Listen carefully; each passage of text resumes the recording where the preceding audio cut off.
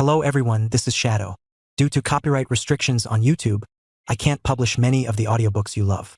That's why I've created a special paid service where you can enjoy over 300 high-quality audiobooks from platforms like Webnovel, Pocket FM, Audible, Wuxia, and more. Each novel comes as a one-time purchase, no subscriptions, no hidden fees. After payment, you'll receive full access via Telegram, along with all future updates for that novel. You'll find a wide selection of your favorite genres and titles, always in premium audio quality. Check the full list of available novels in the description. DM me now to get your favorite stories in audiobook form and start listening today.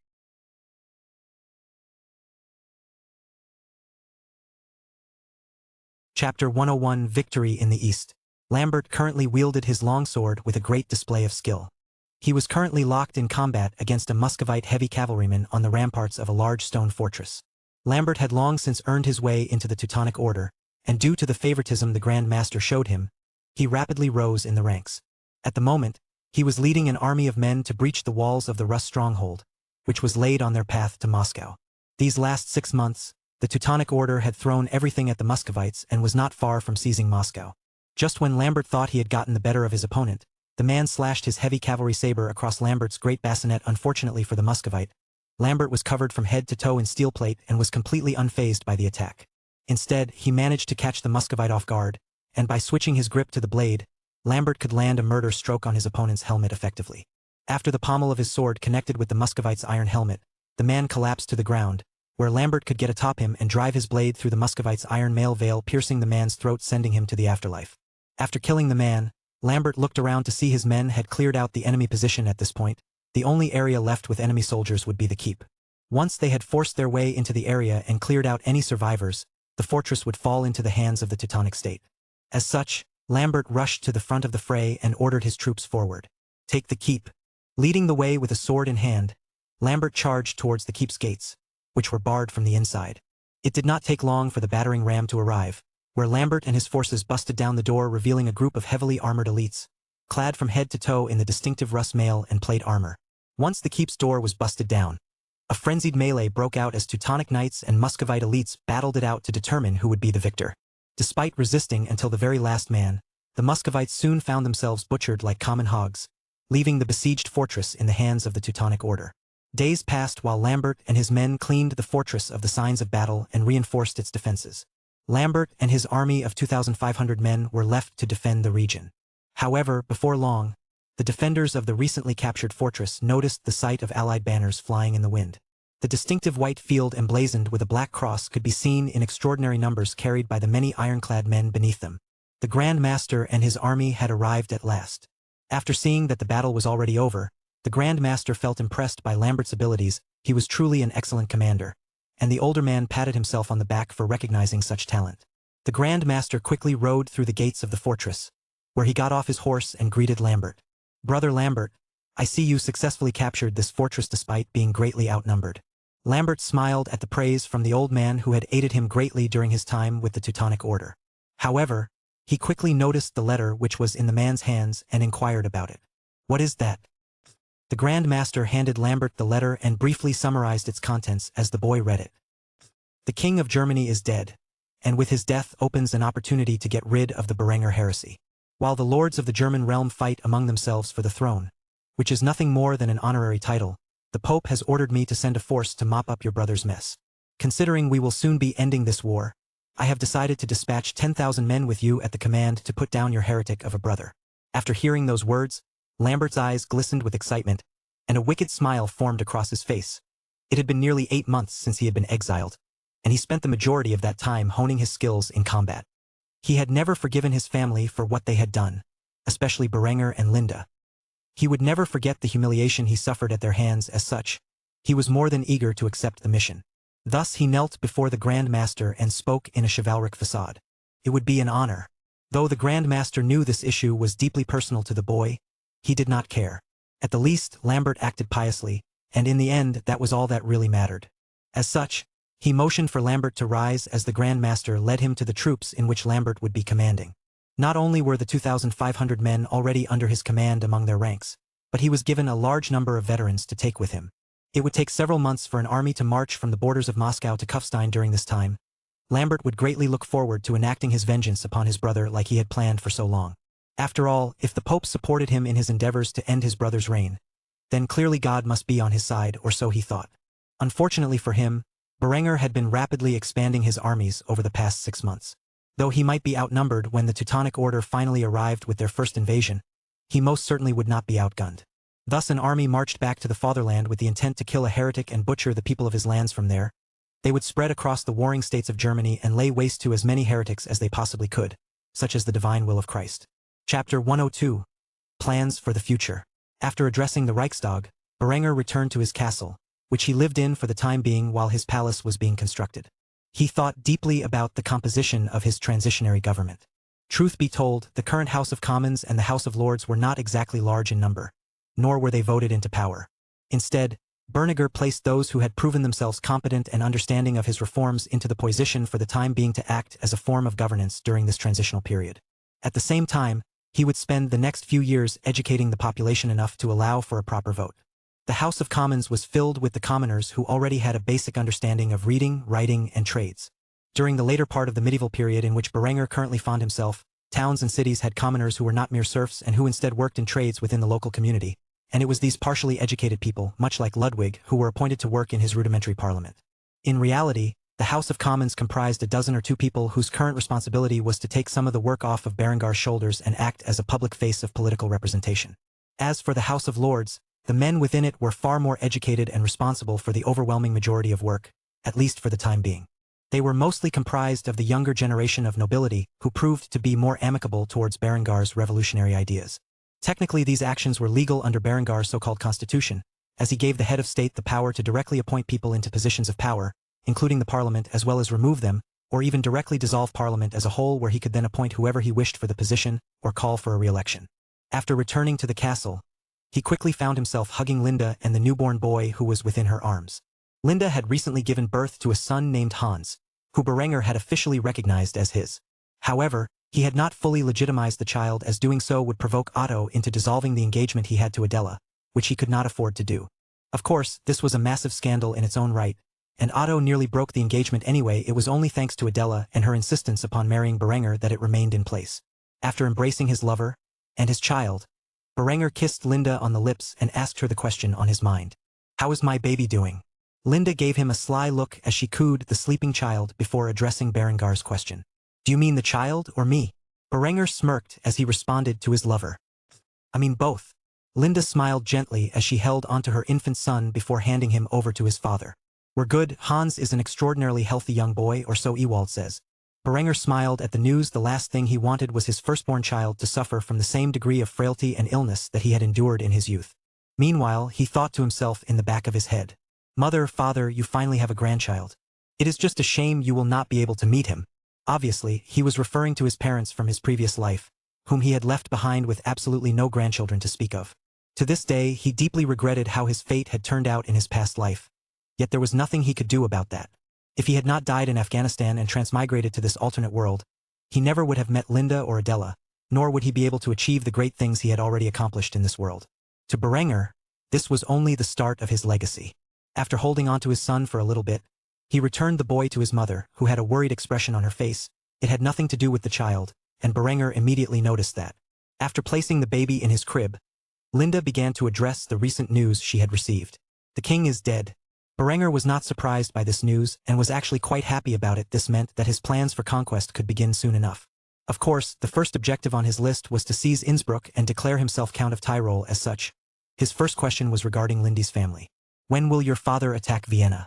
Linda did not have the slightest bit of guilt as she revealed her father's plans to her lover, as if it were the most natural thing in the world. "He will march upon Vienna in a week. It should take him at least a fortnight for his army to reach the capital. By now, the Duke has already begun moving his forces to Bavaria, where he will fight with the Wittelsbachs for the title of king." Berenger nodded with a stern expression on his face before responding to the information. "Then I will march upon Innsbruck in a month. It should be more than enough time for the Count to have begun his siege." Linda wrapped her arms around Berenger and kissed him passionately as she conspired with her master against her father and her family. "Should I address you as Count Berenger?" Berenger laughed at the young temptress' response before flicking her on the nose. She could not wait to have another child. Unfortunately for her, Berenger was adamant about waiting at least 6 weeks after having her child before they could engage in their usual nightly fun. Seeing as Linda had not yet had her proper period of rest, Berenger easily broke away from her grasp. To avoid complications after the delivery, it was best to wait a while before engaging in such activity. Since Berenger wanted both of his women to live as long as possible, he chose to abstain for the time being. Thus he teased Linda slightly as he responded to her temptation. "Not yet. I refuse to use such a title until I have gained it by right of conquest." Of course, by refusing her, Linda began to pout, though Berenger had explained his reasoning for doing so. She still felt lonely without making love to the man she desired. Nevertheless, it was only for a short time longer, and thus the couple got ready for bed. Tomorrow was a day where Berenger would spend mostly with his troops, getting them ready for combat. His forces had grown substantially over the last 6 months, and he was confident in claiming the county of Tyrol for himself and putting down any rebellions that would naturally occur from the lords who swore fealty to Count Lothar. When the time came for Count Lothar to call the banners to war, Berenger would provide him with a force of mercenaries and a gift of gold to apologize for his absence. Though it would surely infuriate the man, it would undoubtedly be accepted, thus leaving Berenger and his superior armies with the ability to march on Innsbruck. Though he was unaware that an army of Teutonic knights was marching towards his lands, that would not stop his plans from coming to fruition. Even if he were aware of their advance, he would still behave in the same way. After all, with the might of his guns, he could bring Tyrol under his control before they even arrived. It was the dawn of a new era, a German era, one where Berenger would crown himself emperor. Chapter 103, God with Us. The light of dawn shone through the castle windows as Berenger was quickly awakened. His child had slept soundly through the night, which was a rare occurrence at this point. Because of this, the man was finally able to get a good night's rest. Seeing as how he would be with the troops today, Berenger did not bother with his morning exercise and instead began to get dressed in his military attire. By now, his armor was comprised of blackened steel 3/4 plate that was gilded in the same gold pattern as his previous set. It came with matching gauntlets. The armor set even had an armored codpiece to protect his groin and a pair of matching rondelles. Of course, the codpiece was hidden beneath his Waffenrock. As such, he did not feel embarrassed for having such a piece of equipment. Berenger also wore a golden sash across his breastplate. The black and gold armor went over his matching Landsknecht attire. He still wore the feathered cap over the blackened steel skull cap. He wore a heavy cavalry sword based upon the British pattern 1788 cavalry sword, tied to his waist by a black leather sword belt with brass fittings. The sword itself had a gold-plated guard and a black leather grip that was wrapped in gold wire.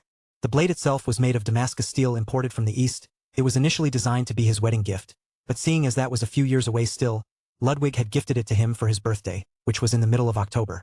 After dressing in his attire, he snuck out of his quarters, leaving his sleeping lover and child to continue their rest.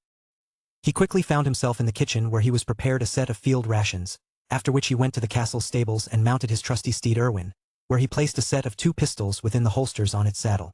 After riding out to the field, Berenger met with Eckhard, who was already commanding the infantry in their daily drills. The infantry was fully equipped with the black steel armor and black and gold Landsknecht attire issued to all of his troops. Nearly a quarter of his troops were equipped with the new 1417/18 rifled musket, which had been rebayed and rifled to accept the .58 caliber mini-ball projectile. Because of this, part of his infantry now had the ability to engage targets beyond 300 yards. They were formed into their own rifle companies and fought alongside the standard smoothbore musketeers.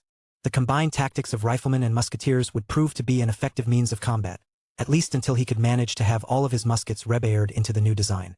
Over the past 6 months, the army had grown into quite the professional force, with its own officer class made up of a mixture of knights, nobles, and commoners. Seeing as it was entirely based upon merit, anyone could become an officer with the right education and training. Since he did not have time to set up a full-fledged military academy, Berenger had been making do with selecting rare talents and training them with his vision of early modern warfare. Eckhard noticed the Viscount approaching and quickly saluted him.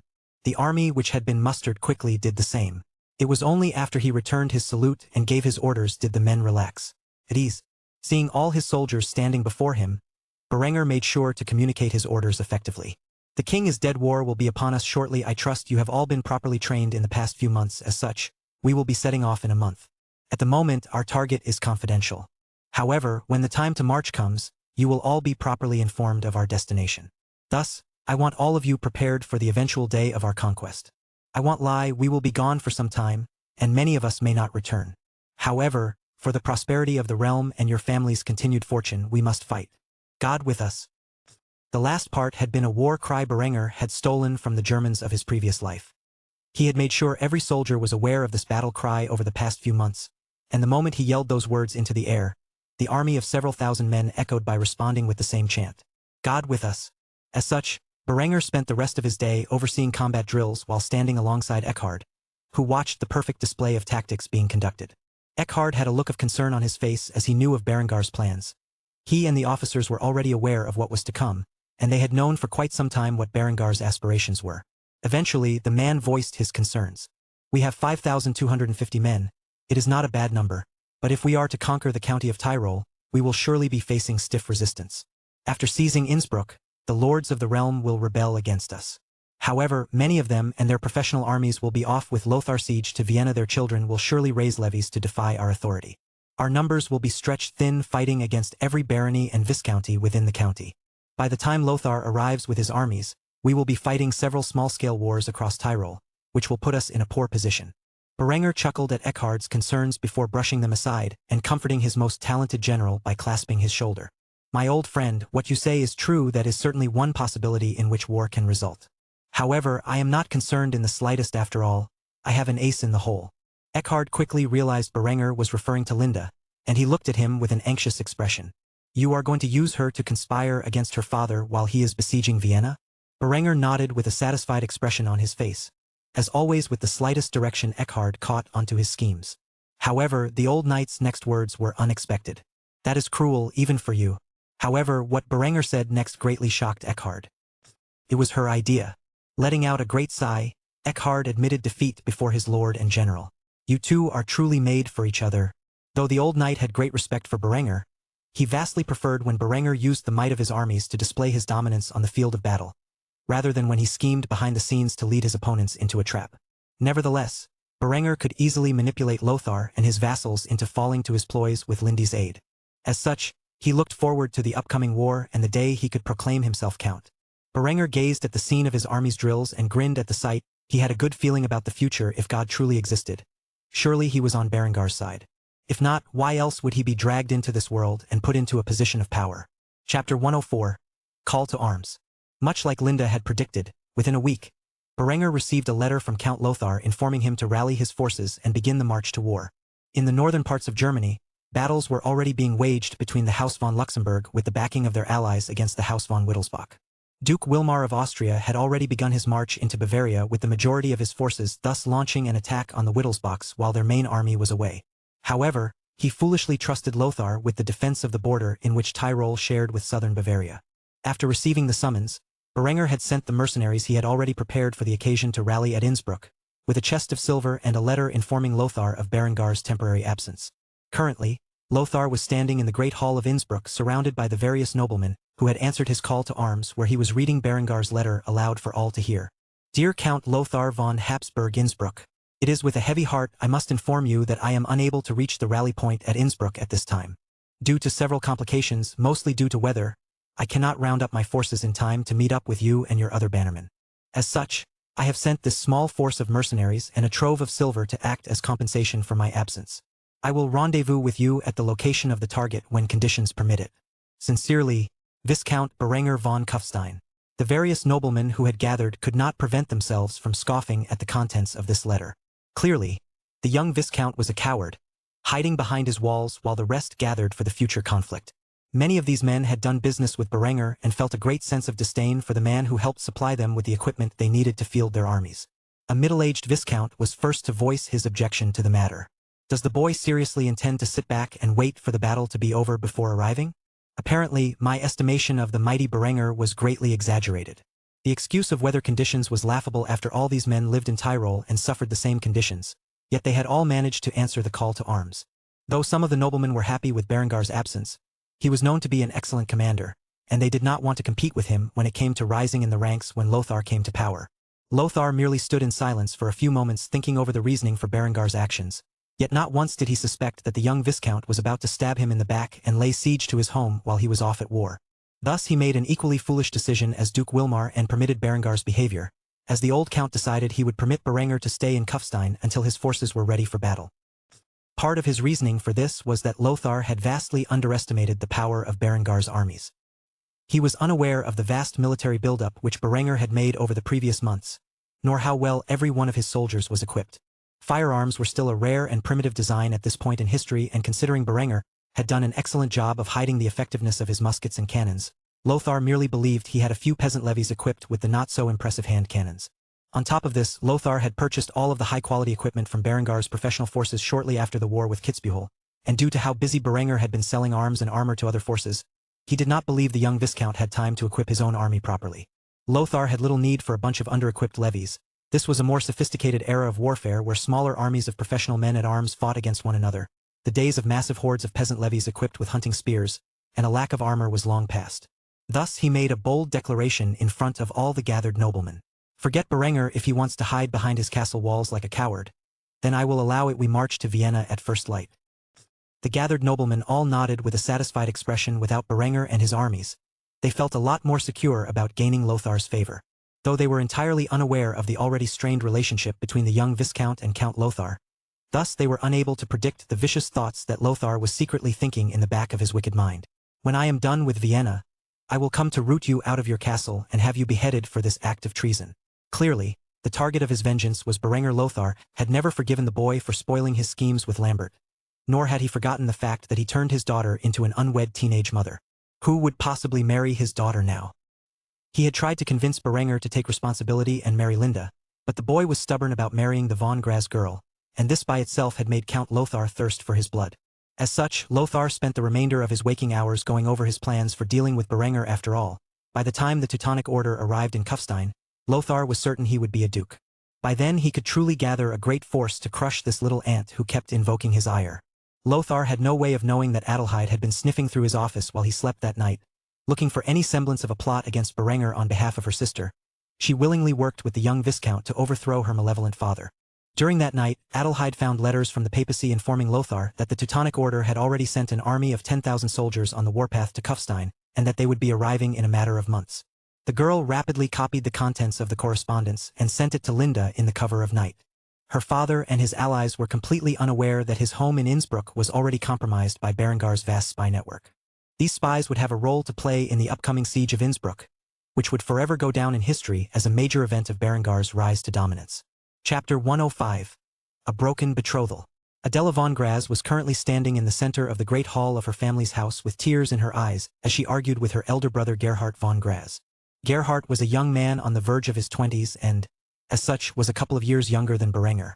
Being cousins, the young men shared some striking similarities in appearance. They both had a refined and regal appearance, being the personification of the ideal Prince Charming in the eyes of many young girls. They were both tall and lean while still being muscular, and they both had glamorous golden blonde hair. However, Gerhard's hair was much longer than Berengar's and was not slicked back. Gerhard, however, had his father's emerald eyes. If one were to state what Gerhard's relationship with Adela was, it was that of an extremely overprotective big brother, to the point where many would label him a siscon. He had never been fond of Adela's engagement to Berenger and had voiced his concerns to his father many times. The grudge between the two cousins goes back well over a decade when they were small children and had only grown over time. Until a year ago, Berenger was considered a sickly, indolent, pompous twit incapable of accomplishing anything significant in life. However, when this changed practically overnight, and Berenger started becoming exemplary, Gerhard greatly approved of his transformation. Of course, his approval always coincided with his contempt. After all, he did not want to hand his little sister over to any man, let alone Berenger.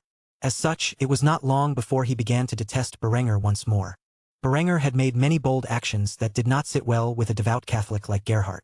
Berengar's open defiance of the Church, his spread of heresy, and his execution of the Inquisitors was a far bigger deal to Gerhard than any other members of his family. Berengar's legal reforms, which spat in the face of the old nobility, also managed to invoke the ire of the young regent. Still, all of those paled in comparison to Berengar's most recent revelation, which had crossed Gerhard's bottom line and made him have a great sense of disdain for his cousin. Berengar's public declaration that Lindy's bastard child was his own son etched a deep sense of hatred into Gerhard's bones. Yet despite all of this, Adela had continued to support Berenger. Gerhard could not imagine what sorcery Berenger had played to control his precious little sister's mind to the point where she had defended his scandalous actions and continued to support the idea of marrying the scoundrel. Ultimately, there was nothing he could do about the matter because it was an agreement his father continued to support until now. Gerhard and Adela's father had recently been called to arms and were marching toward Bavaria with his armies, leaving Gerhard in charge of his family's lands. As regent, The first action he decided upon was to rescind the engagement between Berenger and Adela, something which greatly upset the young teenage girl. Currently, she was pleading with her elder brother to honor the arrangement with tears in her eyes. You cannot do this. Just because you are regent does not mean you can go against father's wishes and end my engagement with Berenger. Enraged by Adela's insistence on supporting that womanizing rogue who was their cousin, Gerhardt screamed from atop the seat of power in Steiermark as he tried to get his little sister to see reason. He has openly cheated on you with his little brother's fiancée, they have a child together, and yet he still intends to marry you and not the mother of his son. Why can you not see that he is a terrible person? He is completely and utterly unfit to take your hand in marriage. Adela had never been so angry before in her life. Her eldest brother's insistence on ending her betrothal was an obsession at this point, and she could not understand why he was so consumed with the idea. She curled her little hands into fists as she shouted at the top of her lungs. You are not my father, and you are most certainly not the Count of Steiermark. You have no authority to do such a thing. Gerhardt was on the edge of his seat with rage. He could not tell what spell Berenger had cast upon his little sister to make her so rebellious against her own flesh and blood. Then again, Berenger was also her own flesh and blood, but that was far more distant. The important matter at hand was that he had already made his decision, and as regent, he felt as if it was in his authority to terminate the agreement. It is already done. I have sent a letter to that bastard informing him that he is not getting his hands on my precious little sister. Now I do not want you speaking to that villain ever again. Do you understand me? Adela was so angry at Gerhardt that she had blurted out her inner thoughts, which greatly wounded the man's pride as a borderline siscon. Fuck you. I wish I did not have a shitty brother like you. With that, Adela stormed off to her room, where she laid face down upon her bed and cried her tears into her pillow. She could not believe her relationship with Berenger had come to an end just like that. She sincerely hoped that Berenger would not resort to rash actions, like invading her family's lands to take her hand in marriage forcefully. The more she thought about such a possibility, the more she prayed that Berenger would beat some sense into her crazy older brother. As for how Berenger would react to the news that his cousin Gerhardt had broken his betrothal to Adela, only time would tell. After all, he was the type of man who was not afraid to flex his muscle to get what he wanted. Ultimately, Count Otto's response to Gerhardt's actions would determine how Berenger reacted to the situation. Chapter 106. An Act of Provocation. A few days had passed, and the message from Gerhardt had arrived in Berengar's court as he was making preparations for his invasion of Innsbruck. Berenger instantly read the letter, and a smug grin spread across his face. When Linda saw the look on his face, she knew nothing good could come from it. However, she would not be doing her job as his spymaster if she did not inquire about the details as such. She quickly asked about what had made Berenger express such contempt. What happened? Berenger patted Linda on the head as he walked over to where he left his chalice and took a large gulp of the beer contained within. Nothing much. That idiotic siscon Gerhardt has just proclaimed that as regent he is nullifying the arrangement in which our fathers had made betrothing Adela to me. With this news, Linda was shocked. She did not know of the heated grudge Gerhardt held against Berenger, nor did she know that the boy had an unhealthy obsession with his sisters, and as such could not have predicted that he would behave in this manner. Knowing Berengar's fiery temperament and his willingness to do anything necessary to protect that which he has laid claim to, Linda was afraid to ask what his plans were but in the end, felt it was necessary. So what do you plan to do about it? Berenger chuckled as he calmly drank another sip of the beer from the chalice on the table before exclaiming his thoughts aloud. That is simple. I will reject his authority on the matter and regard Count Otto's words as absolute. Gerhardt may be a regent, but he does not have the authority to defy the Count's wishes. He is trying to act like me and failing miserably. During my regency, my father was not in any condition to make a public appearance. Meanwhile, his father is at war, so unless the man dies, he can easily undo anything Gerhardt has done during his tenure as regent. As such, Berenger quickly drafted a letter that would serve as an act of provocation towards Gerhardt. The contents of the letter were as follows. Dear Gerhardt von Graz, my dearest cousin, as a man who has once held a similar position to that in which you currently occupy, allow me to educate you on the folly of your actions and why they are completely invalid. First and foremost, your power as regent comes from the fact that your father, Count Otto von Graz, is the reigning authority within the county of Steiermark. Under his authority, he has granted you the power to protect his interests and manage his affairs while he is fighting our enemies. Your justification for breaking my betrothal to your lovely sister comes from the fact that I have taken a lover, which has resulted in a child. Despite this, your father has stated as early as 2 weeks ago that he would not end the alliance between our two families, which is currently held together by the aforementioned betrothal. As such, by declaring the nullification of the engagement between Adela and myself, you are openly declaring your intentions to violate the interests of the rightful Count of Steiermark and thus act as a usurper. As a sworn ally to your father, who is also my loving uncle, I will be forced by the alliance we hold to liberate the county of Steiermark from your usurpation. As such, I implore you to think twice about your actions before I am forced to march upon your family's lands and depose you. Sincerely, Viscount Berenger von Kufstein. Linda read the letter in which Berenger had carefully crafted with great astonishment, noticing the look on her face. Berenger inquired why she looked so surprised. What? Linda approached Berenger and sat down in his lap while looking him in the eyes with a solemn expression before asking the question on his mind. You would not really go to war with your cousin over this matter, would you? Berenger, on the other hand, merely smiled and rubbed Lindy's cheek with his hand before replying in a grave tone. I would gladly go to war with God himself if he sought to steal either of my women from me. Linda blushed when she heard Berengar's boastful claims, but seeing the look in his eyes, she knew he was being serious, which made her heart race faster. However, what concerned her most was the interference this would have with his plans to seize the county of Tyrol. If you go to war with Steiermark, what happens to our plans? Seeing the confusion on his lover's face, Berengar decided to clarify his position on the matter. When Gerhardt sees my threats, he will act in one of two ways. Either he will back down, like the coward he is, or he will call me on my bluff, and I will be forced to march on Steiermark. Knowing my cousin and his weak spine, the threat of an army at his doorstep while his father is away at war will be more than enough to make him rescind his intentions. If he doesn't, well, it is not like I said when I would invade his lands, Tyrol comes first. In some way, this was a small victory for Linda. Within her mind, Berenger had essentially said that his plans to invade Tyrol and seize her family's lands for himself and by extension, she and her child were more important than the betrothal he had to Adela. This is not at all what Berenger meant, but he did not know the intricacies of a woman's mind for what man could navigate that stormy sea. As such, Berenger immediately sent his letter to Gerhardt at the same time. He also sent a letter to Count Otto, who was bound to be in some field in Bavaria, hoping that he could put an end to his son's impudence before Berenger was forced to act. The letter contained all the necessary information about the ongoing dispute to get his uncle on his side. Either way, regardless of how Otto responded, Berenger would not take action until after he had successfully claimed Tyrol for himself and put down Lindy's father and his loyal vassals. Chapter 107, Victory in Bavaria. Count Otto was clad in a set of Cherbourg-style plate armor, covered from head to toe in a combination of plate, mail and gambeson, with a tabard displaying his house's mighty coat of arms. In his hands was a halberd which he used to great effect as he hacked down at the Bavarian defender. A man-at-arms clad in a brigandine chest plate over a mail hauberk, he wore a visorless bassinet as he desperately defended the attacks of the middle-aged lord. Otto and his army were currently engaged in a field battle not far from the city of Landshut. Though his troops were outnumbered, he had used superior tactics to surround the Bavarian army in a classic double envelopment much like the one used by the Carthaginian army at Cannae. As such, the field had turned into a slaughter as the Bavarians were pushed together and butchered by the Austrian army. Berengar's family were renowned as warriors for a reason. This notion extended to his cousins and their families as well. Despite Sieghard failing to recognize his son's disputes, he was well regarded as a great warrior and battlefield commander.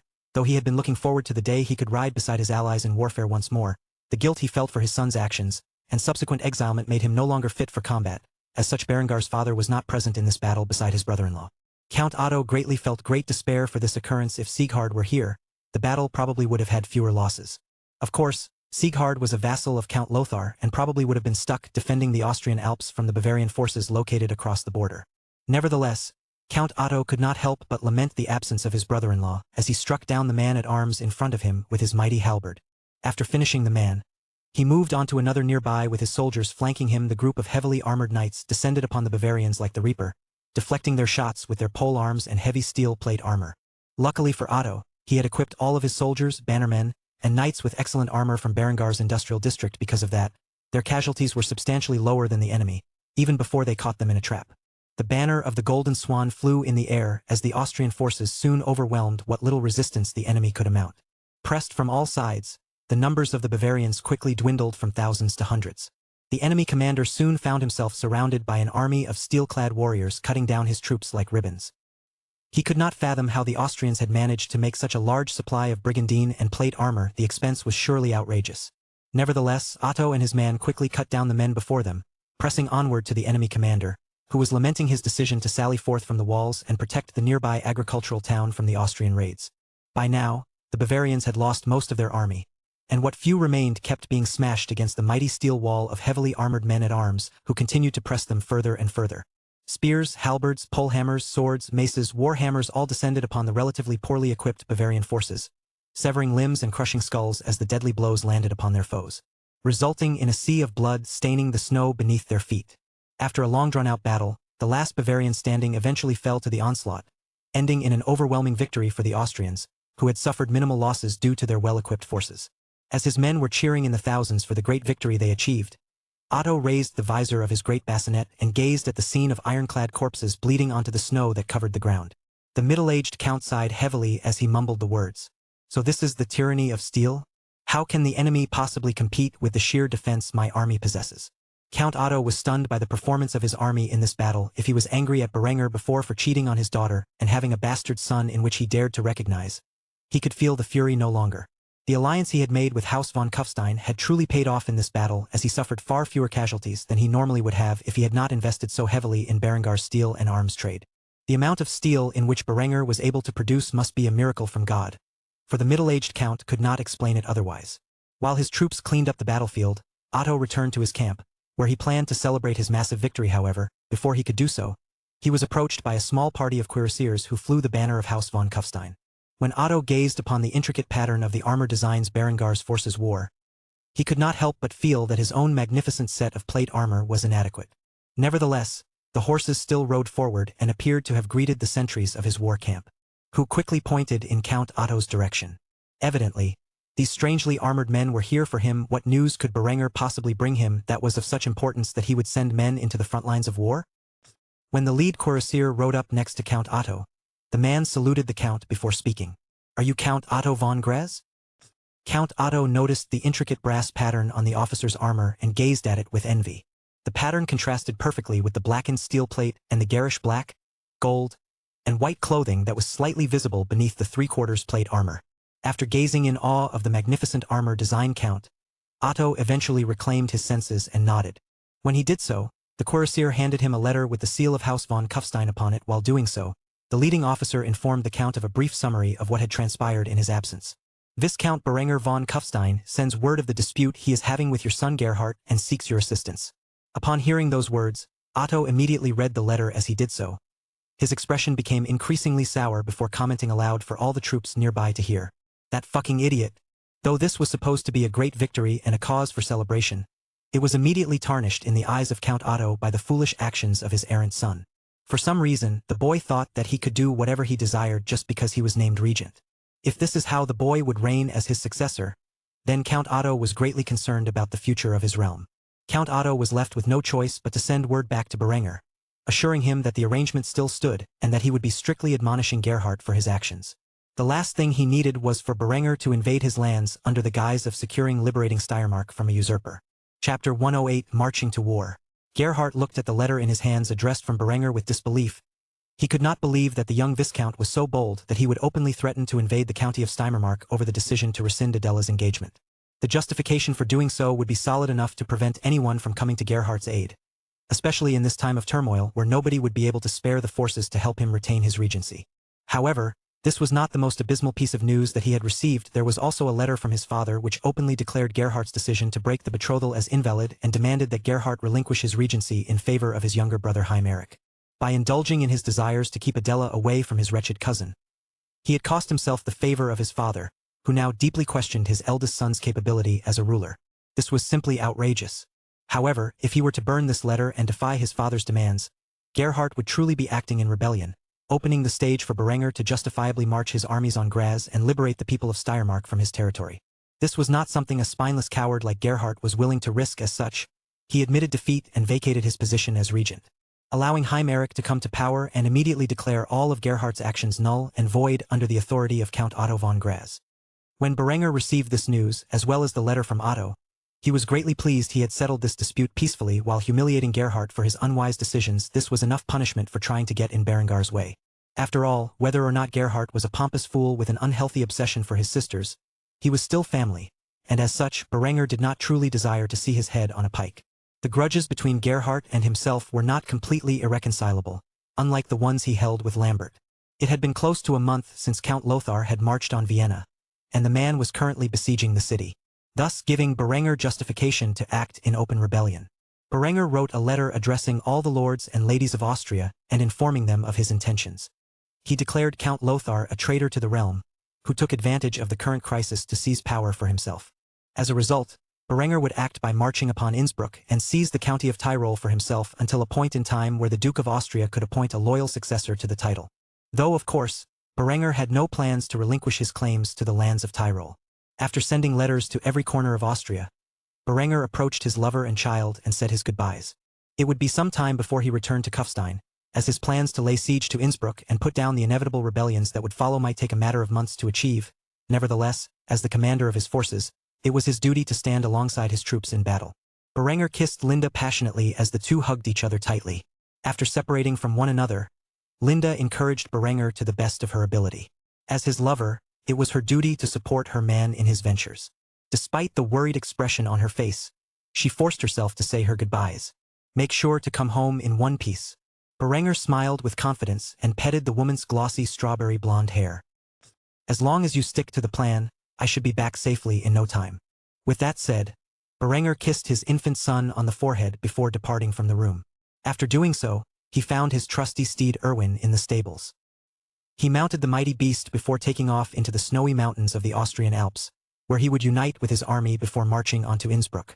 After meeting up with his army, which was already mustered and clad in heavy winter clothing, Berenger rode alongside his officers at the head of the formation. Eckhard was among them. His plate armor was shrouded in a heavy fur-lined cloak while wearing a warm winter cap beneath his burgonet. His army was well equipped for the winter, and due to the extensive road networks Berenger had built across his territory, they would be able to quickly make their way to the Viscounty of Schwaz, which lie between Innsbruck and Kufstein. Riding alongside Eckhard, Berenger decided to ask his vice-commander about the morale of the troops. "So, how are the troops doing? I mean, we are marching to war in the middle of winter." Eckhard smiled as he faced the oncoming wind, which was filled with a chilling breeze and particles of snow despite the freezing weather. Berenger had supplied his forces with the necessary equipment to minimize attrition. As such, Eckhard was quite warm, and so were his forces. They are ready and willing to lay waste to the enemies of their lord and commander. It is a rare sight to see an army marching in the cold with such high spirits. Probably because they all know of the power we hold and that not even the high stone walls of the castle of Innsbruck can prevent our swift victory. Hearing this news, Berenger felt satisfied the morale of his troops was high despite the conditions they found themselves in. So much so that they were marching to the beat of a song in which Berenger designed to resemble that of Die Eisenfaust and Lanzenschaft from his previous life. However, this song was edited to remove references to the Teutonic Order and instead reflect the conditions his army faced. As such, it was a similar but unique piece of art in which thousands of voices joined in unison as they sang along to the lyrics, which Berenger had presented them. To his army, this solemn song that was originally designed in his previous life to represent the duty of the Teutonic Order now acted as a boost to the morale of his personal army. To reach Innsbruck, they would first have to march through the Viscounty of Schwaz. Though the Viscount of Schwaz was fighting alongside Count Lothar in the ongoing siege of Vienna, his only son was currently tasked with presiding over the region during his absence. As such, there was a possibility that Berenger and his forces would have to face an army of levies in the fields if he wished to pass through the man's territory. However, that was not of great importance. Berengar's well-equipped army would easily handle such a meager force, which would come at the most delay the inevitable. Chapter 109. The War for Austria begins. Currently, Duke Wilmar was alongside his vassals, including Count Otto, who had regrouped with the main army of Austria at Munich, to which they were currently laying siege. They were inside the commander's tent within the siege camp, where they were discussing tactics for the ongoing siege that had already been raging on for a total of 15 days at this point. While going over preparations for building a tunnel beneath the city walls, a messenger rushed into the tent with dire news in hand. "My liege, I am sorry for the intrusion, but the news is urgent." Seeing the distressed expression on the messenger's face, Duke Wilmar calmly responded to his uninvited appearance. "What news is so grim that you would interrupt my war council?" Noticing the unfriendly gazes of the vassals gazing upon him, the messenger instantly gulped his saliva while finding the courage to report the grave situation back in Austria. "Count Lothar has led his armies to Vienna, where he has taken up arms against you and besieges the city as we speak." Duke Wilmar's expression turned murderous as he heard the shocking news. He was not expecting someone related to his family, albeit distantly, to turn on him in such a manner. However, right when the Duke was about to speak, the messenger spoke up once more. "There's more." Duke Wilmar composed himself in a manner befitting a man of his position before giving the messenger an order. "Continue." As such, the messenger continued to tell the full content of the news he had received. Viscount Berenger has taken up arms against Count Lothar and is marching his army upon Innsbruck in an attempt to force Count Lothar's hand to return to Tyrol and defend it. The messenger then reported the message Berenger had sent out across Austria, and the frown on Wilmar's face turned to a wicked grin as he spoke his thoughts aloud. The boy clearly knows Lothar will not turn his forces around and is acting in a way to advance his position. But so be it. If he actually has the might to seize Innsbruck and put down the ensuing rebellion successfully, I will make him count. As for Lothar, Otto, you take your army and break his siege. I will reward you dearly if you can bring me the traitor's head. Count Otto bowed respectfully to Duke Wilmar before accepting his request.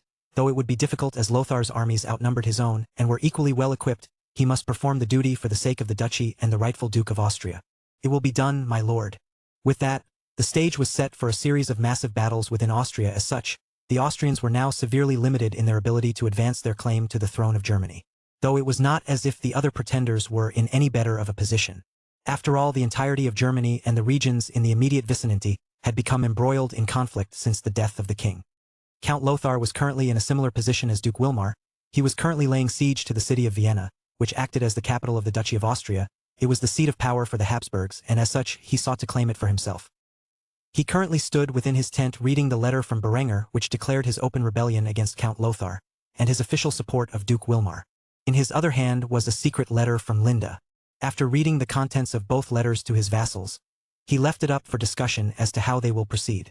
Throughout the entire conversation, Count Lothar remained calm. Luckily, his daughter was on his side, as he thought the love she had for Berenger could not replace the loyalty she had to her family. In Lindy's letter, it was written that Berenger was blinded by ambition and had marched a very poorly equipped army onto Innsbruck, leaving Kufstein completely defenseless. She added that she would welcome her father's armies with open arms if they were to show up in Kufstein. However, the goal was to take Vienna after all. If Lothar abandoned it now, he would never get another chance to become duke and would most likely have to fight a full-fledged civil war with Duke Wilmar, the result of which leaned heavily in the favor of the duke. However, due to how poorly defended Kufstein appeared from Lindy's description, Lothar could not help but take the bait as such. He decided on a course of action while his vassals were screaming at each other with how to proceed. Viscount Theodoric, I want you to take a quarter of our army and march on Kufstein, securing the region and my daughter. You should not face any resistance now that she is in charge. We will make sure that bastard Berenger and his loathsome forces have no home to return to. With that said, Theodoric grinned from ear to ear with a wicked smile. He would now be able to ransack Kufstein and seize anything of value for himself. This was also his chance to get close to Linda, who he had desired since she was a little girl. After all, she was considered one of the 3 heavenly beauties of Austria. As for Berengar's bastard son, he planned to drop it from the roof of the castle. Thus he was more than happy to accept the offer as he bowed before Count Lothar. You can count on me, my lord. With that, Count Lothar's armies were severely weakened overnight, as a quarter of them would soon march into a trap Berenger and Linda had come up with, completely unaware that they would soon be facing impregnable defenses mounted on all sides with 24-pound siege cannons and a garrison armed with muskets. As for Lothar, he had greatly weakened his position, completely unaware that Count Otto was marching with his full force to lift the traitor's siege. Whether or not Count Lothar survived the ordeal was determined by how quickly he could take the castle in Vienna and hold the duke's family hostages. In a single move, Linda had greatly weakened the position of Berengar's enemies, all while Berenger and his army were marching through the Alps to lay siege to the capital of Tyrol, the city of Innsbruck. One thing was certain: the war for Austria had just begun, and it would become a long and brutal war with an unexpected victor. After all, both the Duke of Austria and the rebel count were currently in the middle of a siege, where anything could happen and lives were easily lost. Chapter 110. Enemy Ambush. Berenger and his forces had arrived in the Viscounty of Schwaz after a few days' worth of marching. Obviously, they had made camp throughout the nights. Berenger was trying to lose as few forces as possible to attrition. As such, he had kept his forces far from exhaustion and well-fed, hydrated, and equipped to combat the effects of the cold. To him, every one of his soldiers was a precious member of his society. Those lost were not easily replaced without his land suffering from it. War was necessary for expansion, but he did not want to fight a war without regard to his soldiers' lives. As such, they marched at a safe pace. Berenger was currently on watch for the night. One of the men who were on patrol had gotten too cold, to the point where his health was beginning to suffer. Berenger, who was passing by, offered to take his place. As such, the Viscount and commander of the army was standing on watch with a group of foot soldiers. Berenger decided to break the ice with the simple infantryman to whom he was standing aside. So, what are your names? The 2 men looked at each other with odd expressions before answering Berengar's question, as if it were coming from the commanding officer and Viscount of Kufstein. My lord, I am Private Arnwald, and this is Private First Class Bardo. Berenger spoke in an informal tone as he addressed the men. I am Berenger, though I suppose you already knew that. The 2 men nodded as they gazed at Berenger in awe. Berenger was more than just their lord and commander. He was close to a legend. His childhood infirmity was well known, even among the ranks of his army.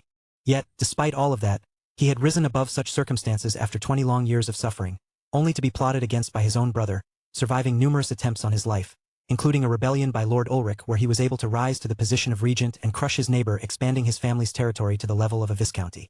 The two men nearly nodded their heads in silence, afraid to say something that might offend the man they looked up to.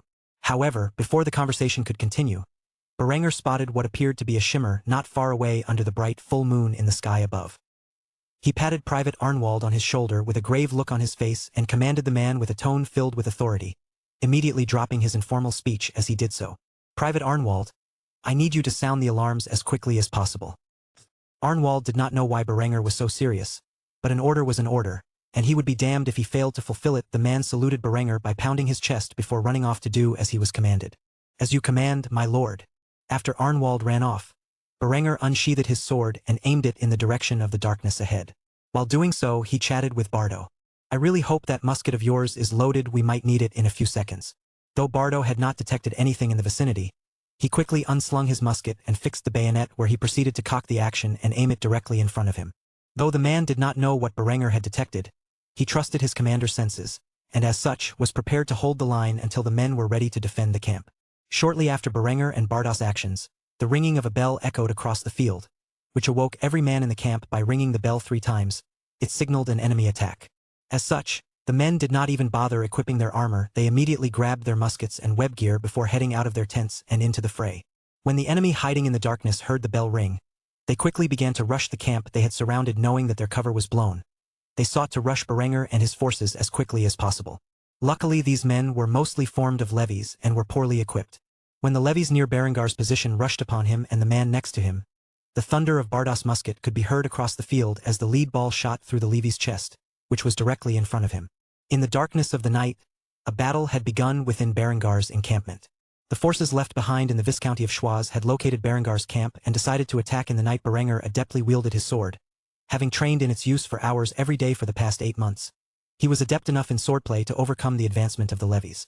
With a lunging thrust, Berenger pierced through the gambeson shirt of the levy in front of him and into the man's heart, adeptly avoiding the man's spear as he did so. Berenger and Bardo were quickly pushed back into the camp by the overwhelming numbers of the enemy forces. When they reached a certain point, Berengar heard a voice shout at him, "My lord, get down now." Quickly adapting to the situation, Berenger dragged Bardo down with him into the prone position where a volley of musket fire decimated the front line of the enemy's forces. Before the enemy levies could react, the musket line kneeled and reloaded their rifles. In contrast, the second line behind them fired another volley over their heads, completely shredding the lightly armored levies and breaking their morale. This action had bought Berenger and Bardo some time to reform their ranks among the men who had just arrived to support them. As such, Berenger dragged Bardo to his feet and rushed behind the firing line, which had already reloaded, and began to fire another volley into the ranks of the enemy forces who were utterly shocked by the unknown weapons in which they were facing. All across the camp, the sound of musket fire and agonizing screams echoed through the night as Berenger and his men desperately defended against an enemy ambush. Despite the fire of the muskets breaking the enemy ranks, a few of the men managed to rush towards Berenger and his unarmored men whose bayonets were already fixed. As such, they dropped their actions of reloading and began to engage in the fray with the enemy. Luckily for them, the enemy was equipped with spears and was limited to the same degree of thrusts in which Berenger and his forces were, the primary difference being the level of training between Berengar's professional army and the peasant levies who had seldom stepped foot on a battlefield before this moment. Because of the difference in training and the strict military hierarchy in which was established among Berengar's forces, the men under his command were quickly able to funnel the enemy's forces into the small gaps in the camp's defenses, where they were met with lines of bayonets easily able to cut them down. By the time the sun rose, the camp scene below was filled with the blood and bodies of the enemy, which was littered across the snow. Though Berengar's army had suffered a little over 100 casualties, his losses could be considered minimal. On the other hand, the enemy's forces were nearly annihilated. Those who had broken ranks and ran into the night were lucky to have survived. One thing was certain, Berengar's target was no longer Innsbruck. He would first lay siege to the castle in Schwaz. After succeeding in his endeavors, he would annihilate the Viscount's family as an act of retribution on behalf of the soldiers lost in this battle. Chapter 111. Memorial Service. After a long night of bloody struggle, Berenger stood at attention before his troops, who were now fully dressed in their battle attire, with their muskets slung over their backs. Currently, the men that comprised of his army were holding a brief memorial service for the men who died the night before. Between 100,200 men had perished in the ambush from the previous night, and while the enemy's forces were nearly annihilated by Berengar's army, Berenger felt nothing but sorrow for the lives of his fallen soldiers which were lost in the conflict. Unlike most generals, Berenger deeply cared for the lives of the men under his control and tried his best to mitigate losses. Every soldier lost meant that someone from his workforce would have to take their place, which decreased productivity. War was necessary for the expansion of a state, and thus benefiting the nation that enforced their demands in the long term. The short-term costs were something every leader must become accustomed to. Still, it was not an easy responsibility to bear. If Berenger had deigned to mind his place in the world and sit back in Kufstein and peacefully flourish as he had initially planned, then these men most likely would not have lost their lives so early. Yet, these lowly ambitions could no longer contain Berengar's growing desire for power. As a man who had very little in his previous life in terms of authority and wealth, the moment he tasted true power for the first time, his thirst for supremacy became unquenchable. Despite his relative benevolence when compared to monarchs of the past, Berenger was still a man. Like all men, he was inherently prone to the corruption brought forth by absolute power. In his old life there was a saying, "Absolute power corrupts absolutely." While Berenger had grown increasingly malicious towards his potential enemies, he was still compassionate to his loved ones and those he was responsible for. However, now was a time of war, and he could not give a warm-hearted speech about how great the men who perished the night before were. No, Berenger knew he had to inflame his soldiers' desires for vengeance. And as such, the speech he touted as the fallen soldiers were laid to rest was one of fire and fury. "I look upon every one of you are standing here before me, and I see men who have given up everything to fight the enemies of Kufstein courageously. Please make no mistake, the men who ambushed us last night may have been mere peasants drafted into service to fight against us, but they were still the enemy. They chose to ambush our camp while we slept, and they chose to kill over 100 of our brothers in arms. These men who have perished have fallen defending their comrades, their officers, and their lord.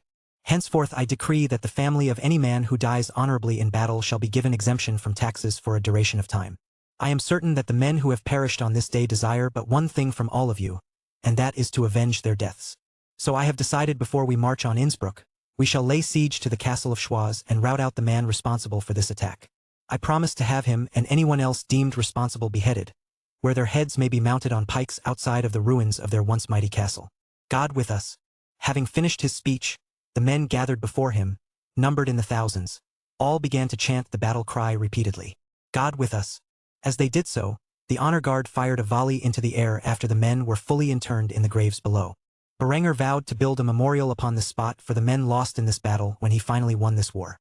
Seeing that he had now stoked the flames of vengeance in the hearts of his soldiers, he gave an order to his troops. "Now pack up camp and set forth for the city of Schwaz. Now is not the time for tears, now is the time for battle. May God show mercy to our enemies, for we will not." With that said, the army began to gather their equipment and pack up the siege camp within an hour. The army of over 5,000 men was once more on the march. The city of Schwaz was nearby and had invoked the ire of Berenger and his troops. Though Berenger would not harm unarmed civilians, those who resisted his conquest were considered enemy combatants and would suffer the same fate as the defenders. Nobody expected Berenger to lay siege to Schwaz on his way to Innsbruck. Though this would give his enemies time to rally against him, it ultimately would not matter, for the power of steel and shot was not something these feudal armies could easily contend with. It would be quite some time before his advanced weaponry became known to all and even longer before anyone had successfully replicated it.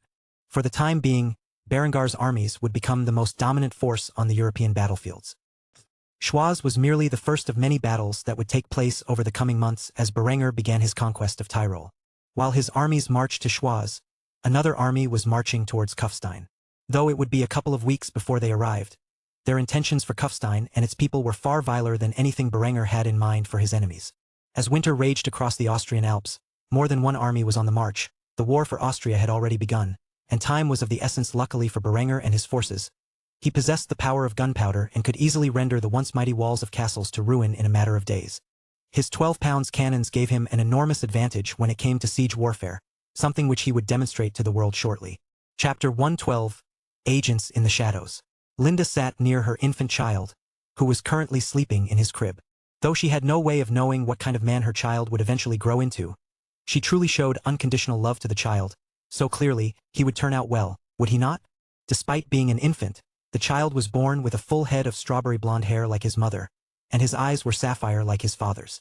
Linda knew that one day her child would grow to be a great and powerful man like his father, but the extent to which he would accomplish remained unknown, for mankind did not possess the power to see the future. As Linda watched over her child, she received a trio of letters. One was addressed from Berenger, one composed by her half-sister Adelheid, and the final letter was written by her father, Count Lothar. She read over the contents of each letter with a smile on her face. Berengar's letter contained information that he was laying siege to Schwaz after surviving an ambush from the local regent's levies. This shift in plans was not important to her, as Berenger would most likely have to wipe out the Viscount's son after seizing Innsbruck anyways, as the young man was sure to rebel against Berenger. As for the letter from Adelheid, expressed a plan the girl had hatched to allow Berenger to seize the castle without laying siege to it. Adelheid was greatly concerned about the possibility of the walls being brought down and her defenses with it. After all, Linda had communicated to her half-sister the effectiveness of Berengar's cannons. The plan was actually brilliant, and as such, Linda would later write a letter to Berenger informing him of her sister's plot, so that he could take the castle at Innsbruck with ease, thus allowing him the benefit of having fully functional walls while he waited for the enemy to make their move. As for the letter by her father, contained information regarding the army he was sent to seize Kufstein, and how Theodoric was leading it. Immediately upon reading that name, Lindy's smile turned into a frown. She could not help but voice her concerns. When that lecherous old fool comes to Kufstein, I will make sure he is the first to die from the cannon's bombardment. She was all too aware of Theodoric's proclivities. He was a lecherous man, particularly attracted to young women and girls. The old man also had a penchant for sacking every city he laid siege to. Undoubtedly, if Linda were actually to let Theodoric into her lover's city, the man would ransack the city and potentially attempt to force himself upon her.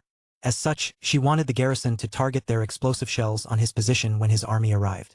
After all, it was a common practice to wear a tabard with one's coat of arms emblazoned upon it during this time. He would be easy to scout from among the enemy's forces. Thus Linda spent some time drafting letters to Berenger to relay the information she had received from bothering her sister and father.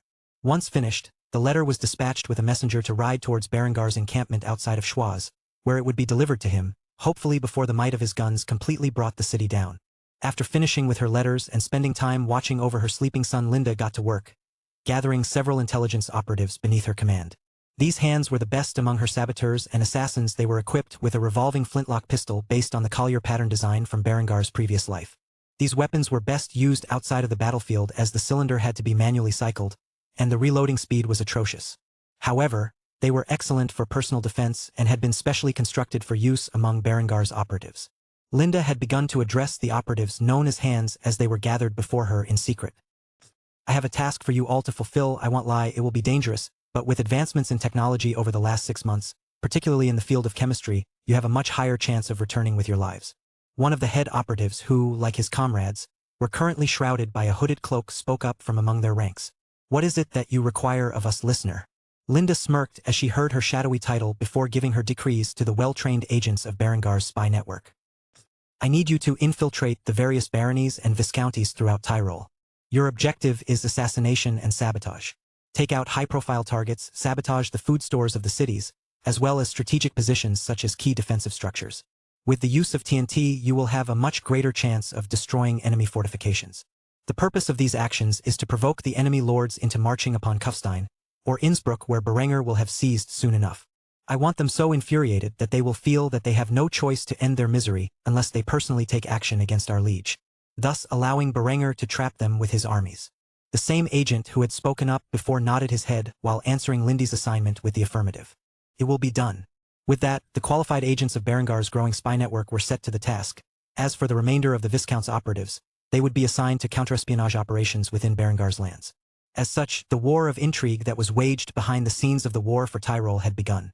The other lords and ladies of the realm were no longer safe in their own castles against the shadowy agents of Berengar's vast spy network, as they would soon come to find out. Linda felt it was necessary to take action on her man's half while Berenger was off at war as the valiant commander. Linda would handle the dirty work within the shadows. Thus, the couple expertly complemented one another when it came to matters of war and intrigue. Soon enough, all of Germany would be caught in their collective web. Chapter 113. Siege of Schwaz. Berenger was currently sitting outside the city walls within the confines of his siege camp. He was having breakfast, which consisted of rye crackers and salted pork. He ate the same food as his soldiers and refused to have special treatment while in the field. As such, he was sitting next to an officer, an NCO, and an enlisted soldier. The cannons echoed across the field as they continuously bombarded the city walls. One might think a thunderstorm occurred if they were not accustomed to such advanced weapons. Though the skies above were gloomy, and the cold breeze was filled with falling snow, it was by no means a thunderstorm. The cool breeze whipped across Berengar's face, which was the only portion of his skin that made direct contact with the air. He was covered from head to toe in thick fur-lined wool clothing like the rest of his troops. Actually, Berengar's army's attire was far less garish in the winter, with a set of winter boots and gloves, They looked far different than their field equipment that was utilized in more favorable conditions. Though they did not look as exquisite as they normally would, they were kept warm by their clothing, and in the end, practicality was far more important than aesthetics when it came to an army's gear. As such, the men ate their crackers and pork under the falling snow, while the explosive shells continued to bombard the city's thick stone walls. It had already been 3 days since the siege had begun, and Berenger was confident that the walls would soon come crumbling down after all the sections they had been bombarding were already in a miserable state. Just when Berenger was about to speak to his soldiers, he overheard the sound of stone crumbling down upon itself and the cheers of his men. Seeing that the wall had collapsed, Berenger quickly put on his steel skull cap and his feathered hat before marching to the front lines where his troops had quickly rallied. Finally, they would be able to seize the city. As for the castle's bombardment, that would still take a few days. With sword in hand, Berenger cried out to his force as he rushed for the shattered section of the wall. Charge! The overwhelming majority of the soldiers in his camp rushed to the broken wall with bayonets affixed and swords in hand as they resisted the oncoming missile fire from the archers and crossbowmen above. Luckily for them, their vitals were covered in hardened steel plate armor, so as long as they were not shot in the face, they would endure the rain of arrows descending upon them. Berengar's forces quickly arrived in front of the wall where they formed a firing line and rained musket balls upon the defenders who filled the gaps. The mighty spear wall the garrison of the city had formed quickly collapsed under the lead balls which pierced their armor as if it were non-existent, and sent them to the afterlife. The defensive line collapsed with a single volley and was quickly rushed upon by a sea of bayonets and swords. Those troops in the rear of Berengar's formation continued to fire upon the defenders upon the ramparts, rapidly cutting away at the archers' numbers who desperately tried to combat the tide of black and gold which forced its way through the gap within the city wall. The wall was brought down under concentrated fire from Berengar's artillery battalion in 3 sections. Each region was undergoing a similar sight.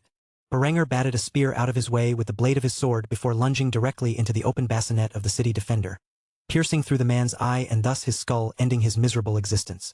He was leading the charge at the center gap within the city's defenses slowly but surely. His troops were overwhelming the local garrison.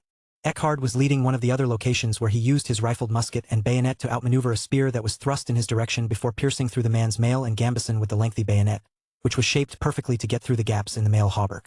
Like Berenger, he led the forces into battle as the city defenders slowly began retreating. Eventually, the defensive line was broken. Rather than pursue the fleeing garrison to the keep, Berengar's forces lined up, reloaded, and fired upon the city's defenders as their backs were turned, instantly gunning them down with no remorse. Berenger, Eckhard, and the commander of the 3rd section all yelled out similar commands to their forces. Give no quarter. As the soldiers of Berengar's army advanced through the city, they gunned down anyone who was remotely garbed in armor or equipped with a weapon. At the moment, Berenger was leading his forces through the city, where a crossbow bolt was fired out of a window and into his breastplate, where it left a mild dent. Enraged by the action, Berenger commanded a nearby grenadier to lob his grenade through the window after lighting the fuse. The grenadier did as instructed, and within seconds, the grenade went off, after which Berenger led his forces into the building to clear it completely. When Berenger burst through the door, he witnessed a horrific scene. The crossbowman inside the building was utterly torn apart by the fearsome blast and shrapnel of the grenade. But so were what appeared to be the remains of a mother and her 2 daughters. Evidently, these civilians were hiding in the room where the crossbowman had taken his position. Berenger could not prevent himself from sighing at the scene as he spoke his thoughts aloud while the rest of his soldiers cleared the building. Such is the price of war. Similar scenes could be seen throughout the city, as the archers and crossbowmen took refuge in buildings before firing upon the advancing enemy, which would result in a grenade or 2 being lobbed into the structure, killing every living thing inside. Though Berenger prohibited the deliberate targeting of civilians, he did not prevent his soldiers from clearing a room with the most effective methods available, even if it meant the death of innocents. As such, the city was rapidly taken, and the city's defenders either fled to the castle as the last defense or were killed in the streets. Berengar's casualties were extremely low due to the high degree of protection the hardened and quenched half-plate armor afforded to his soldiers. The cavalry suffered even less than the infantry as they were equipped with 3/4 plate armor, and though dismounted, they took part in the siege as well. Soon enough, the city was secured, and all that remained was to bring down the castle and the noblemen within it cowering behind their walls. As such, the artillery was moved into the city and lined up in a manner to attack the walls of the castle within a few days. Schwarz would completely fall to Berenger, and he would show no mercy to the young lord who acted as regent. All of this could have been avoided if the foolish boy had just stayed within his city and had not bothered attacking Berengar's forces as he advanced onto Innsbruck. Ultimately, someone had to pay the price for the lives lost in the ambush, and that was left to the Viscount's son and heir, who ruled in his stead while he was off committing treason. Chapter 114. Absconding into the night.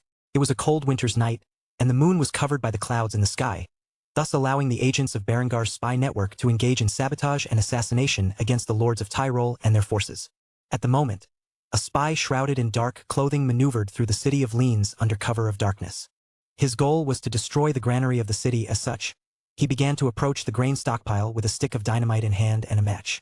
As soon as he was within range of the warehouse, which contained much of the city's food surplus, he lit the match and used it to ignite the fuse of the dynamite, which he threw into the building before the blast went off. He had already disappeared into the night. As the entire city overheard the loud explosion, its flames engulfed the granary into a smoking fireball. The local garrison quickly reacted to the scene and was dismayed to find that their city's primary stockpile of food had been sabotaged under their watch. Surely heads would roll for this disaster. The next day, the local regent would open an investigation into the incident, but unfortunately for the people of Liens, they would never find the culprit. This scene was just one of many appearing across Tyrol under Lindy's commands. The war of intrigue had begun. In the city of Marin, another one of Berengar's agents was currently active. She had been operating in this city for many months, providing intel to Berenger long before the war began. Recently, she acquired orders to assassinate the commander of the city garrison. All this time, she had been working as a tavern wench, where she was currently pouring a drink to the target of her objective. The man had frequented the bar regularly so that he could flirt with the woman. After all, she was quite the attractive young woman and had been the object of his desires for some time now. As such, when she was about to walk away, he began to press her for an answer to his long persisting advancements. "Hey, sweetheart, what time do you get off tonight? I would love to show you around the city." It was by no means the smoothest pickup line, but finally, the woman relented after all. She planned to take this man's life today, and what better way than to accept his proposal and go on a date? There would be plenty of opportunities to quietly end the man's life on such an occasion. As such, she put on a pretty facade and smiled at the man before accepting his invitation. "Shortly after midnight, you can pick me up then." The garrison commander smiled from ear to ear as he heard the woman's reply. Finally, she had given him a chance. He could not wait for the evening to occur so that he could spend some quality time with the woman he was intensely attracted to. After having his drink and meal, the garrison commander went back to work, but he finished his job before the appointed time. Throughout the hours, the attractive young woman had maintained her position at work until finally, midnight arrived, where she was let free from her job as a tavern wench. After exiting the building, she saw the garrison commander, dressed in relatively expensive clothes, waiting for her to finish. Seeing the man so eager to meet his death, the assassin smiled as she approached him and bound her arm around his. "So, where are you taking me?" The garrison commander smiled and led the assassin along the road. "It is a surprise." Though the veteran spy smiled, she remained cautious. On the inside, she had no idea if she was potentially walking into a trap. Nevertheless, they soon arrived at their destination, which was a dark alleyway with nobody present. Quickly, the garrison commander's warm smile turned into a sinister grin as he pushed the woman against the wall and tried to force himself on her. Before long, a group of armored soldiers appeared nearby, numbering 4 in total, and began to flank the commander as the man whispered in her ear, "We know you are a spy, but we are going to enjoy your time with you first." Realizing that her cover was blown, the spy pulled out her revolving flintlock from her cloak and fired a shot directly into the garrison commander's chest, which instantly pierced his heart. The soldiers were shocked to see their commander collapse after the loud gunshot. Still, before they could react, the spy manually shifted the chamber to the next round and fired off another shot, piercing the nearest guard's skull, sending him to the afterlife. She managed to fire off a total of 5 shots in total, killing every member of the squad who sought to force themselves upon her. The spy moved quickly. The sound of gunfire was sure to attract the garrison, and as such, she fled to her quarters, where she packed up her stuff and quickly abandoned the town before it went into lockdown. She had to escape before the city officials realized that they had been infiltrated. After packing up her gear, the woman rapidly disappeared from the city of Marin, where she had stolen a horse and absconded into the night. Ultimately, she would return to Kufstein, where she would be replaced by another member of Berengar's spy network. Nevertheless, she had dealt a significant blow to the city's defenses as both the commander and vice-commander were killed in that alleyway, leaving the city without a competent commander, which would be greatly beneficial in Berengar's conquest of the region later on. Such was the life of a spy. At one moment, you were safely hidden among the masses. The next, you were fleeing for your life. The pretty young woman had expected such an outcome and had already prepared for it. By the time the garrison could react, she was already long gone, and they would become more cautious about who they let into their city going forward. Not that such an event would prevent Berengar's network from infiltrating the city. At most, it simply made it more difficult to do so. Chapter 115, Bringing Down the Castle Walls. The cannons continuously bombarded the walls of the castle in Schwaz throughout the past few days. While Berengar's spy network was active in their acts of assassination and sabotage, the young Viscount was busy laying siege to the object of his vengeance. Not once had the regent or the family of the Viscount sued for peace throughout the continuous bombardment. Not that Berenger would accept such terms. Still, he found it strange that they had not even attempted to contact the besieging army. Nevertheless, the defenders could do nothing but sit by and wait for the walls to come down, as Berengar's forces had superior range, and if they even tried to poke their heads above the ramparts, they would surely be shot dead. Having estimated the time it would take to bring down the walls, Berenger was now standing at the head of his army, which surrounded the castle, waiting for the moment when the walls came crashing down around their enemies. Just as predicted, the large stone walls came crashing down, scattering dust and debris throughout the air. Luckily, Berenger and his forces were far enough away to be affected. Finally, after a few days of bombardment, the castle walls had fallen. With it, Berenger ordered his troops to advance as such. The armies of Berenger advanced with their muskets loaded, and bayonets affixed where a similar scene to what occurred a few days prior in the city below unfolded.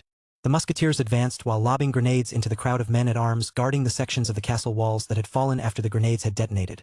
The firing lines opened fire upon the defenders, sending musket balls passing through their armor and wrecking their lines of defense. It was only after several volleys had been fired into the defenders that Berenger's forces rushed the survivors with their bayonets and swords. Berenger, of course, was once more at the head of his troops, leading them into battle with his sword raised, adeptly dodging and parrying the attacks of the polearms and swords that came his way. The only real threat to his life would be the single-handed blunt weapons in which some of the enemies wielded. As such, he made sure to stay on his toes as he thrust the long blade of his cavalry sword into the vital areas of his opponent's body or the gaps in their armor. It would appear that the armies before him were the most heavily equipped of the city defenders, and as such many of them wore brigandine or coat of plates. Thus it took substantial skill to move around their weapons and reap their lives. The battlefield became a chaotic mess as bayonets clashed with spears, and gunshots were fired above the heads of the melee and into the ramparts whose sections still held archers and crossbowmen that attempted to repel the invaders. Blood spilled across the snowy ground as it stained the floor red, and bodies rapidly collapsed upon it. Having concentrated their fire on 3 sections of the castle walls as they had done before, Berengar's forces were invading from all sides, slowly pushing back the castle's defenders. Before long, they would be forced back to the keep where the Viscount's family resided. Berenger deflected an oncoming sword strike from a heavily armored man at arms. Quickly finding himself on the defensive against the superior swordsman, Berenger was pushed back to his troops, who quickly came to his aid. As Berenger blocked yet another oncoming strike, 2 of his soldiers flanked the man-at-arms and simultaneously pierced through the gaps in his armor, one through the armpit and one through the aventail of his bassinet. Thus the man who had briefly caused Berenger some trouble was quickly cut down by his soldiers. Before long, the castle courtyard was overrun by the black and gold-clad forces of Berengar's army. All that remained was to burst down the door to the keep of the castle. Rather than get a battering ram, Berenger ordered one of his 12-pound cannons to be brought forth, where it was rapidly loaded and fired at the mighty door of the keep, which was blasted into smithereens by the overwhelming power of the solid cannonball. Afterward, his troops rushed into the castle. They began to gun down any survivors they came across, ultimately finding themselves in the great hall where the regent and the Viscount's family was currently huddling together in fear. It turned out that the regent was not a member of the Viscount's family, as his children were too young to effectively rule. As such, one of the Viscount's advisors was left in charge of the Viscounty of Schwaz, and had ordered the attack on Berengar's camp in the night, which had resulted in the city being besieged. After finding the wife of the Viscount huddling together with her small children, Berenger found himself with a moral dilemma.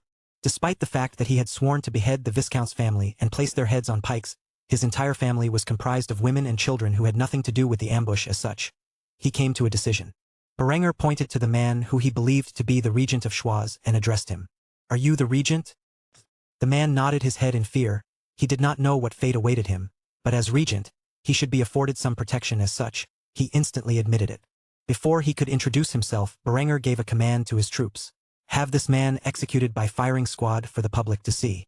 2 soldiers saluted Berenger before following his orders. "Yes, my lord." After saying that, they grabbed a hold of the regent and dragged him away, kicking and screaming. The man begged for a reprieve from Berengar's wrath, but neither he nor his soldiers were listening. "I am the regent. I am a man of noble birth. I am afforded ransom."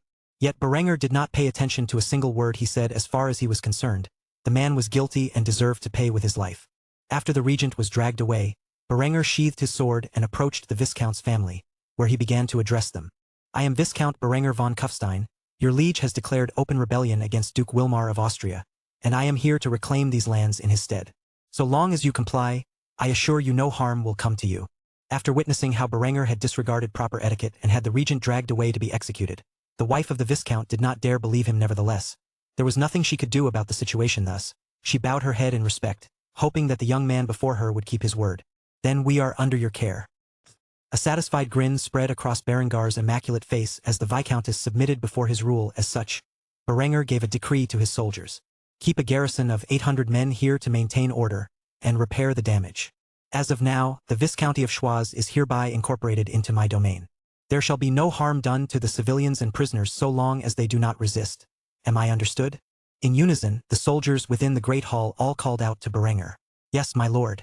Thus Berenger had successfully captured the Viscount of Schwaz, where his army would rest for a few days before moving on to Innsbruck. This was the first major victory in his conquest of Tyrol, which would prove to be a long and bloody endeavor. Despite this small victory in the Austrian Alps, and the microcosm that was the war for Tyrol, countless battles waged across the German kingdom that were far more devastating. Unfortunately, not every army had the discipline in which Berengar's was instilled with.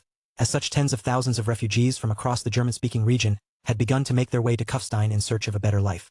Chapter 116, Marching to Innsbruck. After a successful siege of Schwaz and its stable occupation, Berenger waited a few days for rest and resupply. Now that he had effectively eliminated the enemy forces between Kufstein and Innsbruck, he could establish a stable logistical network to supply his war efforts, which would go a long way towards establishing dominance in Tyrol. No matter how powerful his army was, if they were cut off from supplies, it would only mean their demise. As such, Berenger and his army waited in Schwarz for a few days to fully resupply their forces and the garrison before moving out. During this time, Berenger properly oversaw his forces and ensured they conducted themselves in a civilized manner.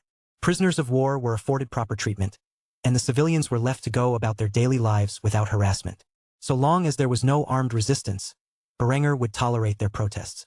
The moment the citizens took up arms to attack his garrison, they would be authorized to use lethal force. This point was effectively communicated to the native population, and though there was some civil unrest, it was primarily peaceful. Despite Berengar's reputation for advocating for the well-being of the common folk, he was still considered a foreign invader in the Viscounty of Schwaz. As such, there was naturally a degree of resistance to his occupation. Nevertheless, it never got out of hand. Therefore, Berenger never cracked down upon it during his degree. Sometimes the people needed to vent their frustration civilly, and Berenger knew this all too well. His orders for the garrison were to build friendly ties with the locals and only use violence to maintain authority as a last resort. It was a completely different occupation than normal in this world, and the initial resistance had already begun to die down by the time Berenger left. To properly defend the region, Berenger left a small unit of artillery behind, a total of 3 field guns and the necessary artillerymen needed to operate them.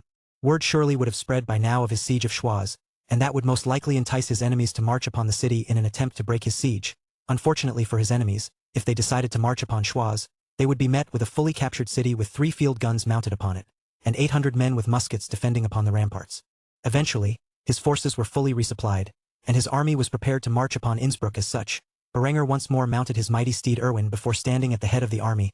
He looked upon his army with a smile upon his visage before declaring the order they had all been waiting for. Forward march. Thus an army of over 4,000 men departed from the city of Schwaz as they set forth for their destination, which was the heart of Tyrol, where they would engage in another fierce battle for dominance of the region. As the army marched, the band sounds echoed in the cold winter air, and the men began to sing the lyrics to another marching song. The sight of thousands of soldiers departing through the city gates into the frost-covered Alps as they sang marching songs could be observed by the people of Schwaz as they gazed upon the departing army with complicated expressions. In the dead of winter, Berengar's soldiers marched with eager expressions on their faces. The cruelty of war did not dispirit them. Rather, their overwhelming victories and the might of the weapons and tactics they possessed managed to lift their spirits, knowing that they were able to lay siege to a city effectively, and its castle with minimal losses. Berenger sang along to the tune that was playing, which was none other than the infamous Erika in which the Wehrmacht had been famous for singing in his previous life. Seeing the pleasant smile on the young Viscount's face, Eckhard sighed heavily every time he fought alongside Berenger.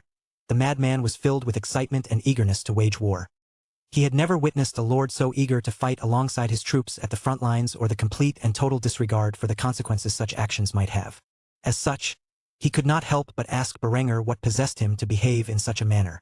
"My lord, if I may ask, why are you always the first into the fray?" Berengar's pleasant smile switched to a smug one upon hearing those words before speaking his mind. A commander should always lead by example. It was a noble response that made Eckhard look more fondly upon his lord and commander. Of course, that was only part of the reason Berenger jumped into the fray at the first opportunity he got. Much like Alexander from the ancient era, Berenger was not only good at warfare but thoroughly enjoyed it. The adrenaline he felt as the arrows and bolts were let loose upon him, the sweet fragrance of gunpowder filling the air as his soldiers fired upon the enemy, and the exhilaration he felt as he fought for his life against a skilled opponent. These were things that could not be replicated elsewhere in life. Truthfully, Berenger did not know when he began to take pleasure in combat. It was not something he enjoyed in his past life during his tenure in the U.S. Army. Yet he did not feel guilty for it after all. Berenger never once proclaimed himself to be a pious man. In fact, if heaven truly existed then, he knew he would not see its pearly gates. Yet he was not concerned with the afterlife after all. He had already died once, and all that presented to him was an opportunity to achieve great things in this second life. Thus Berenger did not concern himself with such subjective things as morality. He had a war to win, and if he was going to be waging war, he might as well enjoy himself. History would not write about this hidden side of Berengar's personality, for he and his offspring would ultimately write the history books. Berenger knew that future generations did not look kindly upon warlords and conquerors, especially those who enjoyed the bloody business of warfare. Instead, the history books would recognize him as a benevolent monarch who rose to the occasion to unite the German-speaking regions in a time of great chaos and civil strife. A man who always looked out for the interests of his people, and most of all, led the German people into a new age of advancement and prosperity. Chapter 117. Siege of Vienna. At the moment, Count Lothar was currently sitting in his siege camp outside of Vienna. While the defending and opposing forces slung rocks at one another through their trebuchets, Count Lothar was sitting in the rear of his forces, safely watching the progress of the siege from afar. At the moment, the siege towers were once more attempting to get to the walls of the enemy formations. Unlike Berengar's efforts in Tyrol, this was a true medieval siege in every sense of the word. The prevalence of firearms had not yet become widespread in Europe outside of Berengar's forces. As such, crossbowmen hid behind ramparts and pavis alike as they fired upon each other from a proper engagement distance of over 300 yards. Seeing the siege towers heading towards the location, alongside men with ladders, the defending forces focused on taking down the invaders. Among the ramparts clad in full plate armor was Duke Wilmar's oldest son Gottbert, who personally led the efforts to defend the city walls. Despite the siege ongoing for weeks, the invading forces were just now starting to make progress on their attempts to get past the mighty walls of Vienna. With an arming sword in hand, Gottbert stood along the ramparts as an act of morale. The moment those siege towers were within distance to unleash their hordes, he would begin to cut them down. Soon enough the first siege tower dropped its bridge onto the ramparts, allowing for Count Lothar's forces to cross onto the city's walls swiftly. Instantly Gottbert collided with the enemy forces alongside several of his allies. A chaotic melee broke out between the defending and opposing forces on multiple sections of the walls. Gottbert deflects an oncoming blow before gripping the blade of his sword in a technique referred to as half-swording and precisely dug his blade into the gaps between the enemy man-at-arms shoulder armor.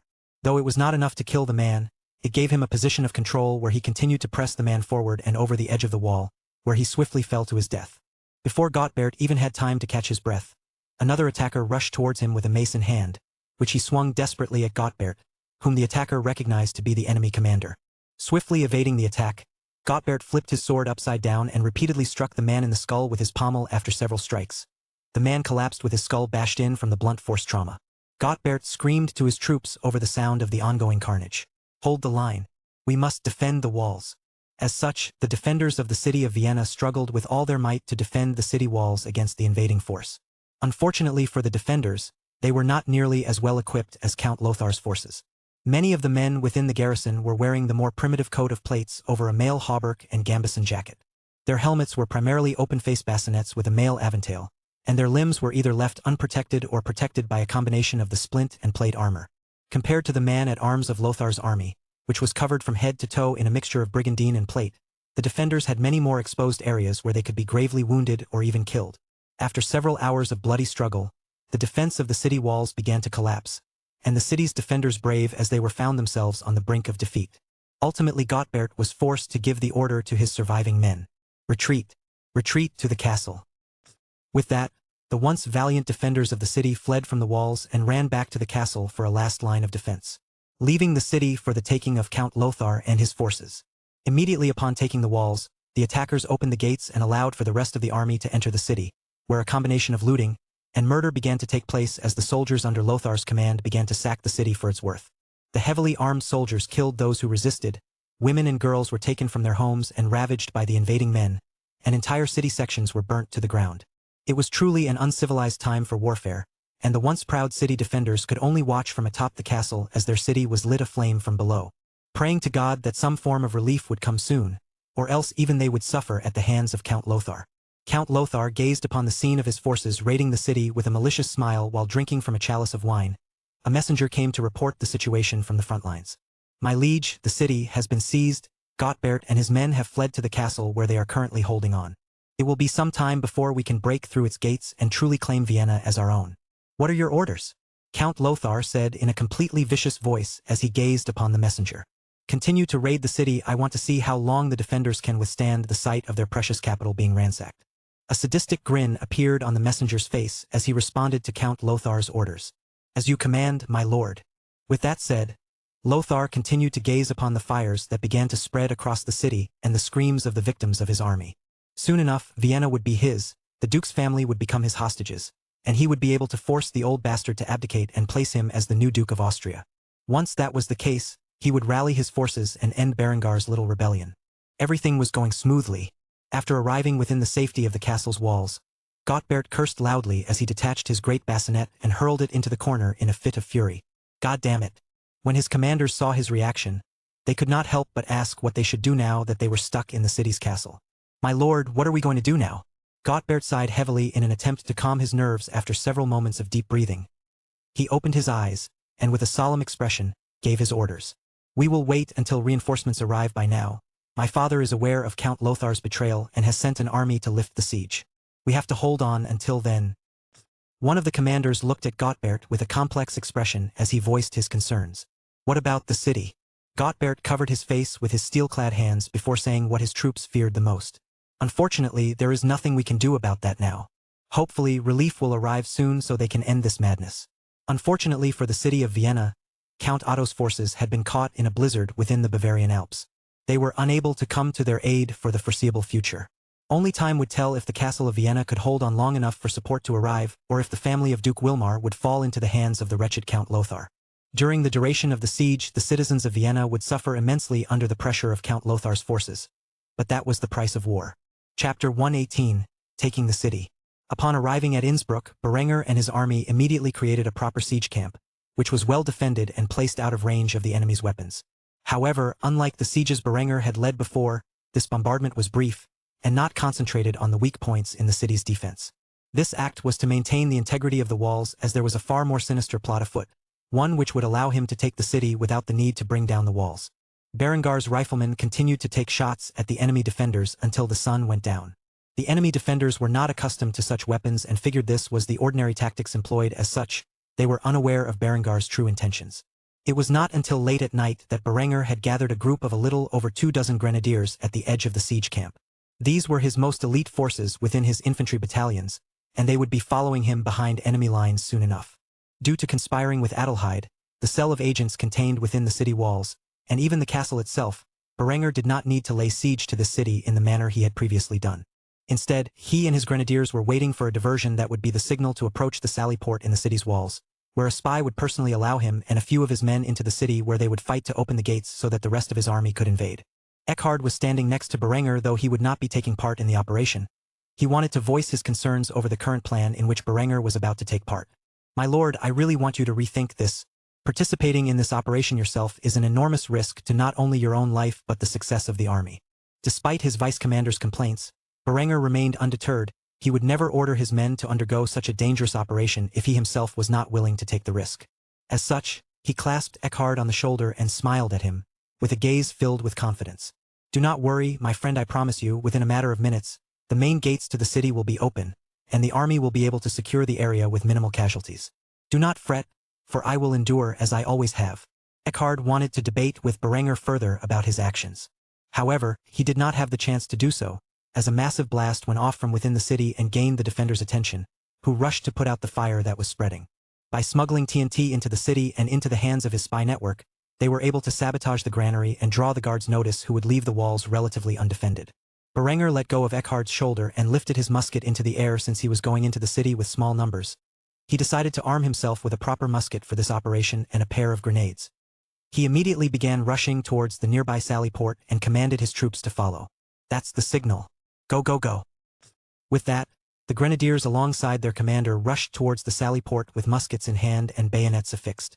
As they reached the small gate, Berenger and his men noticed a figure shrouded in black open the gates, which allowed them access to the city. The figure was a young woman, but one could only tell due to her high voice. Quickly, take the gates. The guards will notice something is amiss soon enough, and will be on alert.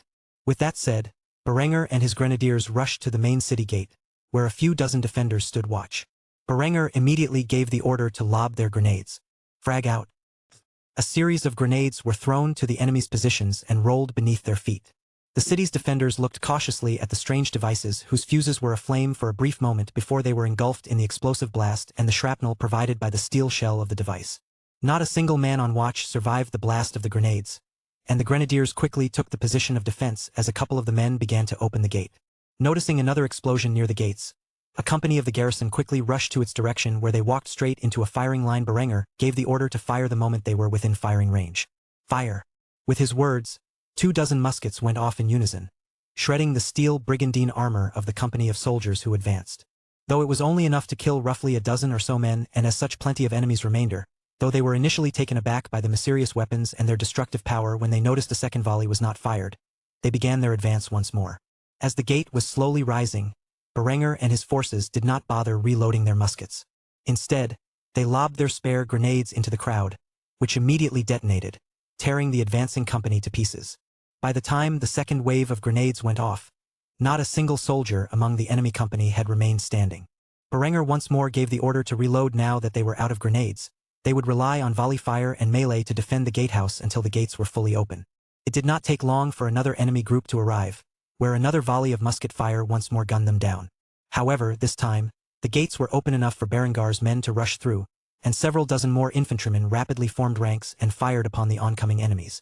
Before long, his entire army had entered through the gates of the city of Innsbruck and began to hunt down the enemy as they pushed toward the castle. Count Lothar's son and heir, as well as Lindy's older brother, was in a deep slumber as his city fell around him. Without even the slightest awareness of the ongoing situation, the castle of Innsbruck was quickly surrounded by Berengar's forces. Where he would prepare for a similar set of tactics the following night, by the time the regent became aware that the city had fallen, it would be too late to mount a defense. Chapter 119. Negotiating Surrender. By the time the sun rose, the city of Innsbruck was fully in the hands of Berenger. The only part that had yet to fall was the castle that contained the count's family. Berenger intended to capture them and leave their fate to Linda. After all, they were her siblings. Nevertheless, when Lietbert, who was Count Lothar's son and heir as well as Lindy's older brother, realized that the city was taken within a single night, he could not believe his eyes. In a fit of fury, the young man, who was a couple of years older than Linda, lashed at his advisors who were trapped within the castle's walls alongside him. How did this happen? How was Berenger the accursed able to take the city in a single night? Much like Linda, Lietbert had strawberry blonde hair and sky-blue eyes. He was quite the dashing figure and was a brilliant mind in his own right.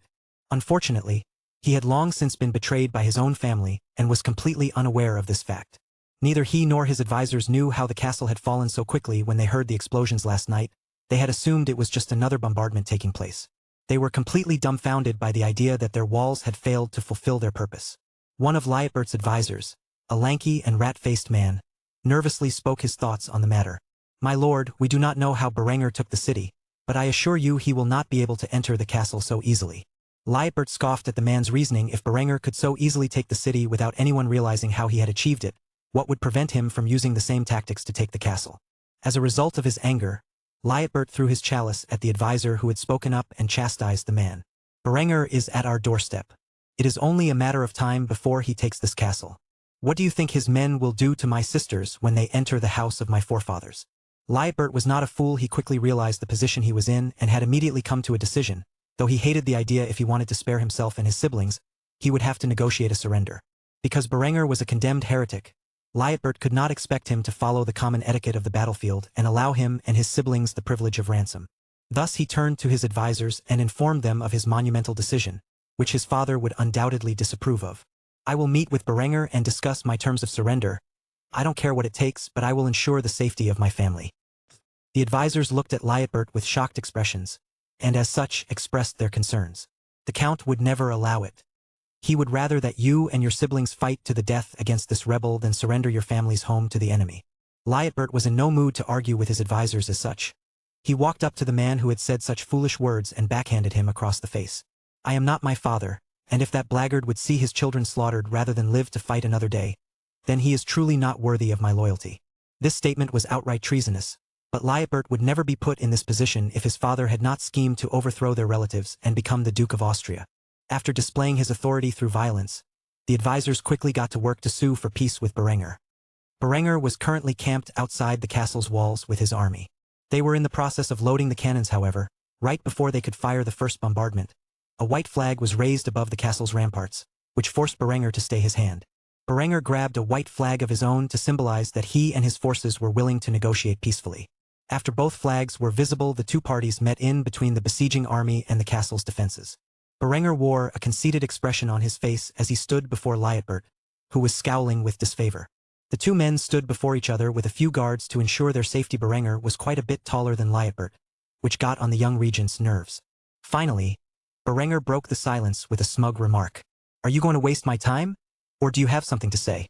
Lietbert wanted to make a witty retort but chose to shut his mouth and focus on diplomacy. As such, he quickly laid out his demands.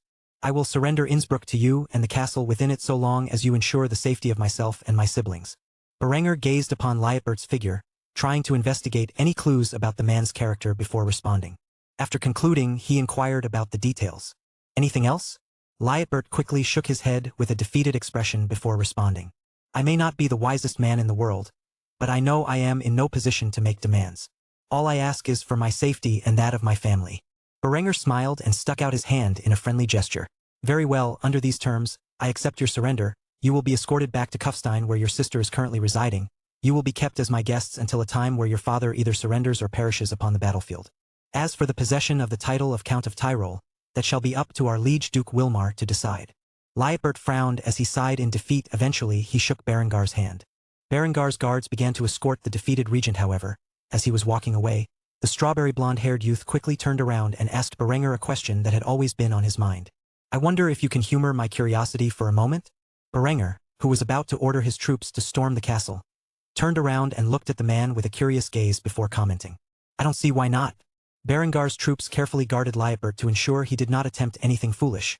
Noticing the restraints he was under, Lietbert swiftly asked his question. "As long as I have known my sister Linda, she has never once obeyed any orders she has been given. In fact, that Ice Queen has humiliated many powerful young men for the sake of entertainment. How exactly did you get her to obey your orders?" Berenger laughed at Lietbert's comments. Out of all the questions he could have asked, it was about how he could tame Linda. To Berenger, this was quite humorous. After chuckling for a few moments, Berenger smiled and spread his arms in the air before announcing in a voice in which all his troops could hear, "How do you tame any woman? By giving her a good tumble." The men under Berengar's commander immediately began to laugh at their commander's remark, and Lietbert was left blushing at the words in which Berenger had spoken. He never expected Berenger to answer his question so boldly. After that, Lietbert was escorted to a temporary holding cell by Berengar's men, where he and his siblings would stay until they could be safely transported to Kufstein. With that out of the way, Berenger now held Innsbruck and Schwaz. As for the remainder of the regions within the county of Tyrol, they were currently suffering sabotage and assassinations left and right, and soon their regents would become so enraged that they would march on Innsbruck to put an end to Berengar's so-called rebellion. In doing so, they would be playing right into the young Viscount's hands. As for Count Lothar's forces that were on their way to Kufstein, they were only a few days from reaching their destination, and when they did so, they would be in for a rude awakening. Chapter 120. Bloodbath at Innsbruck I. With Innsbruck fully under Berengar's control and the walls intact, the young Viscount rapidly mounted his cannons on the best positions of the city walls. Unlike the walls of Kufstein, which were expertly designed to prevent any blind spots, the medieval walls of Innsbruck did not allow for proper coverage, especially with as few as 15 field guns. Considering he left 3 of his cannons behind in Schwaz, he was limited in his use of artillery, but that did not matter. The hundreds of rifled muskets among his troops could make up for the lack of defensive artillery. As for the remaining smoothbore muskets, they could be placed through the machicolations and effectively counter enemy troops who got too close to the walls. Berenger currently stood atop the walls of the city of Innsbruck, gazing off into the distance with his spyglass. It had been over a week since he had seized Innsbruck, and finally, an army could be seen in the distance. The sabotage and assassinations which target the enemy lords of Tyrol and their domains had been ongoing since the beginning of his campaign. As such, they had caused quite a degree of damage throughout the hostile regions of Tyrol, infuriating the noblemen and regents who ruled over the regions in place of their barons and viscounts who were off engaging in the ongoing siege of Vienna. Due to the outrage in which these regents suffered, they had dispatched whatever armed forces they could muster to attack Innsbruck. After all, they did not believe Berengar's army would be well equipped to withstand a siege after the losses they must have suffered during 2 sieges and an ambush. They were completely unaware that Berenger had taken Innsbruck without much of a fight, and thus his casualties were quite low. Just as Berenger had planned, his enemies would descend upon Innsbruck with their remaining fighting forces, allowing him to take care of them in a single sweep.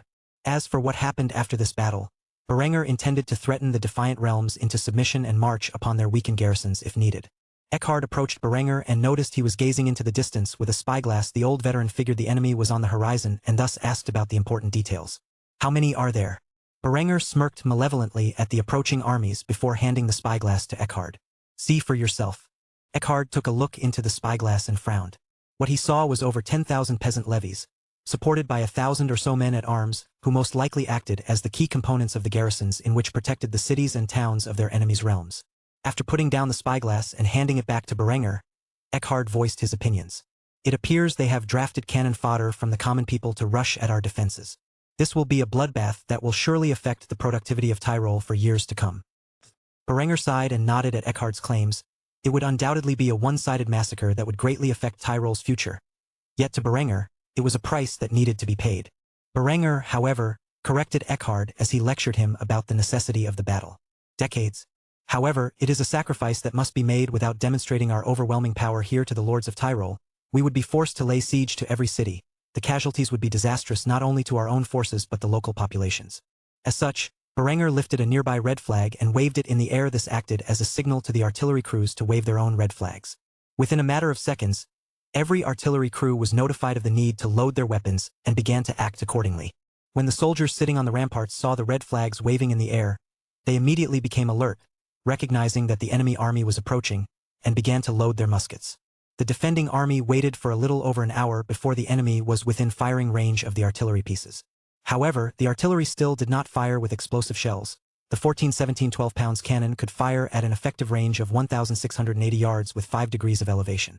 However, they had no plans to engage the targets at such a distance. Otherwise, the enemy would surely flee back to their homes long before the defenders had inflicted mass casualties on them. Berenger himself had loaded a rifled musket and was standing on the ramparts waiting for the arrival of the enemy.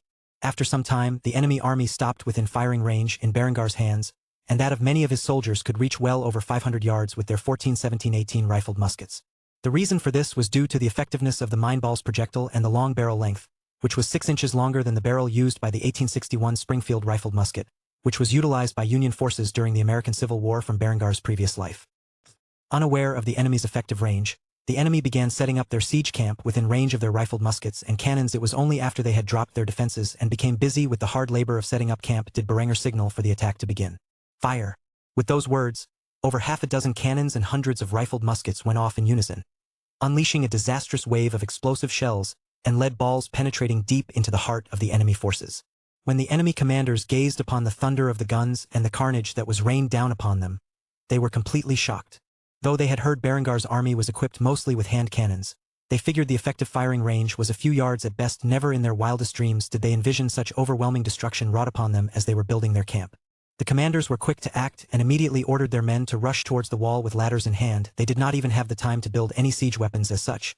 They could only hope to get over the wall with the use of ladders. Though the intensive fear was in the eyes of the peasant levies who felt as if the hand of God was crushing them beneath his grasp, they mustered the courage and attempted to get close to the wall. What resulted next would be a battle that filled the enemy with utter despair, for only death and destruction awaited them now that the battle had begun. Chapter 121. Bloodbath at Innsbruck II. With the battle having begun, Berenger rapidly loaded his rifled musket before taking off another shot at the oncoming attackers. His projectile struck through the abdomen of an oncoming levy, bursting it apart and sending the man grievously injured onto the ground below, where he slowly bled to death. Right after doing so, an arrow was fired upon him from below and glanced upon his steel skull cap. If it were just a few inches lower, it would have pierced his eye. Berenger quickly took cover behind the merlins as he began to reload his musket again. His troops were operating under the orders of fire at will, and as such, the firing sequence was sporadic, as cannons went off at different times, and muskets followed in suit.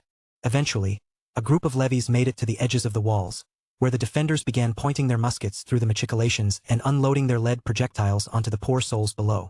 Now that the enemy was directly below the defenders, the thousands of infantry who still wielded the 14-17 land pattern musket, which was smoothbore and thus had limited range, were able to engage the enemy behind the safety of the walls. The screams of the enemy filled the air as they were blasted apart by cannons and muskets alike. Despite the devastating fire which was rained down upon them, some ladders eventually made their way into a position where the defenders closest to them fixed their bayonets and pierced through the levies' chests who scaled the ladders. Due to a lack of armor, the bayonet thrusts were extremely efficient at piercing through the levies' chests, and the bodies were kicked down from the ramparts and onto the forces below. Eventually, the ladders were pushed back down to the ground below, crushing some of the men in the massive horde that attacked the city's walls. Surrounded, the defenders rapidly fired their muskets as quickly as they could, each soldier getting off roughly 3 shots a minute into the pool below.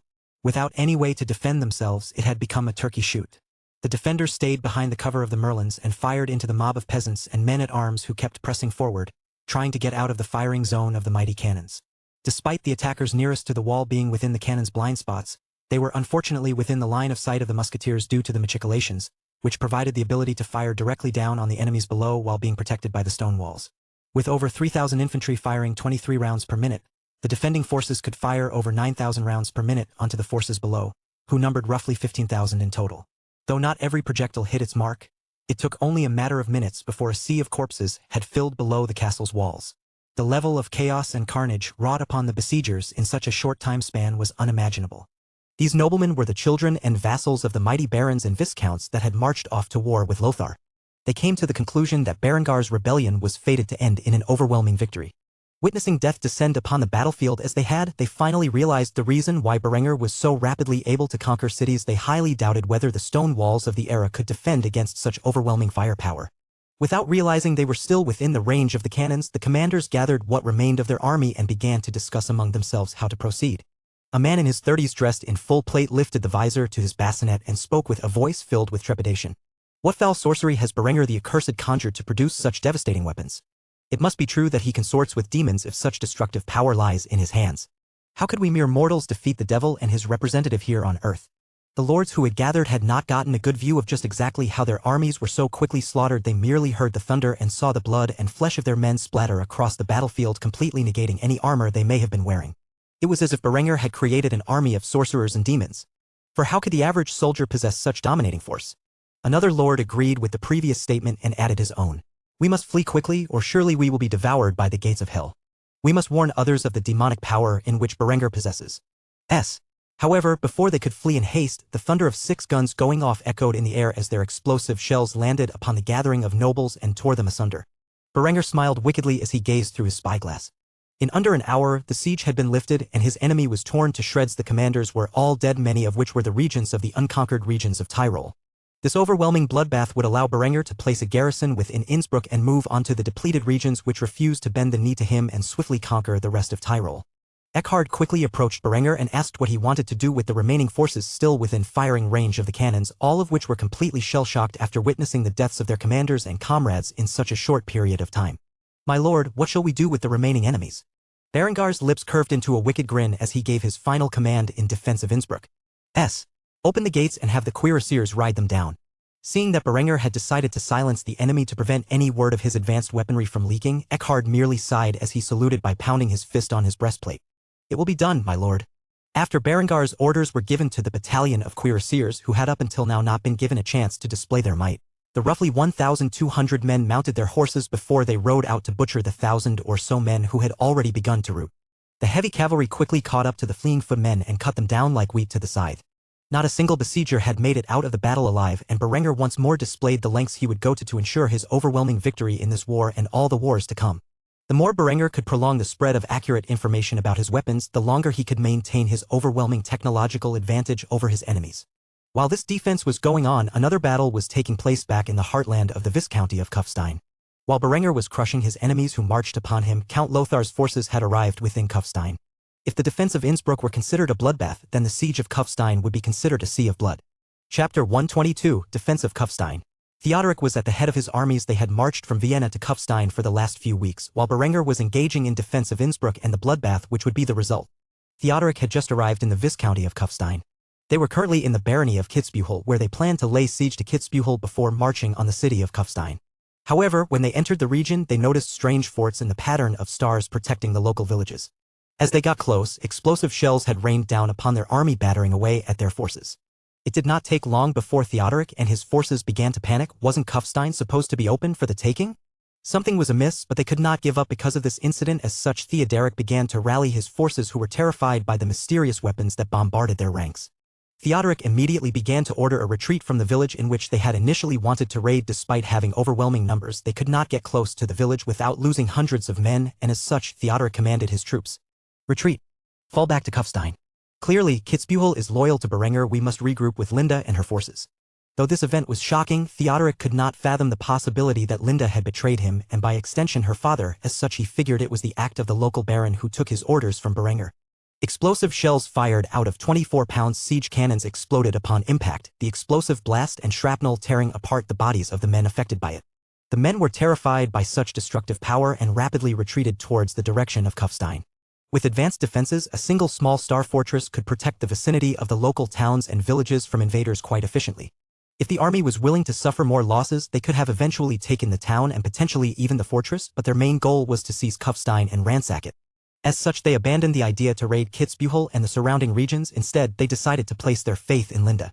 After marching for several more hours, the army, whose morale was greatly shaken by the previous events, arrived in the city of Kufstein, where to their surprise, the entire city was surrounded by such impressive fortifications that were similar to those which had wrought destruction upon their forces at the village they had just fled from. Luckily for them, the cannons did not fire upon sight, convincing Theodoric that his army of 5,000 men was truly welcome in the region. However, as he approached the city's gates, he noticed they remained shut shortly after. He noticed the distinctive silky strawberry blonde hair of Linda fluttering in the wind on the ramparts above. She was dressed in a black and gold dress in which Berenger had gifted her that looked like it was from the Tudor era, which had yet to transpire in this world. The sun glistened on Lindy's porcelain skin and illuminated her peerless face, creating the illusion of a goddess protecting the city's gates. Theodoric immediately felt his heart race as he gazed upon the heavenly beauty, and as such, he put on a smile as he requested entry into the city. "My dear Linda, would you please open the gates so that we may enforce your father's rule over this rebellious region?" However, Lindy's reaction to his words confused the old Viscount. She stared at him with a look of pity mixed with disdain, all while her angelic voice resounded in the air, commanding the defenders on the walls to unleash hell. "Open fire." The moment Viscount Theodoric heard those words spoken by the young beauty who he greatly desired, his heart sank into an abyss. In the next second, the thunder of 1,000 muskets and dozens of 24-pound siege cannons went off, devastating the army of the 5,000 men. Linda quickly scurried off from the battlefield and allowed the men of the garrison to do their work. In his last moment, Theodoric realized that he had been tricked, that Linda had betrayed her own father and lured him and his men to Kufstein so that the enemy could weaken Count Lothar's forces. He had completely fallen for the trap, and his liege was entirely unaware of his daughter's betrayal. After realizing this, a musket ball pierced through the Viscount's bassinet and into his skull, where it turned his brain into mush before exiting out the other side of the helmet. With the advancement of the Star Fortress and the men on the walls protecting it, there was not a single area where the enemy could hide. They were quickly torn apart by musket balls, canister shots, and explosive shells, their limbs littering the battlefield alongside the remains of their corpses and the splattered meat paste of those unlucky enough to not leave an intact corpse behind. Without their commander, the army quickly fell into chaos. Some strayed towards the walls hoping they would be out of the firing line, others routed away and were blasted to bits by the cannons. Much like Berengar's defense of Innsbruck, the siege of Kufstein, if it could even be referred to as such a thing, was quickly turned into a sea of death. There was nowhere for these men to run within the confines of the Viscounty of Kufstein. Every village was protected by its own star fortress and a small garrison of men to defend it. To lay siege to the city of Kufstein, one would normally have to go through the path of these fortresses and first clear the way. However, if one were foolish enough to be lured into this trap, then they would have no choice but to fight their way out of the path of these forts. As such, the men who remained and tried to mount some offense against the city of Kufstein were quickly torn apart by the many muskets which lined the walls. Because the garrisons were not Berengar's field armies and as such were not the cream of the crop, it took them longer to load their weapon, and as such, the slaughter was prolonged in comparison to the bloodbath at Innsbruck. As for the souls who had routed back the way which they came, they would face fierce resistance from the many forts along the way, most of which had previously been tolerant to their march into the trap that was set for them. In the end, not a single soul who had entered Kufstein with the intent to invade was allowed to leave alive. Berenger had left the defense of the homeland up to the garrison commanders, and they did not disappoint the man. With the trap sprung and the enemy army annihilated, a quarter of Lothar's forces had died within Kufstein, a fact he would not become aware of for some time, one which would ultimately prove to be his undoing. For when Count Otto's forces finally made it out of the blizzard and into Vienna, a great battle would unfold, one in which Lothar would now be outnumbered due to the heavy losses he suffered here at Kufstein. Chapter 123, Refugee Crisis. After the battle was over and the area cleaned up, the gates to the city of Kufstein were once more opened, and as such, refugees from across the German-speaking regions began to arrive in Kufstein in search of a better life. Many of these people did not have the ability to bring anything of value with them. As such, they were merely hoping that they would be welcomed with open arms. Word of Berengar's political reforms brought a great deal of interest among the common folk towards Kufstein. It had become a paradise in the minds of many who had never stepped foot in its territory. While the conditions they would find themselves in were vastly superior to the lives they had before, no doubt a life of labor awaited them. While Berenger was off at war, Linda was left behind to act as regent. This was a shocking revelation to the nobles who currently comprised of the House of Lords who had been burdened with the task of ushering in Berengar's vision while he was away. Because Berenger had not found a suitable candidate for chancellor, which under his system would basically be the man he appointed to act as a sort of vice president whose vote would break ties in the House of Lords, and who would act as a temporary leader when Berenger was away, he had appointed the person he trusted most around him as regent, which was of course Linda. Currently, Linda was sitting in Berengar's office space where she was signing bills into laws. These bills were drafted specifically to handle the incidents with the growing refugees. Though they had previously had an influx of peasants fleeing their masters and entering Kufstein, it now seemed as if the entire world was fighting for a position within the city or the many towns and villages around.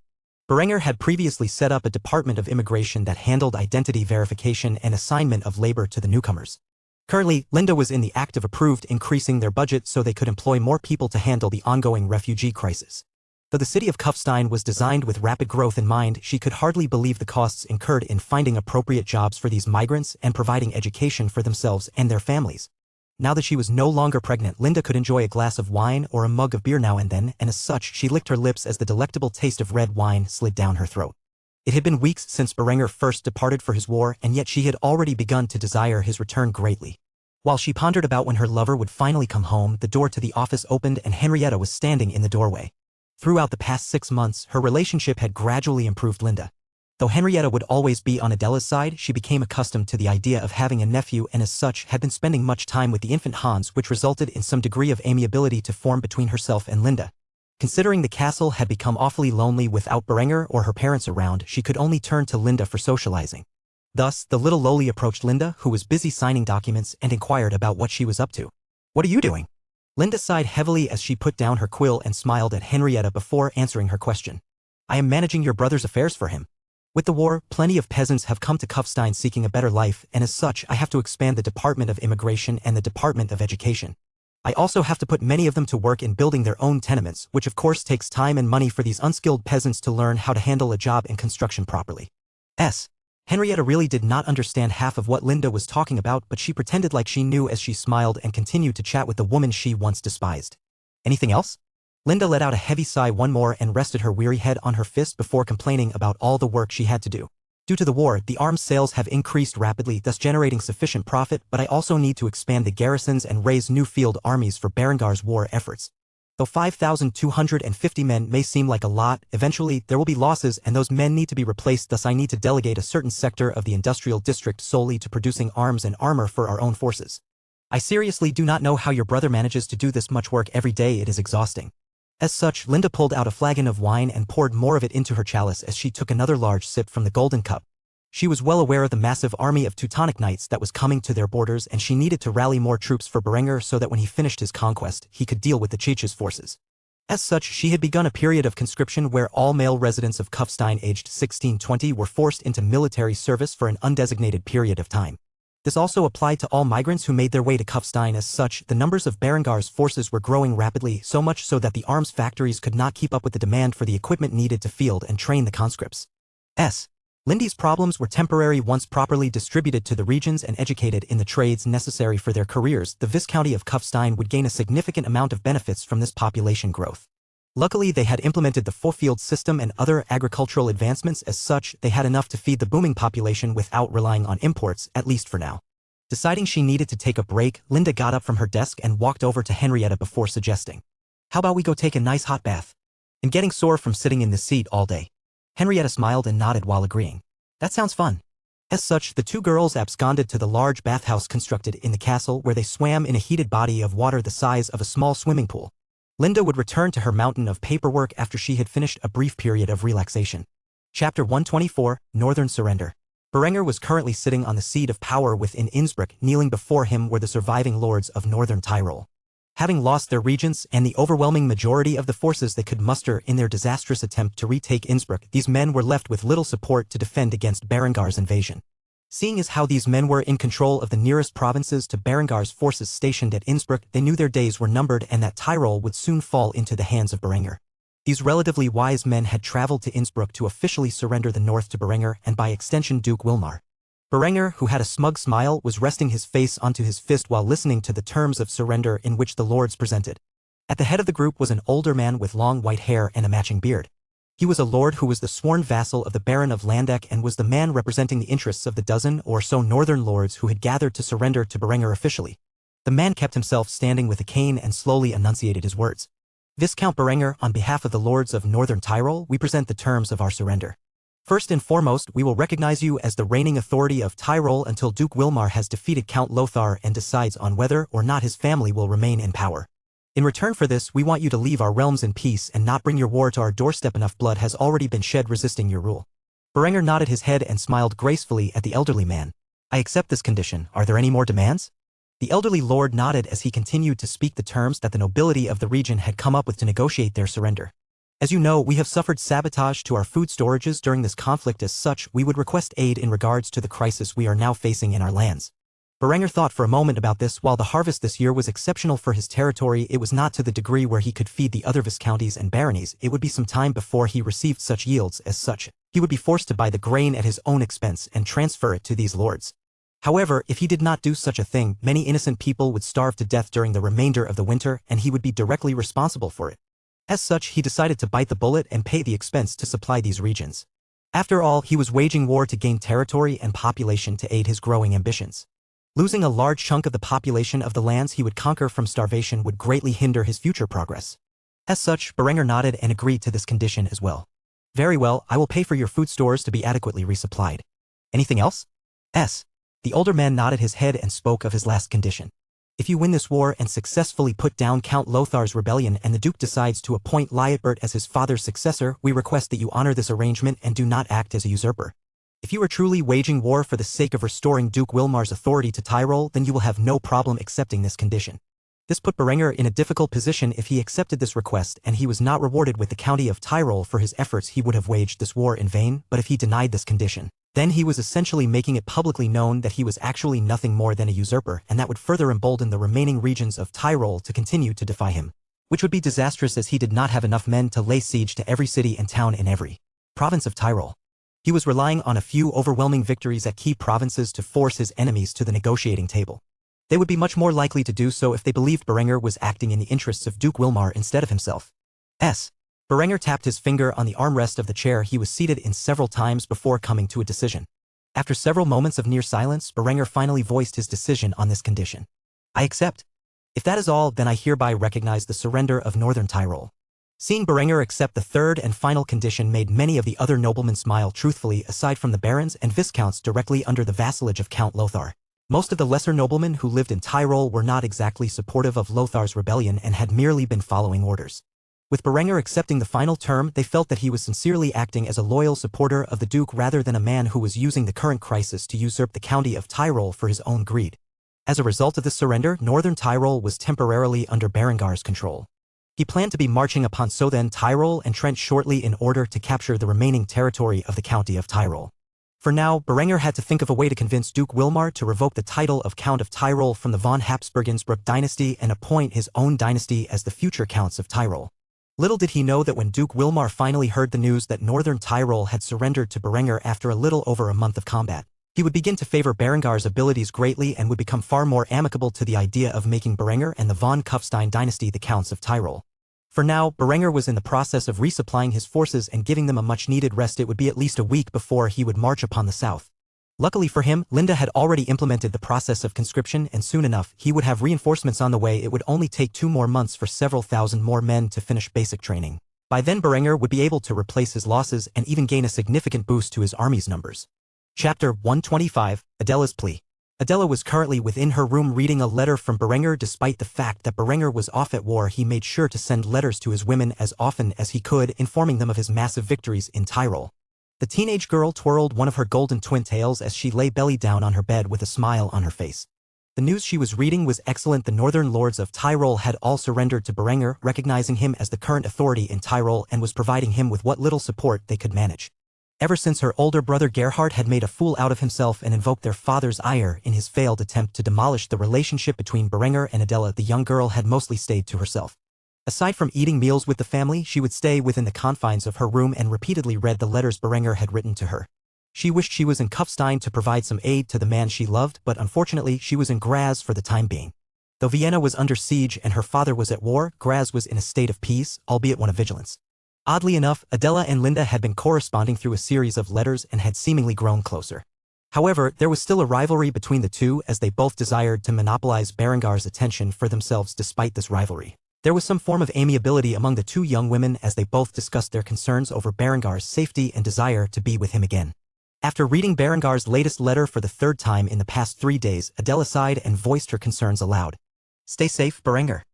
Afterward, she heard a knock on her door and quickly stashed the letter away underneath her mattress before opening the door. In the doorway was her second brother Hymeric. The teenage boy was dressed in a baby blue doublet with a matching jerkin over it. His entire attire was set up in the fashion sense in which Berengar had introduced across the entirety of Austria, which greatly resembled the Tudor style from his previous life. There was a stern look on the handsome youth's face. His facial features were charmingly robust, much like Lambert's. He truly exemplified the archetype of a young knight. He was 17 this year and carried an aura of martial authority. Noticing the expression on Hymeric's face, Adela instantly became worried about what might have transpired to force the youth into such a state. Before Adela could ask what was wrong, Hymeric said in a grave tone, "Come to the Great Hall. I have news about father to report to the family." Adela knew something must have gone wrong if Hymeric forced her to meet up with her family in the Great Hall. As such, she quickly put on her slippers and followed her older brother to the Great Hall. When she arrived, she noticed the various expressions on her family's face, especially the anxious look on her mother Wanda's exquisite visage. The only person who did not appear to be worried among her family was Gerhardt, who was rather upset that his position of regent was stripped away from him and given to his little brother.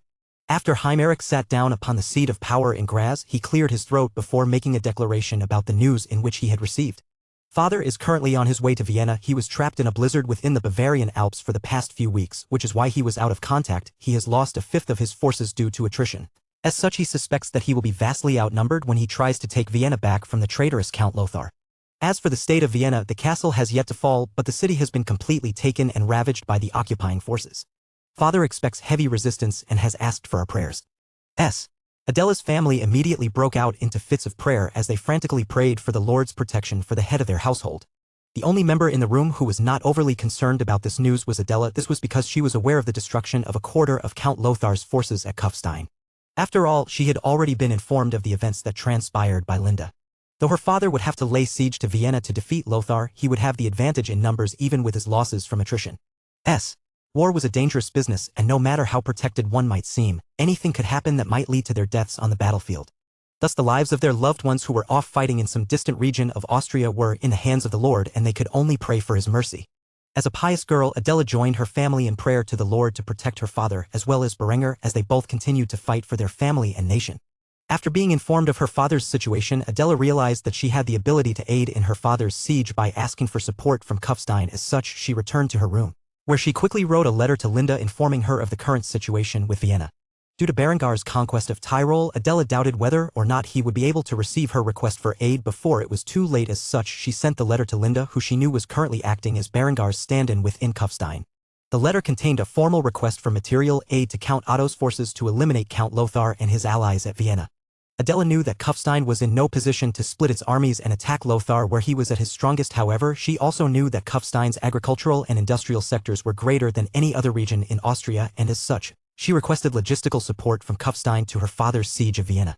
Adela was quite worried. Though she and Linda were no longer outright enemies, they were not exactly allies either. She was asking the young woman to act on behalf of her romantic rival to capture or eliminate her own father.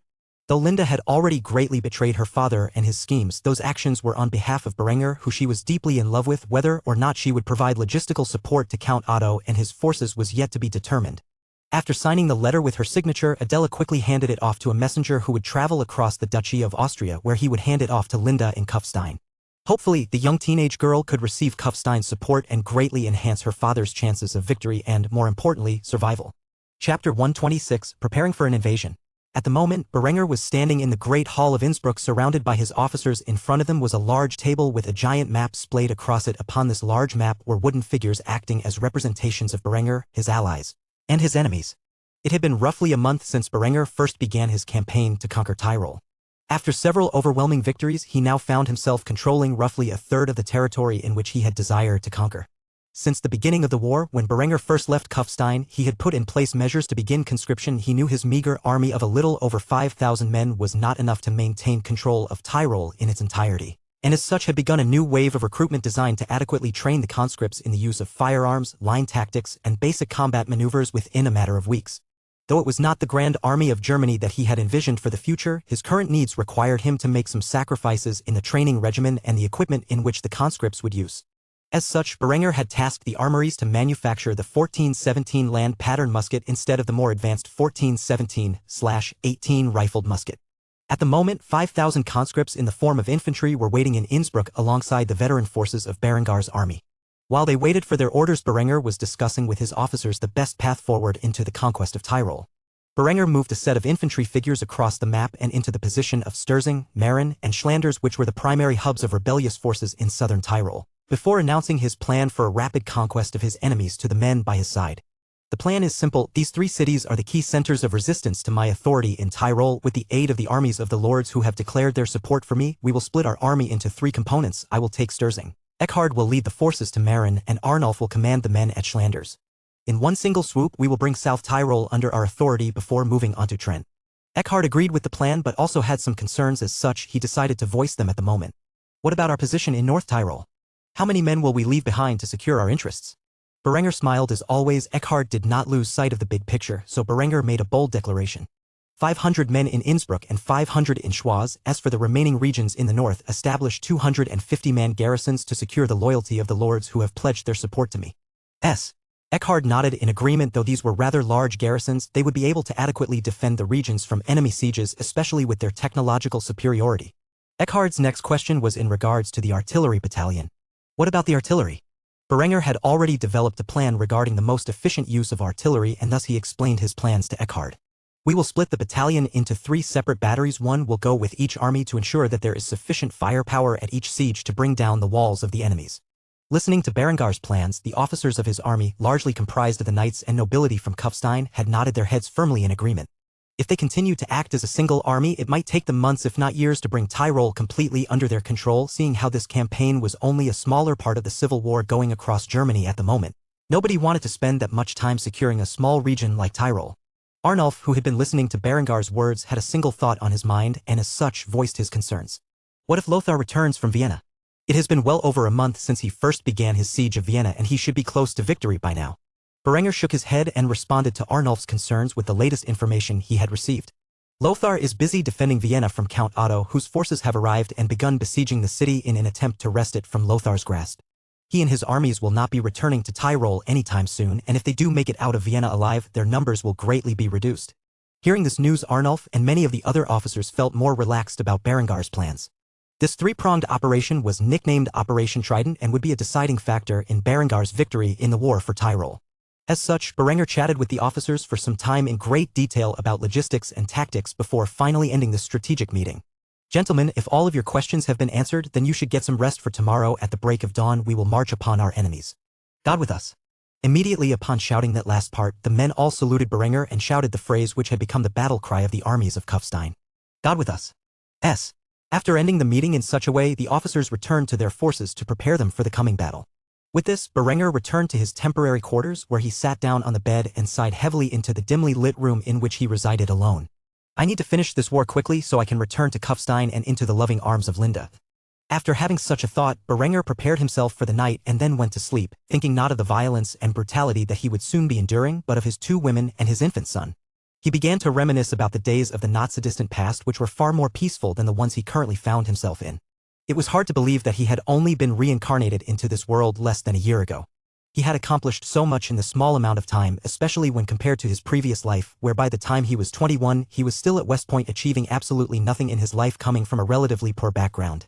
He had spent his entire youth gaining the knowledge and grades necessary to get an academic scholarship so that he could attend a university. Ultimately, after several life factors, West Point became his best option, and so he begrudgingly chose to join the military. After graduating, he wasted his life away in the hellhole known as Afghanistan until his final days. In this life, Berenger was fortunate enough to be reincarnated into nobility. After getting his first taste of real power and wealth, Berenger had become incredibly ambitious, no longer desiring to simply industrialize Kufstein and retire in wealth and luxury. Now that he had a chance, he wanted to be like the many great men from history he had read about in his past life. Thinking of past, present, and future, Berenger fell asleep with a smile on his face. His conquest had only just begun. Chapter 127, An Awkward Family Reunion. The light of dawn shone down onto the burgeoning city of Kufstein. The star-shaped walls that protected the city and its inhabitants were split down the middle as the river flowed through the center of the city. A large castle rose above the many tenements constructed in the half-timber style commonly found in the German-speaking regions. Though Berenger had plans to move into a more modern palace, at the moment the castle in Kufstein acted as the main residence for Berenger and his family. Within the dining room, Linda sat at the head of the table at the left side, which was the spot reserved for the Viscountess. Of course, at the moment there was no Viscountess of Kufstein since Berenger was unmarried, albeit engaged to Adela. However, since Berengar's parents abdicated and retired to the countryside, Berenger had allowed Linda to use the seat. Today was a rare occasion for the castle in Kufstein, for it held a rather lively gathering. Just this morning, her siblings arrived from Innsbruck, in which they had been transported to Kufstein under the guise of Berengar's protection. In reality, they were under house arrest, and Linda was watching over them. Aside from Linda and her siblings, Henrietta sat at the table and was greatly uncomfortable with the whole situation. Lietbert was sitting in the spot Berenger used to sit at before his reign, which was closest to the seat reserved for the Viscount, which was currently vacant. He could not help himself from staring at Linda with confusion. This was not the sister he had grown up with. There was no coldness nor contempt in her eyes for everything around her. Instead, she wore a gentle smile and gazed upon her family with genuine fondness. It had been many months since she last saw her siblings, and though Lindy's relationship with her father was strained, to say the least, she was willing to try to get closer to her siblings. Eventually, Lietbert had to express his doubts over Lindy's shift in character. "Who are you, and what have you done with my sister?" In the past, such a rude comment would have sent Linda into a fury, but now she merely laughed it off as she recognized that her personality had changed greatly in the last year. Instead, she replied to Lietbert by asking about his meal.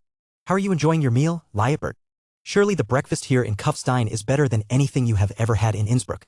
Lietbert fell for the sleight of hand and quickly took a bite out of the breakfast sandwich the kitchen staff had prepared before responding to his little sister. "It is excellent. I did not know such fine cuisine existed." Linda chuckled at his remark and taunted him for his inexperience with Kufstein's culinary arts. If you think this is good, wait until you have had dinner. You will never want to leave this place." As Lietbert and Linda discussed the meal, Adelheid was glaring at Linda. She could not believe the changes in her precious big sister's personality over the past year. It was too dramatic. Just what sorcery had Berenger cast to make her once proud and domineering big sister transform into such a sorry state? However, she did not wish to make a scene and as such kept her thoughts to herself. Eventually, Lindy's little brother Herman interrupted the ongoing conversation and steered it into deep waters. He was scowling at his two older siblings and scolded his big sister, who he had once looked up to, for her lack of loyalty to the family. "I cannot believe you betrayed our father. All for that traitor Berenger, who as we speak is currently ravaging our family's lands in an attempt to steal away father's rightful title." Herman was roughly the age of Adela. He had just entered his teenage years and was filled with intense rage every time he thought about his older brother's surrender at Innsbruck and his older sister's outright betrayal. After all, Linda not only slept with the traitor Berenger but had actively plotted against their family in support of Berengar's ambitions. To him, his sister's actions were completely unforgivable. Linda glared menacingly at Herman. The boy clearly did not understand how wrathful Berenger could be. Luckily for him and his siblings, they were all allowed to live peacefully in Kufstein under house arrest, where they could dine on the greatest food and live in absolute luxury while the war waged on. Seeing his elder sister's fury, which he was all too familiar with, a cold sweat broke out on Herman's forehead as he shivered at the thought of what Linda might do to him for speaking ill of her lover. He immediately shifted his glance back to the plate where he ate the omelette in front of him. Linda, however, would not let such an accusation slide by, and as such she addressed Herman's statement. "Why would I ever support father and his damned obsession with becoming duke? Since when had father ever paid the slightest bit of attention to us kids? Our entire lives he has neglected us to pursue his dreams of being Duke of Austria, all because he has an inferiority complex about being part of the branch family and not the main Habsburg line. If you ask me, he deserves to lose his head for his treasonous actions. Berenger is not a traitor. Instead, he is the only one of father's major vassals who has enough of a conscience to act against father's illegitimate rebellion." Though Lindy's words were harsh, they were also true, at least regarding the parts about her father. Count Lothar considered all of his children as disposable pawns whose sole purpose was to advance his ambitions. He was never much of a fatherly figure to his children, which is one of the reasons why Linda had turned out so poorly before she met Berenger. Though Linda was spoiled growing up, it was only a way for Lothar to coerce her into acting in his treasonous plots. The reason Count Lothar was so enraged about Berenger and Lindy's affair was twofold. Firstly, the man saw Berenger as nothing more than low nobility unworthy of mixing with his family's prestigious blood. Secondly, Berenger had not only taken his daughter's chastity but also impregnated her, thus taking away the ability to make a powerful political alliance through marriage. Though Herman wanted to defend his father's actions, he really could not find the words to do so. Instead, he sat in silence like a child who his mother had just caught with his hand in the cookie jar. There was a rift between Lindy's family at the moment. This was due to the results of her actions and that of their fathers. As such, they continued the remainder of their meal in silence. This little family reunion turned out to be more awkward than any of them had realized. While Berenger was off at war, Linda was now tasked with not only looking after the affairs of the realm but also keeping a watchful eye on her family. Ultimately the only member of her family who was completely on her side as her little half-sister Adelheid. Chapter 128, Blood in the Snow. At the moment Berenger and his army were crossing into the southern portion of Tyrol, his armies had recently split and headed in separate directions, and he was now in command of a force numbering roughly 5,000 men in total, half of which were his own forces. The other half of the army comprised levies from the southern lordships which supported Berengar's campaign to put down Lothar's rebellion and recapture Tyrol from the traitorous lords who openly defied the authority of Duke Wilmar. Unlike Berengar's army, which was filled with the most veteran members of his infantry and cavalry units, the peasant levies were poorly equipped and many of them had never seen a battle in their lives. At most, they would act as cannon fodder for Berengar's forces. Their role would be to soak up the enemy's missile fire while his troops gunned down the hostiles. At the moment, it was late in the morning but not quite yet noon, the wind was still, and all that could be heard were the sounds of thousands of feet marching to the beat of the drums as the infantrymen sang another one of Berengar's marching songs. After crossing through the frosty crags of the Alps, Berengar's forces finally found themselves in a position overlooking the city of Sturzing in the distance. However, to their surprise, they also saw an army marching towards them.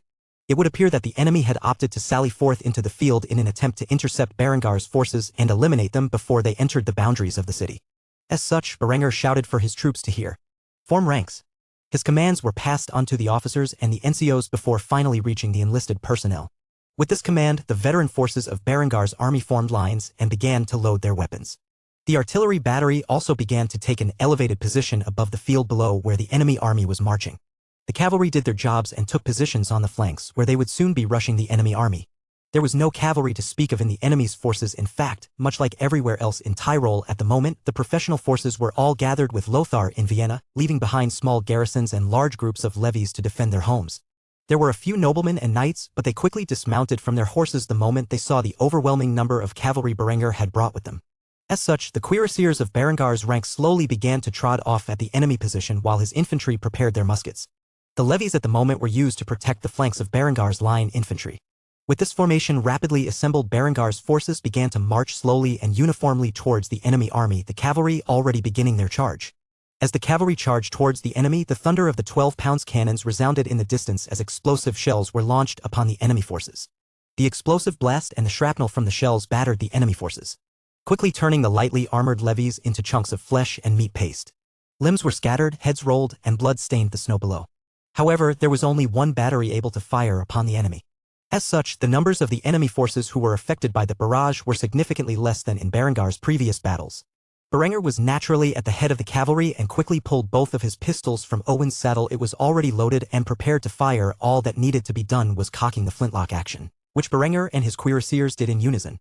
The enemy had a few archers with them and began to fire on the steel-clad horses of Berengar's cuirassiers. At this period in history, barding was still an effective way to protect your horse, and as such, Berenger had spent a great sum of money armoring the horses of his cavalry. After all, they cost him a fortune to purchase. It would be a shame if they died so easily on the battlefield. The arrows loosed upon his cavalry as a large volley fell from the sky as if they were raindrops, yet to the dismay of the enemy's forces, the arrows failed to gravely injure neither the horses nor the cuirassiers. Instead, the three warders' plate armor and the steel plate barding covered the majority of the cavalry's body, deflected the bolts as if a padded arrow was hitting them. If anything, a few arrows found their way into the gaps in the armor, but these were not vital areas and as such did little more than inflict pain upon the riders and their horses. As such, the enemy levies quickly raised their spears, anticipating a clash from the heavily armored cavalry forces. However, before such a situation could occur, the horses strafed out of the direction of the spear walls and galloped to the side. While the horses maneuvered in this way, the hundreds of cuirassiers pulled on the triggers of their 2 pistols and aimed down the enemy at point-blank range. As the hundreds of pistols went off, they quickly cut through what meager defenses the levies were equipped with and shredded the bodies of the men who made contact with the lead balls. Blood-curdling screams filled the air as the blood of the levies splashed upon their comrades. After firing their shots, the cuirassiers quickly stowed away their pistols and unsheathed their heavy cavalry swords as they rerouted their horses into a full-scale charge.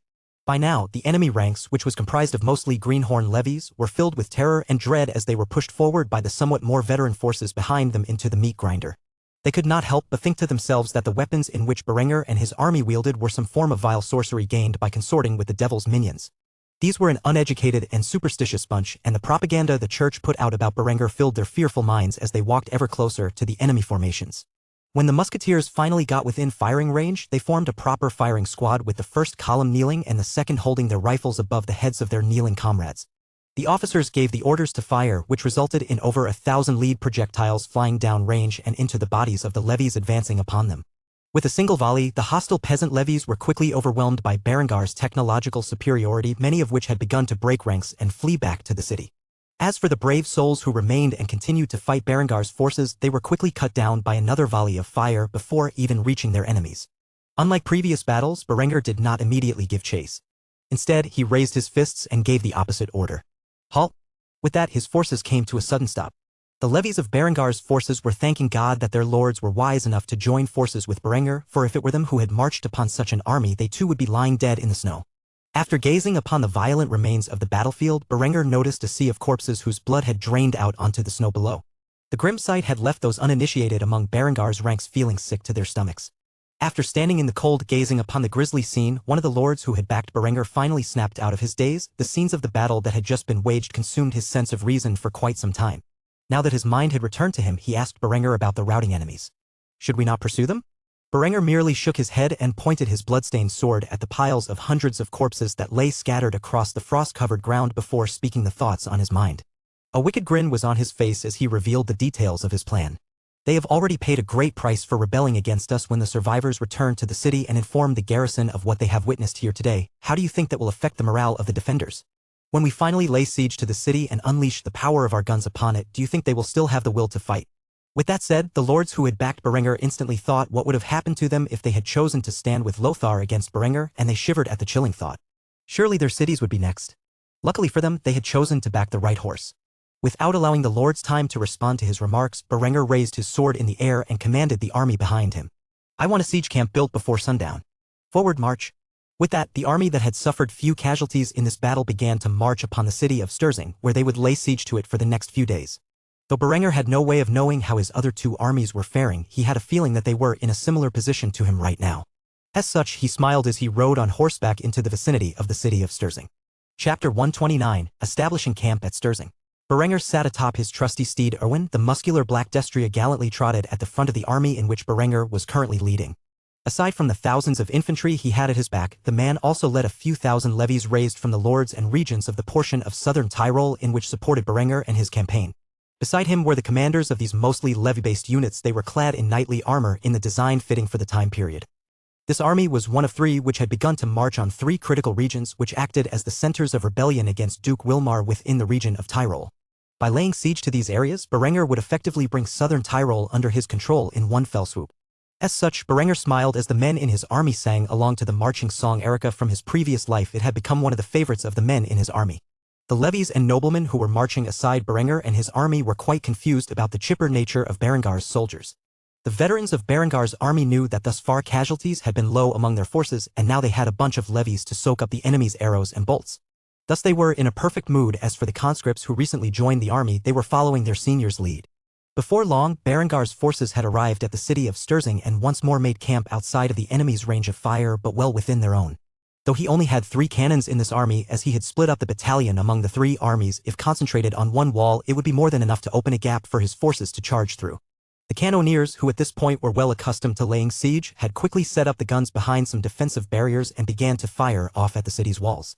When the thunder of the guns echoed into the evening sky, the many levies became frightened, not knowing how to react to such a thing.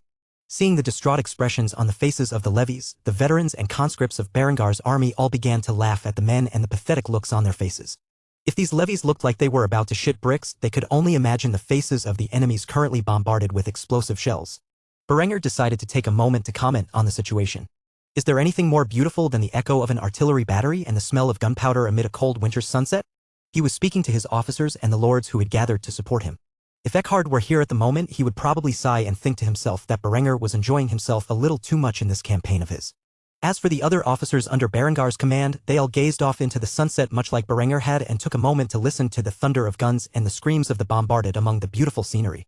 One of his officers spoke up to Berengar and his twisted idea of beauty. "My lord, I think you should lie down. You are clearly unwell." Berengar merely chuckled at the man's comments and smiled as he inhaled deeply, enjoying the scene before his eyes. After snapping back to reality after several moments, Berengar gave the officers their orders. "Well, what are you all standing around and waiting for?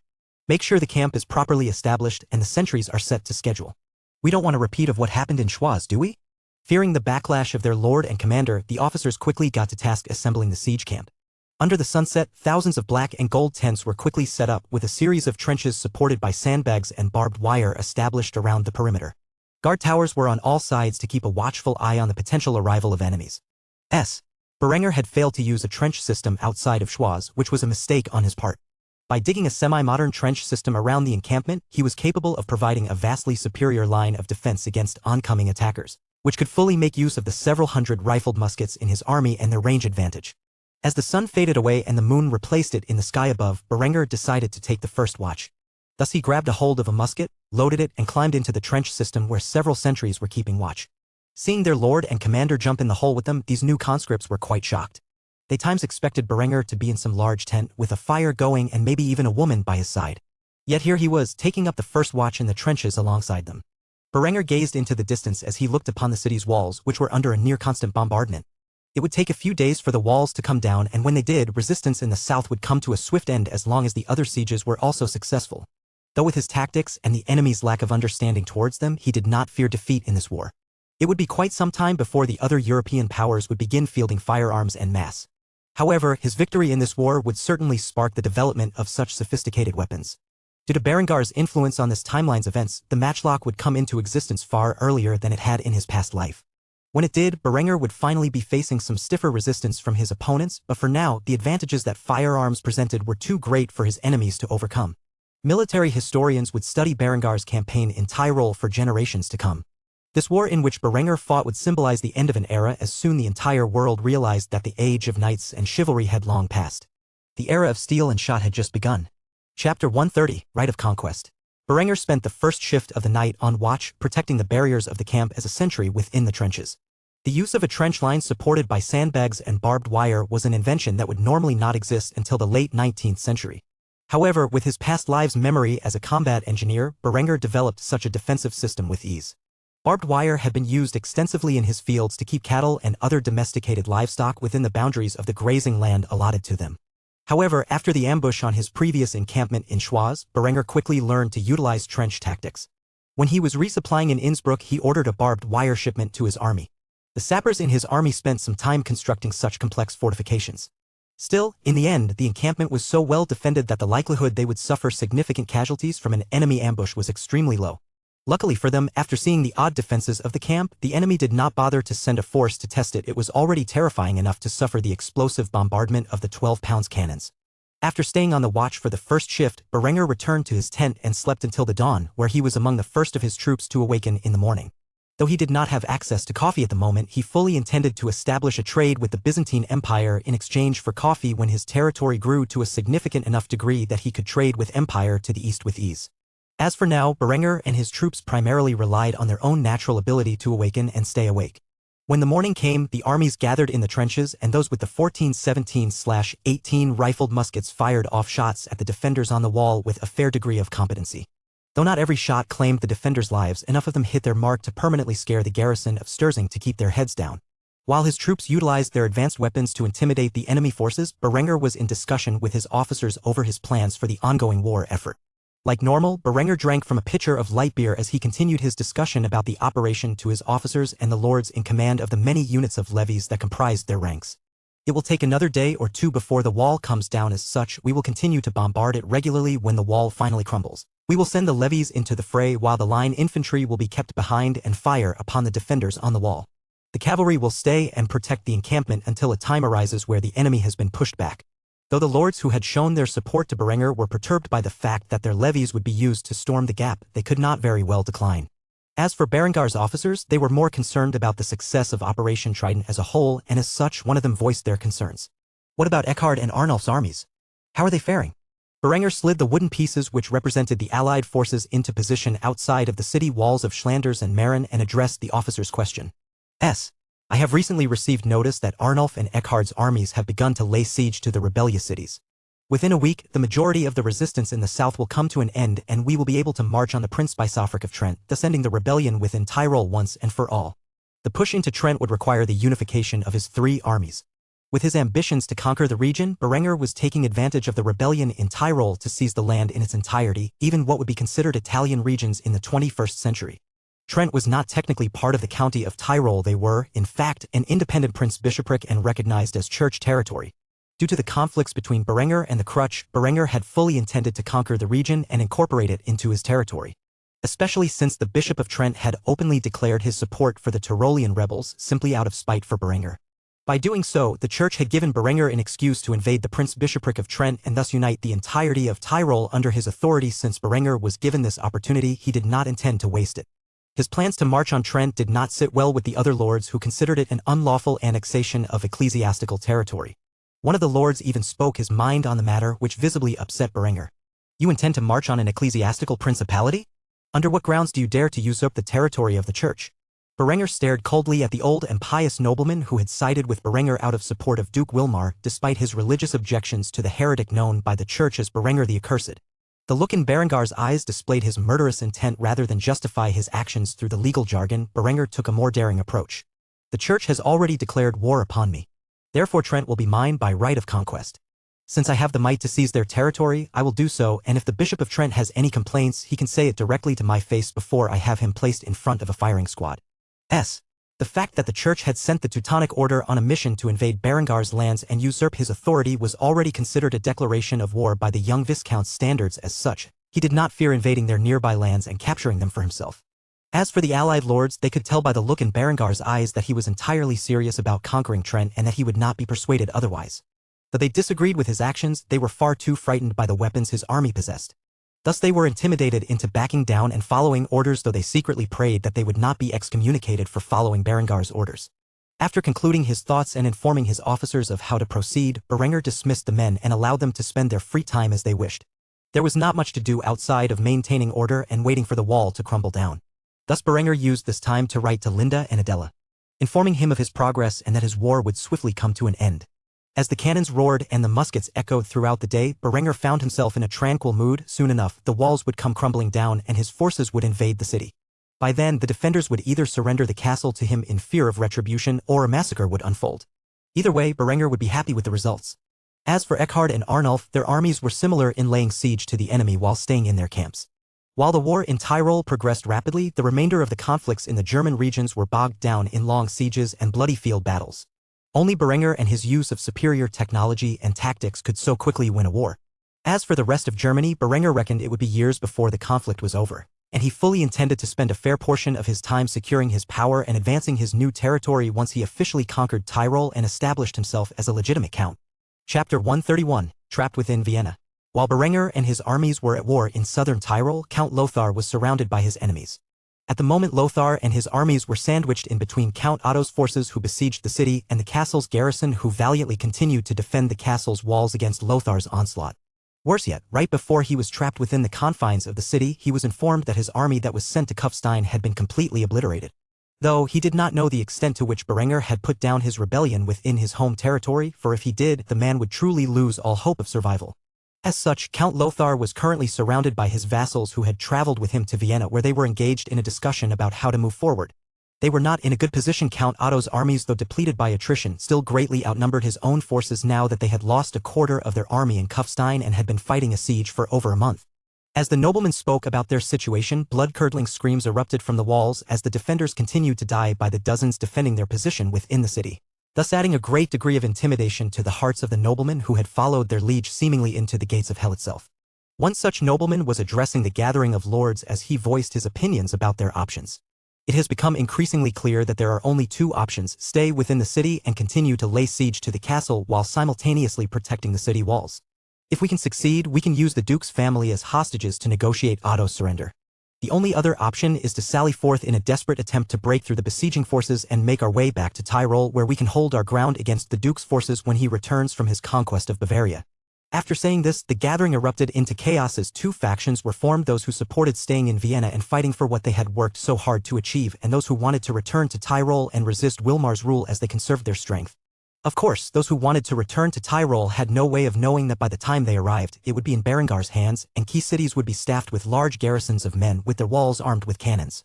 Count Lothar was entirely unwilling to give up on Vienna. He knew in his heart that if they fought their way out of this mess and returned to Innsbruck to lick their wounds, they will have lost the war. They might be able to survive for a few years in a desperate struggle against the Duke's forces, but in the end, they would be brought to ruin. Their families would pay the price for their defiance. Eventually, the Count raised his hand to silence his lords, and only after their arguments had completely ceased did he voice his decision. I will not concede defeat. I will not retire to Tyrol and live out the rest of my days fighting a defensive war against the Duke and his armies. We will take Vienna or we will die trying. If we abandon our siege, only death and destruction await our households. Tell the men at the city wall to defend it with their lives. As for the siege of the castle, double our efforts. We must not fail. When Lothar announced his decision, a variety of expressions appeared on the faces of the vassals loyal to him. Some of them were beginning to regret their decision to back his efforts to claim the Duchy of Austria for himself. Many of them wondered how Berenger was faring in his reconquest of Tyrol. If he had managed to take Innsbruck during this time, then there was no point to continue this war any further. Ultimately, every lord who was present for the siege agreed with Lothar. They would remain trapped in the city until a point where the enemy forces were exhausted, or until they had taken the castle, where they would then use the Duke's family as hostages to enforce their demands. It was a risky option, but Lothar was right. If they returned to Tyrol and ended their campaign, ultimately only death would await them and their families. As such, the siege of Vienna continued, with Lothar's armies trapped between enemy forces, fighting a two-front battle. With the arrival of Otto's forces, the castle's defenders became emboldened and their collapsing morale had been restored to its peak. If they could hold out just a little longer, Lothar's army would collapse and they would be saved. For now, it was a battle of will to see whose lines would break first. As such, Gottbert, the son and heir of Duke Wilmar, gazed from the ramparts above down onto the city below with a smile on his face. Soon enough, this battle would come to an end, and at the moment it was heavily in his favor. The young regent wished he could see the look on Lothar's face when he realized he was trapped within the city with no way out. Just now, he noticed the increase in the intensity of the siege of his family's castle and therefore began sliding his visor down to protect his face from the oncoming missile fire. The young man shook his head as he voiced his thoughts aloud. It appears that Count Lothar has realized he is running out of time. As such, Gottbert unsheathed his sword and raised it in the air as he shouted to the defenders with a heroic speech of defense. Men, you have all worked hard this past month to ensure the castle of your liege, the rightful Duke of Austria, and his family remain unharmed. Over the course of the next few days, Lothar will throw everything he has at us, but we cannot allow this castle to fall. For if the castle falls, the suffering of the citizens of the city will be in vain. Hold the line. Hold the line as if your very soul depended upon it. With these words spoken, the defenders rallied behind the commander of their forces. They screamed into the air, allowing all of the anxiety and misery they had endured over the last month to escape from the confines of their hearts.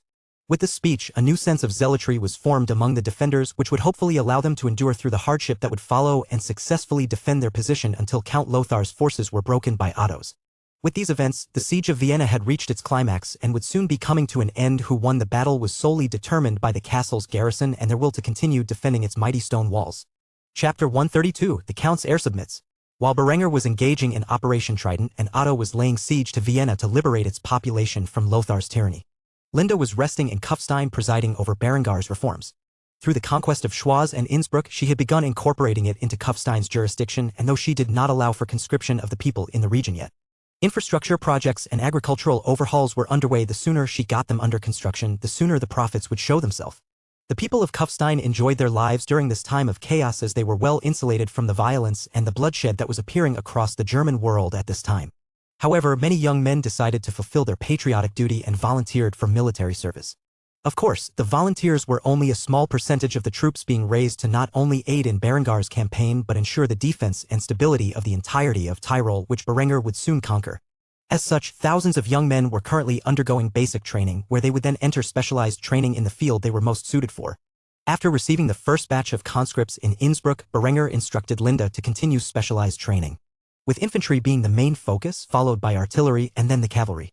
Berenger currently had an entire cavalry battalion under his command, and because the unit had suffered limited casualties during the war, it was more than enough to deter the cavalry forces of any potential army that he would come across for the time being. At the moment, the newest batch of recruits had begun their basic training and were going through basic PT to get them into fighting shape quickly. Push-ups, sit-ups, pull-ups, runs, etc. became a daily exercise for the men who had been forced into service. Basic marches and formations were also drilled into their heads. They also practiced how to operate their weapons efficiently, as a set of drills were created to quickly instill the loading procedure of the muskets into the muscle memory of the men who wielded them. As such, the military bases used to house and train recruits were overflowing with thousands of young men who had just entered the armed forces. Some of them had been here for weeks and would soon ship out to their stations across Tyrol, whether that was in the form of a field army or acting as a garrison. As for the officers, the surviving knights and noblemen of the captured regions were incorporated into Berengar's army and were effectively trained to fulfill the position of his officer class. Seeing as how they went from being lords and knights to officers, there was an initial degree of defiance by the cadets. Still, when they came to realize how effectively organized Berengar's semi-modern army was, they quickly changed their tune. There was a degree of civility and respect afforded to officers much like that of a knight or nobleman, and as such, they quickly found themselves at home within the officer class. Granted, it was a meritocratic force and they would not be afforded the position due to their birth. They would still have to graduate from the so-called military academy and climb through the ranks through a display of competency. Yet, at the moment, there were few if any commoners among the officer class, so for the time being it had essentially been turned into a position held by the nobility within Berengar's military hierarchy. After all, few commoners were educated enough to lead soldiers into battle properly. While the conscripts continued their training, Linda was reading the news she had received from Adela about their father's battle in Vienna. The likelihood of her father surviving the siege was slim, but there was a chance the weasel could escape and return to Innsbruck. While she was reading the letter in Berengar's office, the door opened to reveal her brother Liutbert, who she had not seen since the awkward family reunion they had a few days prior. After appearing in her office, Liutbert noticed the look on his little sister's face and began to question what she was reading. Is the letter important? After realizing that she had been smiling wickedly, Linda placed down the letter for Liutbert to read. Father is trapped in Vienna and Berenger has begun to lay siege to the key centers of resistance within southern Tyrol. It is only a matter of time before father loses the war. I suggest you find out where your loyalties lie before it is over. After all, Berenger is ruthless when it comes to dealing with his enemies. Seeing the letters Linda had provided Liutbert, which contained great intelligence about the ongoing war efforts, Liutbert could not comprehend why Linda would allow him to see such valuable information and voiced his concerns aloud. Why did you allow me to read this? Linda merely laughed lightly at his question and rested her beautiful face onto the palm of her hand while stared at Liutbert with a gaze filled with familial affection. Because you are my brother Liutbert and I do not want to see you end up like father. So I am giving you the option to make an informed choice. Either bend the knee to Berenger and recognize him as the Count of Tyrol by right of conquest. Or support father and side with his failing rebellion, though if you publicly voice your support for father when he finally loses, you will be sure to suffer as a traitor. Thus an important decision was thrust upon Liutbert. He could either show his loyalty to his father, condemn Berenger as a heretic and traitor, and reject his claims to the county of Tyrol, which by the looks of it will not end well for him. Or he could submit to Berengar's authority and throw away his family's position as counts. Before he made his choice, Liutbert had one final question to ask Linda about her lover's plans for the future. If I do as you ask, what becomes the position of our family? Linda stretched her back into the soft leather chair and grinned with a comfortable smile as she informed Liutbert of Berengar's decision. We will obviously lose status as counts for a while, but Berengar's ambitions don't lie at simply being a count, nor does he wish to be a duke as our father desires. When Berenger finally unites the German-speaking regions into a single cohesive empire, he will need talented and loyal men to fill the positions in his government. At the moment, his political reforms are in a stage of infancy, but I will let you in on a little secret. It will not matter which noble title you have in the coming years, at least not as much as it does now. By gaining the favor of the future emperor and proving yourself as a competent and loyal subject, that is how you will gain political and economic power in the future. When Liutbert heard the height of Berengar's ambitions from his sister's mouth, he could hardly believe it. Still, he could hardly consider himself a skeptic when thinking about how quickly Tyrol has fallen into Berengar's hands. If the man could seize Tyrol with an army in the thousands, what could he do with an army in the tens of thousands or even hundreds of thousands? So long as Berenger managed to keep himself alive and in power, he could accomplish his vision. Thinking about the position he stood and that of his family, excluding their rebellious father, Liutbert sighed heavily and nodded his head as he decided the important crossroads he had found himself in. All right, I will support Berenger in any way you need me to. From the intelligence you have shown to me, father is doomed to fail in his war and Tyrol will soon fall into Berengar's hands. It will be doubtful for the Duke to trust the governance of Tyrol to our family after father's actions, so I hereby submit to Berengar's authority. Linda smiled devilishly as she heard her brother relent, and she rose from her seat to pat the young man on his back. You have chosen well, brother. With this, Berengar's ascension to Count of Tyrol could no longer be argued if the heir to Lothar was willing to relinquish his claim in favor of Berenger. Unknowingly, Berenger had gained a valuable ally in his future wars. After all, Liutbert was a wise and intelligent young man. One who would prove instrumental to Berengar's future gains. Chapter 133, Storming the Gap. It was late into the fourth morning of the siege of Sturzing when the wall finally came crumbling down to the ground. Yet, unlike previous sieges where the musketeers would rush into the fray and open fire on the enemy before running them down with their bayonets in a great melee, the rifled musketeers fired their shots from the safety of the trenches, continuing to engage the defending archers who stood on the ramparts. As for the force that rushed the now giant gap in the wall, it was the levies. Poorly trained and equipped but fearful of the musketeers behind their ranks, the levies boldly charged the enemy garrison under the protective fire of the rifled musketeers from afar. As for the many more smoothbore musketeers, they continued to hold their position until it was time for them to advance. Bodies fell from the ramparts as the archers revealed themselves to fire upon those who penetrated the now giant hole within the wall. Spears were thrust into the torsos of the levies from both sides. It was a levy versus levy fight at the moment, as very few men-at-arms were left behind in Tyrol. Blood spilled across the floor and bodies soon filled up the gap. Without using firearms to break the line of defense, it quickly turned into a stalemate as the enemy defenders plugged the hole, funneling the levies in a few at a time.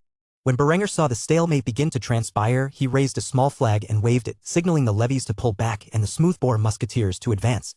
The rifled musketeers fired from their defensive positions while the cannons bombarded the ramparts, allowing the smoothbore musketeers to advance with sufficient covering fire. Eventually, the allied levies that supported Berengar's forces had withdrawn, allowing the musketeers to form a firing squad in the gap and rain a volley down upon the forces defending the hole. After the volley gunned down the front row of defenders, the grenadiers advanced and lobbed their grenades into the gap between the walls. The explosion of several dozen grenades filled the gap where the explosive blast and the shrapnel tore the defenders to pieces. Afterward, the grenadiers and line infantry pulled back, allowing the levies to once more charge the now concussed and injured defenders. This time Berenger sat back in the camp and enjoyed the show while the battle continued to wage on. Berenger spoke to the lords next to him who had brought the levies. Your levies have provided more support than you realize. They are dealing quite a degree of damage to the enemy forces. The lords merely scoffed at Berengar's remark. He was obviously using the levies to wear the enemy down and save the lives of his own men. Of course, any general worth their salt would use such a tactic. After all, it cost a great sum to arm, train, and supply Berengar's forces. He would preserve their lives as best as possible, and until now, Berenger still considered the levies as allied forces, not belonging to his own authority. As such, he did not care for their lives like he did that of his own men. The course of the battle continued in such a manner for quite some time. Every time the battle reached a stalemate, the grenadiers and line infantry would break it, allowing the allied levies to continue their advance. Unlike previous sieges where he had 3 entrances to divert the enemy's attention to, allowing him to advance into the city rapidly, he now had to fight several thousand defenders in one single gap. As such, the battle waged well into the night before Berenger pulled back his forces to the siege camp. Under the continuous bombardment of Berengar's artillery, the battle for the city had reached a stalemate. In total, over 1,000 men had perished this day, but for Berenger, even his allied levies suffered significantly fewer casualties than the enemy. After all, they were protected by covering fire and gained significant ground against the enemy forces who filled the gap between the walls. Berengar's goal was to repeat this tactic the following day if the city's defenders still had the will to fight. That was. Berenger, of course, was suspecting the city's garrison to surrender. The levies who were raised to fight against Berenger had suffered significant casualties both in the field battle before and throughout the duration of the siege. Unless they all wished to die fighting, there would be some form of defection that would transpire this night.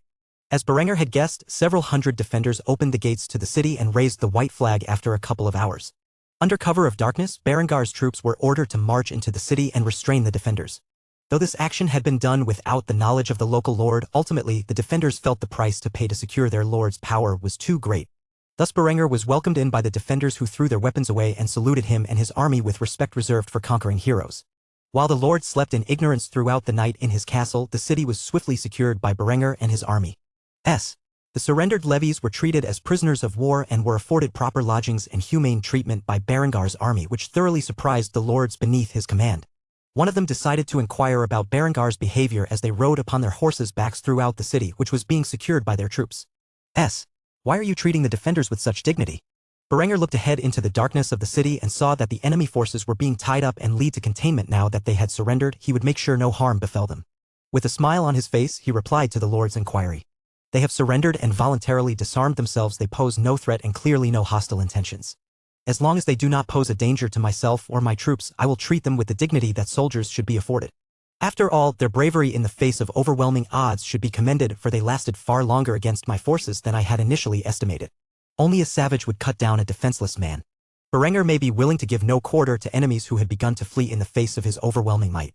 Still, to a force who had properly surrendered and thrown themselves at his mercy, only their leaders would pay the price for rising against him. The average soldier who was following orders could not be blamed for the actions of his superiors. This was how a civilized man conducted himself in the art of war. After saying his piece, the lords who allied themselves with Berenger began to see him in a new light. He was not as ruthless of a conqueror as they had initially thought. Instead, he had some insights into warfare that could change the way in which such a thing was conducted within the civilized world. To the feudal lords of a barbaric era, this idea of treating the disarmed combatants of the enemy with dignity was a new and bold concept, one which Berenger and his forces would become renowned for as he waged as many wars of conquest. Chapter 134, Victory in Marin. Eckhard stood in the middle of the siege camp in which he had prepared outside the city of Marin. He was currently wearing his blackened munitions half-plate armor with brass trim over his winter clothing. A German-style bergonet was adorned atop his head, protecting his skull from potential harm. The 3 ridges that formed at the top of the helmet were trimmed with brass, as were the edges of the helmet. The veteran knight who now acted as Berengar's field marshal scowled as he watched the ongoing siege of Marin. Due to an increase in distance when compared to Sturzing, it took him an extra day to arrive at his target with his army. Unlike Berenger, he did not engage in a field battle before setting up the siege, as such his army was well rested for the campaign to take the south. While Berenger had developed a taste for the gruesome nature of warfare, Eckhard was quite honestly tired of it.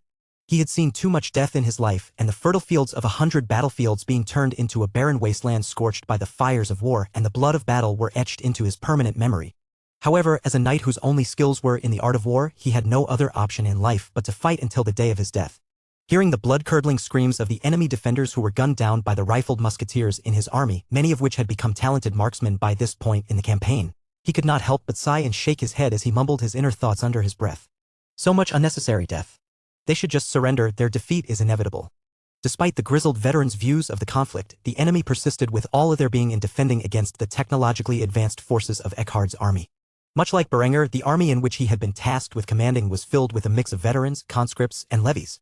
Many of the surviving veterans in this conflict would go on to become NCOs and even officers within Berengar's future imperial army. But for now they merely hunkered down in the trenches and fired upon the enemy from a distance which was out of reach from the longbows and crossbows of the feudal garrison in which they were facing off against. It was after making this observation that the wall finally came crumbling down. After a few days of laying siege to Marin, victory was within his grasp. Eckhard began to wonder if Berenger and Arnulf had already conquered their cities. Nevertheless, now was not the time for that. As such, Eckhard grabbed a hold of his loaded musket and ordered his troops to prepare to storm the gap. Eckhard took a different approach to the battle than Berenger did. He bombarded the gaps within the wall with explosive shells, making sure to deal massive damage to whatever men were foolish enough to stay near the gap. After bombarding the location for some time, the enemy was afraid to protect it. As such, they had managed to stay quite a distance away from the area when Eckhard finally called for the bombardment to stop. The gap was rushed by the nearby musketeers and levies who ran into the city and began their slaughter. No matter how mighty of defense was initially planned, under the fire of muskets whose flanks were covered by the levies, the city quickly fell into the hands of Eckhard. As one of Berengar's generals, Eckhard had made sure to enforce Berengar's rules about the treatment of civilians and POWs. Any man who willingly surrendered to Eckhard and his army was treated with a degree of dignity. And under the watchful gaze of Eckhard's forces who had Berengar's rules of war drilled into their heads, the levies were prevented from acting out and causing a scene. After all of the enemies were rounded up as prisoners of war and the civilians were accounted for, Eckhard gave the order to begin the bombardment of the castle. Unfortunately for Eckhard, the enemy regent was stubborn and refused to surrender. As such, the bombardment continued for several days more before the walls came crumbling down. Wanting to end the battle as quickly as possible, Eckhard ordered his grenadiers into position to open fire on the enemy forces before lobbing their grenades into the gap. A common tactic utilized by grenadiers after causing significant death and destruction to the enemy defense, a great melee had broken out as levies, conscripts, and veterans clashed with the enemy garrison. The castle was protected by the elites left behind in Marin and comprised of heavily armored troops resembling men at arms. Eckhard stayed in the back of the army and watched as his forces slowly captured the courtyard before bashing down the castle's doors with a battering ram, where they marched inside with their muskets loaded, bayonets affixed, and spears in hand. What followed was a slaughter of every man who resisted until finally they entered the grand hall where the regent was standing firmly in defiance of Eckhard's army. When Eckhard forced his way to the front and saw the proud regent, he could not help but sigh in his heart. This man was clearly willing to die rather than admit defeat. The regent, noticing the respect given to Eckhard, realized the possibility that he was the commander of this army. As such, he asked in confusion as to the location of Berenger. "You are much too old to be Berenger the Accursed. Who are you? And where's the heretic who lays siege to my lands?"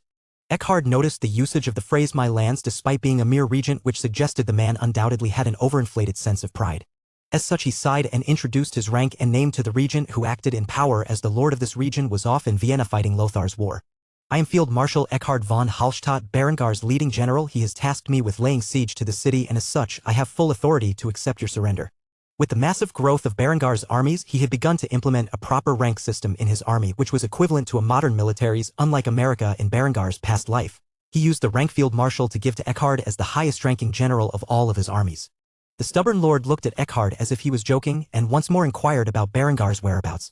"Where exactly is Berenger if he is not laying siege to my grand city?" Eckhard once more noticed the usage of the term "my" when referring to the city, and if it was not obvious before, it became apparent now to everyone in the room that this regent was not only stubborn but incredibly arrogant. Thinking that the leader of the loyalist forces in Tyrol would come to Marin himself, as such Eckhard grinned and informed the man of his true value. Berenger is currently laying siege to Sturzing and has asked me to take Marin in his absence. Now that the city belongs to us and the castle has been secured, I highly suggest you surrender, if not I will imprison you by force. At this point it did not matter if the regent surrendered or not, the city was Eckhard's and by extension Berengar's. The regent's willingness to accept defeat was irrelevant. Yet shockingly, without an army to protect him or the will of the people to stand up for him, the regent still refused to admit that he had lost and instead chastised Eckhard. I will never surrender the city so long as I draw breath. When Lothar and my liege return they will drive you into the depths of hell and I will be greatly rewarded for my loyalty. Seeing the stubbornness of this regent had turned into stupidity at this point, Eckhard merely sighed and gave his troops an order. Arrest this man and put him in solitary confinement. I do not want him influencing the prisoners to rebel against our rule here. With that said, the soldiers pounded their chests in a salute and obeyed his commands. Yes, sir. After saying that, they quickly locked up the man in chains despite his best attempts to struggle and dragged him off to the dungeon kicking and screaming. I cannot wait to see how Duke Lothar slaughters you traitors like pigs. You will all be damned to the afterlife for following that heretic into hell. With those words said, the troops did not react in the slightest. As far as they were concerned, Berenger was a man who had proven himself time and again worth following. No matter what the church might say, he was a righteous man, who had practically become a warrior saint in their eyes. Of course, they had no way of knowing that in the distant future after Berengar's passing there would be an enormous debate among the leaders of the Church of Germany as to whether or not Berenger should be canonized as a warrior saint. With the regent locked away and the city's defenders defeated, the battle for Marin had resulted in a victory for Eckhard, the first of many that would come from the first field marshal of Berengar's armies. Chapter 135, Successful Operation and a New Invasion. At the moment, Berenger was standing in the middle of the Grand Hall of Sturzing after a well-fought siege. The enemy had conceded and was kneeling before him. With the collapse in the defenses of the city the night prior, it did not take long for the cowardly regent within to surrender the castle and the city to Berenger. A few bombardments on the castle's walls and he quickly flew the white flag, scurrying for Berengar's favor. With Sturzing and Marin won, all that remained in Operation Trident was the fall of Schlanders, and news of victory in that area would soon follow. As such, Berenger was smiling at the defeated regent, which happened to be one of the brothers of the baron who ruled over this area. Though the man was trusted with the region's defense by his elder brother, he had utterly failed in that regard. The resistance in the south had come crashing down around the might of Berengar's army, and few places still harbored ill sentiments towards Berengar's campaign, at least openly that is. At the moment, Berenger was speaking with the regent, who was kneeling before him like a loyal subject. I will not punish you for your brother's defiance. Since you have surrendered willingly, you will be afforded the same respect I treat all of my prisoners of war. However, Sturzing is under my authority until the rule of law is restored within Tyrol. The regent was sweating buckets as he kneeled before Berenger, not willing to look into the young man's ferocious gaze. He had never seen a siege ended so quickly before, nor had he witnessed such destruction. The rapid speed in which Berenger seized control of Sturzing was unprecedented, well, unless you count his other conquests. Truly, the tactics of European warfare would change when the feudal lords of the continent eventually came to know the effectiveness of his weapons. As such, the man kept his head bent low as he thanked Berenger for his mercy. My lord, I thank you on behalf of myself and my family for sparing my life. The church had taken advantage of Berengar's conquest to spread rumors about alleged wicked acts of his army and himself. Despite conducting themselves with a degree of civility not commonly found in this medieval age, his army was branded as demon-worshipping murderers, rapists, and cannibals by the church. As such, the fear in the regent's eyes was understandable. He was clearly a fool who believed everything the church told him, and Berenger had no use for such fools in his county. That's right, his county. As far as Berenger was concerned, there was only one way for this war to end up, with him being rewarded with the title of County of Tyrol. Though at the moment he was unaware of Lietbert's decision to aid him in this regard, Berenger was still confident he would get what he wanted. Thus he looked at the regent in front of him with disgust as the man was led away to his imprisonment. Afterward, Berenger sat down on the seat of power in Sturzing and gave his orders. Prepare to rest here and leave a garrison of 500 men. We will prepare our forces for a push into the Prince-Bishopric of Trent when we have mustered our strength. For now, enjoy yourselves, but make sure to follow the rules I have set forth. If I find anyone who dares to raid, murder, cause unnecessary harm to the civilians and prisoners, I will have them placed before a firing squad. Do I make myself clear? With that said, the voices of the soldiers under Berengar's command who had gathered in the great hall of Sturzing voiced their support in unison. Yes, my lord. Afterward, his forces departed and Berenger was given a reprieve from the endless violence and bloodshed that had been going on since the beginning of his war. He initially planned to march on the Prince-Bishopric of Trent in another month. This would give him time to gather troops and solidify his position, with many armed garrisons stationed throughout Tyrol enforcing his will upon the local lords. After all, for the many changes he had planned to the structure of society, the rebellion was inevitable, and he wanted his troops in place to counteract any revolution that might arise from the noblemen who were disgruntled by his changes to their feudal powers. Thus he intended to begin the constructions of small star forts in the conquered regions and house them with garrisons of local men until the day where he incorporated the entirety of Tyrol into his political, economic, industrial, and agricultural reforms. After a few days of rest, a messenger came to Berenger and handed him a series of letters which different people wrote, but each contained important information for his war efforts. The first came from Linda, which claimed to have convinced her older brother Liutpert to support him in his bid for the title of Count of Tyrol. In fact, the man openly denounced his father and his actions during Berengar's siege of Sturzing. The next two letters were from Arnulf and Eckhard, informing Berenger that they had seized control of their targets and that Operation Trident had become an enormous success. Berenger now held the key centers of resistance to his authority in southern Tyrol. With it, the remaining rebel regions would fall into Berengar's hands in weeks. The next letter was the most important report he had received, and it was written by Adela, informing him that Lothar was surrounded in Vienna with no way out, and the siege her father was engaging in to remove the traitor Lothar was going quite well. It would not be long until Lothar was captured by Duke Wilmar's forces and was executed. When Berenger read this news, he realized he would have to push forward his timetables. If he could not capture Trent by the time Lothar's rebellion ended, then the Duke would surely not allow him to invade Trent without a proper justification openly. At the moment, that justification was the fact that the Prince Bishop of Trent had openly declared support for Lothar's rebellion and had even supplied them. Realizing that Berenger no longer had the luxury to wait for reinforcements, he quickly wrote a pair of letters and sent them with a messenger off to Arnulf and Eckhard. The letters contained their further orders. Arnulf and Eckhard would leave garrisons behind and march on the regions that would later become known as Riva and Persian Valsagana. As for Berenger and his forces, they would march on the city of Trent. They simply did not have the time to wait for reinforcements. After sending the letters, Berenger quickly gathered his officers, where they were confused by the unscheduled meeting but were eager to listen to Berengar's command. As such, Berenger cut to the chase and informed his troops of his monumental decision. The traitor Lothar is about to fall to Count Otto's forces. It is a matter of weeks at this point. With this said, the room resounded in applause. This meant that soon enough, the war would be over and they could return home. However, Berenger shocked them by raising his hand and having them hold their applause. He pointed in the direction of the map in front of them, which landed directly on the Prince Bishopric of Trent. Berenger had a fierce and determined gaze in his eyes as he gave his decree. Because of this, we will have to act quickly if we wish to end the rebellion in its entirety. As you all know, the Prince Bishop of Trent has been supplying our enemies. If we do not invade them now, we will allow the authorities in Trent to get away with the blood on their hands. As such, I hereby declare that tomorrow morning, our forces, aside from a small garrison of 250 men designed to maintain order in the region, will march upon Trent, where we will capture the region within the next few weeks and incorporate it into the county of Tyrol. The officers were shocked at first by this news. However, when thinking of the potential rewards they could gain by seizing Trent, their eyes glistened with greed. With the new territory under his control, Berenger would need to appoint noblemen of higher regard to run it for him.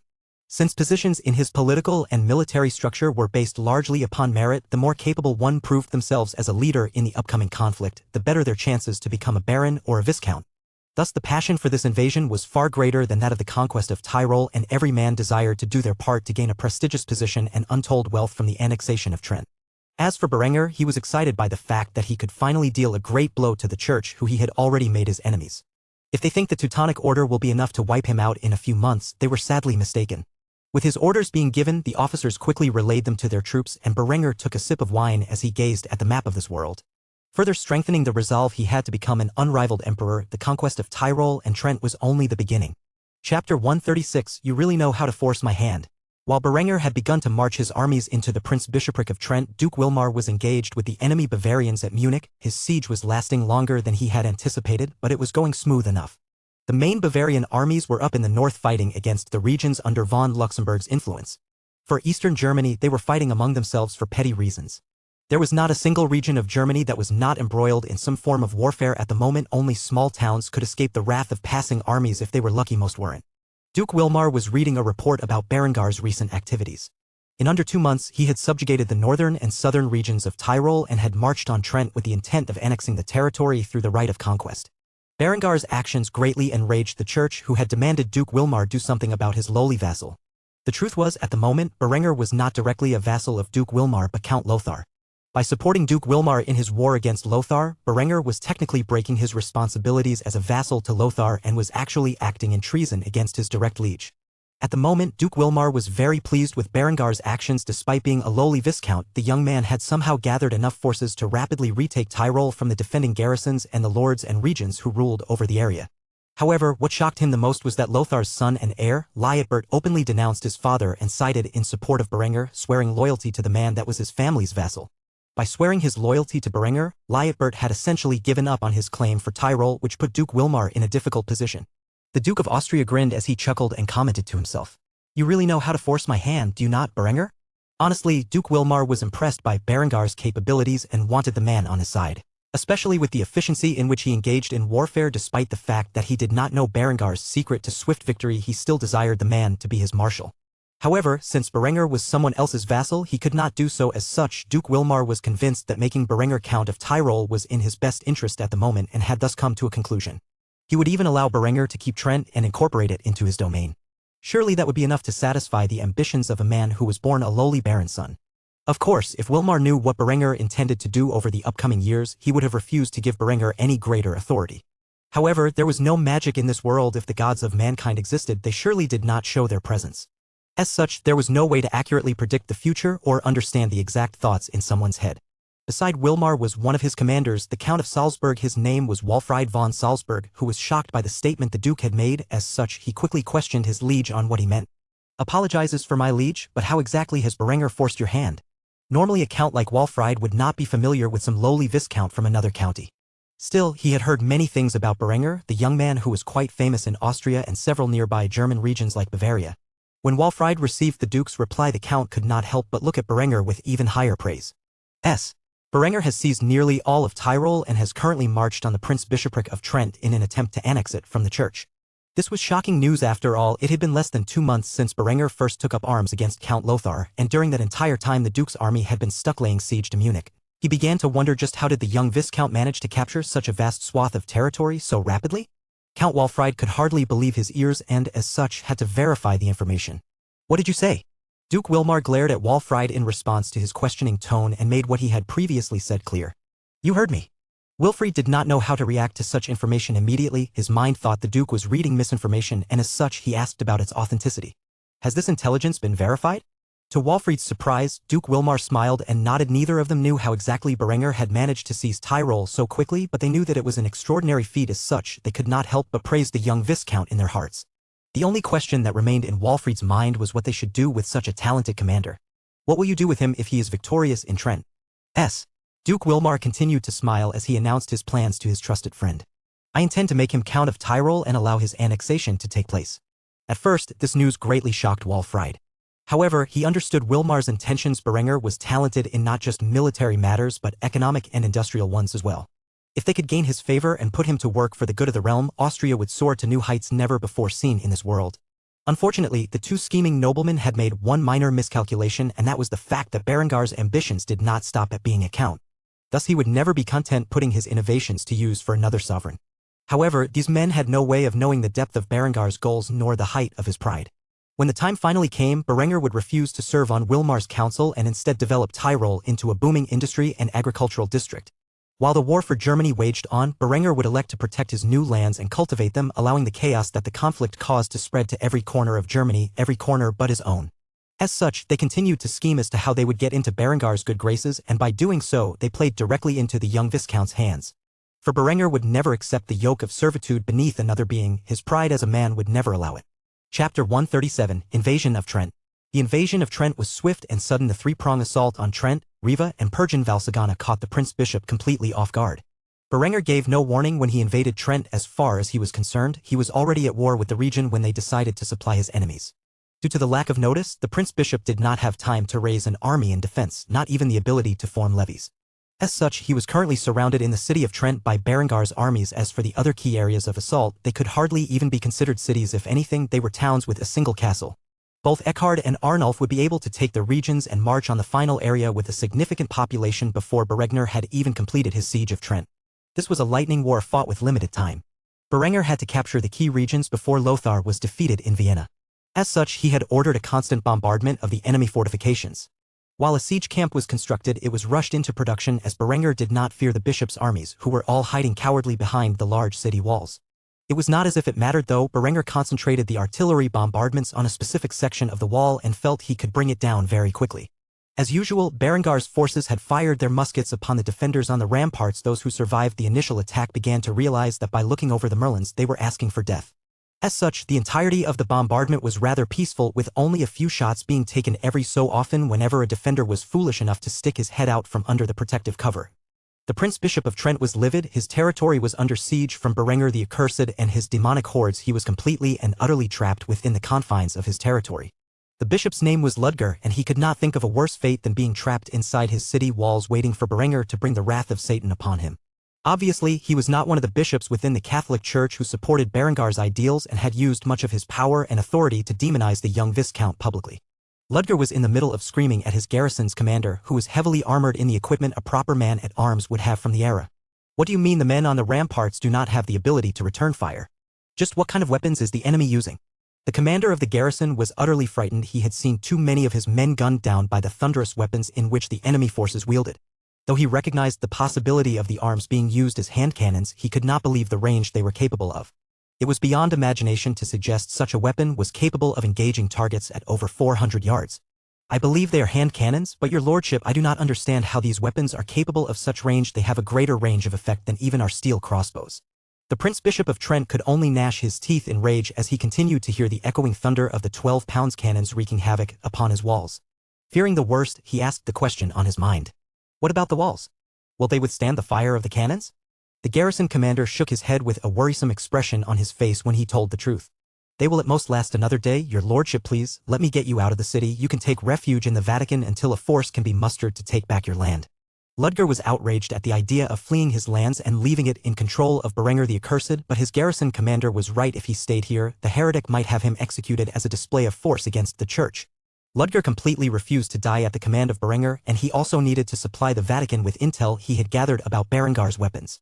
Whether they believed him or not, the hand cannons in Berengar's hands were far more effective than anything else seen at the time and were a great threat to any army of the era. As such, Ludger sighed heavily before accepting the commander's suggestion. Fine. We will do it your way. Make sure you and your men buy me some time. With those words spoken, the garrison commander nodded his head and saluted to the Prince Bishop. We will die defending this holy land from the heathens at our gates. With that said, a plan was put into place for the Prince Bishop of Trent to abscond into the night and flee towards the Vatican. Hopefully Berengar's forces would be unable to capture him. Night fell, and Berengar's bombardment continued into the night to provide a distraction for the Prince Bishop's escape. The enemy defenders sallied out of the sally port and rushed into Berengar's trench line.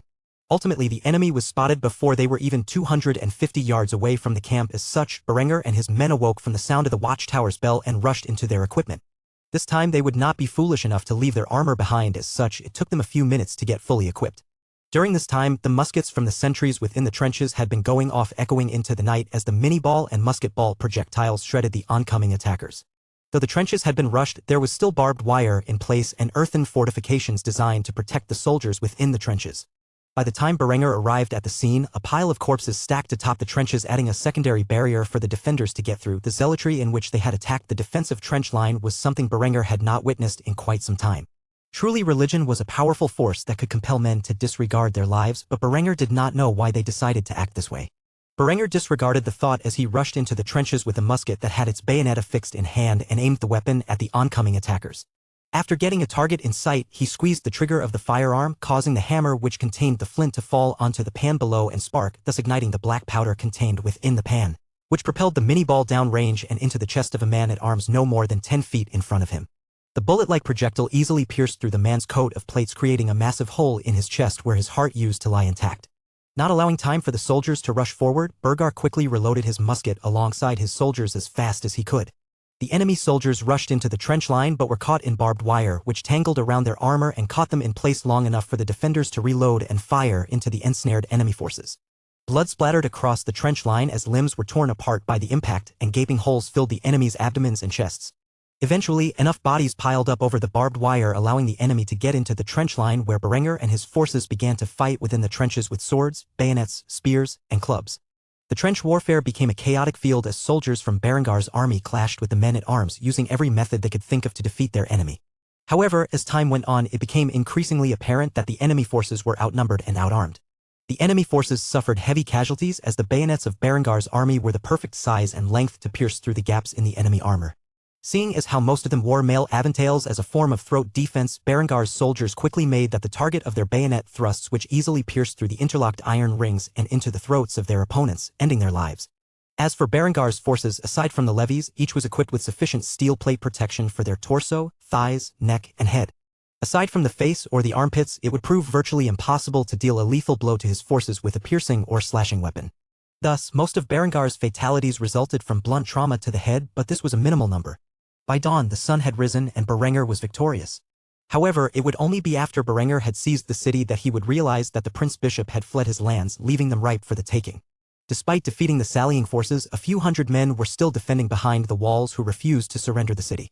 As such, the siege would go on for several more days while Berengar's allies fought their own battles for the Prince Bishopric of Trent. Chapter 138. Are there any questions? A couple of days had passed since the battle in the trenches, and Berengar was growing anxious. He did not yet know when Lothar would fall, and he was trying to rush his campaign as quickly as possible.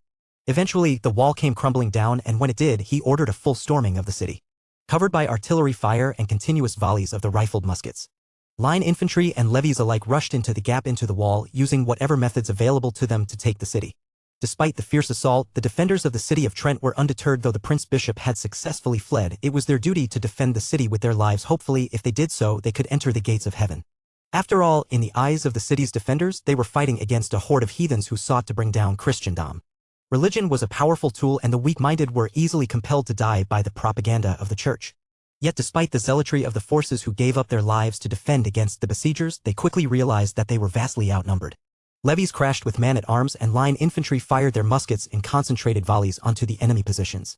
Blood and guts spilled across the snowy streets as the defending garrison was pushed further and further back into the city. Those more cowardly hostiles would hide in the homes of civilians, which Berengar would immediately order their clearing. Not willing to risk the lives of his soldiers, a grenade or two were lobbed into the room before busting down the door, usually resulting in not only the death of the defender but also the civilians who cowered in their homes. As the battle raged on, the lords who had submitted to Berengar's authority saw the tactics Berengar was using and were quite confused. They knew Berengar had an order not to kill unarmed civilians needlessly. Yet here, his troops were lobbing explosives into the rooms which clearly contained such people. As such, they inquired to Berengar why he was breaking his own rules of war. Berengar stared stoically onto the battlefield alongside the lords of the levies who entered the city alongside him.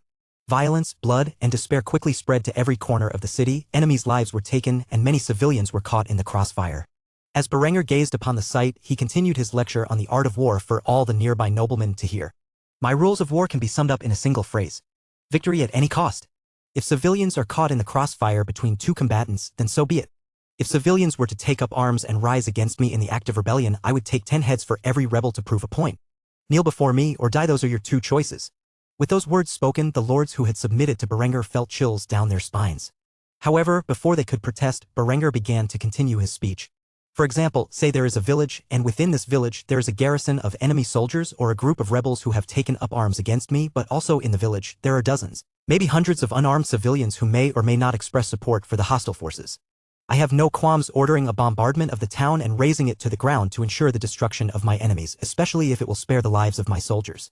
Berengar's concept of warfare stemmed from the fact that he was well educated on the history of warfare and tactics, as well as the fact that in his previous life, he had witnessed many young men in the service of the American armed forces losing their lives in Afghanistan, where they might have been spared if the Pentagon was not so concerned about civilian casualties. As long as a region resisted the rule of the occupying nation, in Berengar's eyes, it was considered an active war zone, and whatever cruelty was needed to bring the war to an end was completely justified. The battle continued to wage on, but this time Berengar was not at the front lines. Instead, he lectured the nobles about his vision of warfare and which extents were justifiable and unjustifiable in the pursuit of victory. As such, Berengar decided to move on to the actions he had restricted. As long as there is resistance in a region, it is a war zone, and any measure necessary to achieve a swift victory is justifiable. However, if the enemy surrenders, they should be afforded proper dignity unless, of course, they are rebels. Rebellions cannot be tolerated, and a brutal show of force is necessary to crush the spirit of those who believe in their cause. As for the civilians in the region, once the fighting has ended, no harm should be brought to them, for at that point you have successfully conquered the region and they are now your subjects.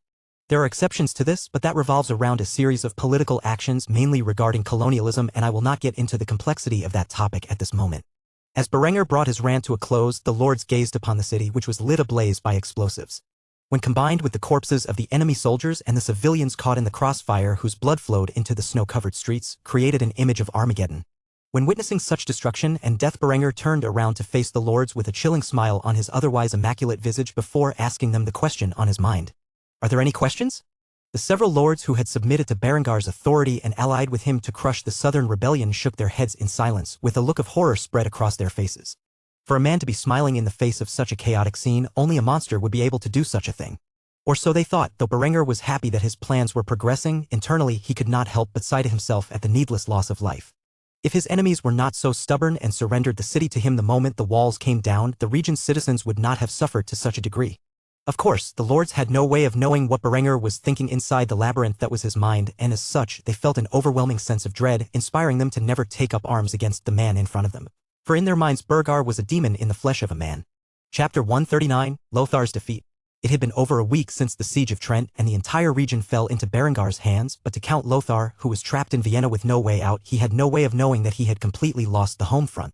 At this point, he was desperate to escape the city and flee towards his home, where he planned to rally the local forces and defend Innsbruck until every man, woman, and child had expended their lives in its defense. He would do whatever was necessary to ensure his own survival for as long as possible.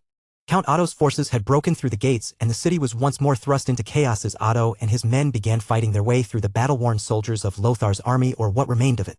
Count Lothar, at the moment, was battling with a knight under Otto's command who was clad in full steel plate armor. The two men were both similarly equipped. However, Lothar was at a disadvantage. At the moment, he only had a longsword in his hands, which was not the most effective weapon against a knight encased in full plate. As for the knight, held a halberd in his hands and had a sword sheathed on his waist. Lothar wielded his sword with excellent skill, deflecting the oncoming blows of the polearm and rushing forward, trying to get into the gaps between the enemy armor. However, the knight was equally adept and had a significant advantage in reach. Before Lothar knew it, he found himself being pushed back by the knight's advance. Luckily for him, some of his nearby men rushed forward to aid him. However, when they arrived to help their lord, they soon realized that he had disappeared the moment the men had come to his aid and began to distract the knight. Lothar ran off in the opposite direction in a desperate attempt to flee from the city. Lothar did not have time to disguise himself. War was waging around him, and enemy forces could capture him at any moment. Thankfully, the chaos provided some anonymity in the crowd. Though he wore a tabard over his breastplate which signified his house, there were many other lords and knights, each bearing their own coat of arms. As such, the man took advantage of the chaos and fled to the eastern gate, which, as far he knew, was still under his forces' control. However, the man did not get far. As he was sprinting in the direction of the gate, cavalry began to ride into the city. These knights and lancers on horseback belonged to Count Otto. Riding at the front of the group was the loyal Count himself. They noticed a heavily armed man bearing Lothar's coat of arms running away. Though it could not be seen beneath his great bassinet's visor, Otto was grinning with excitement. He had finally found the traitor, and if he could be captured alive, the battle would end sooner. Thus Otto and his knights quickly rode down any resistance in the way and rapidly caught up to Lothar. Before the traitorous Count could regroup with his forces at the eastern gate, he was surrounded by Otto and his heavily armored knights. Otto did not allow for a single gap for the traitor to escape and confirm the man's identity. He called out to him. "Running away, are you? In the face of defeat, you do not have the courage to face your own death in glorious battle. For a traitor, you are quite pathetic." Lothar was resigned to his fate. Steel-clad horses and knights surrounded him. There was no path to victory nor escape. He could merely sigh and face captivity. If Lady Luck were on his side, he would be able to escape from his predicament, though he feared this was not the case. As such, he did not respond to Otto's insults. Instead, he admitted his defeat. "I know when I am beaten. Well played, Otto. I did not expect you to overcome my defenses so quickly. You can rest assured knowing that I was never capable of penetrating the castle's defenses. As far as I am aware, the Duke's family is safe and sound."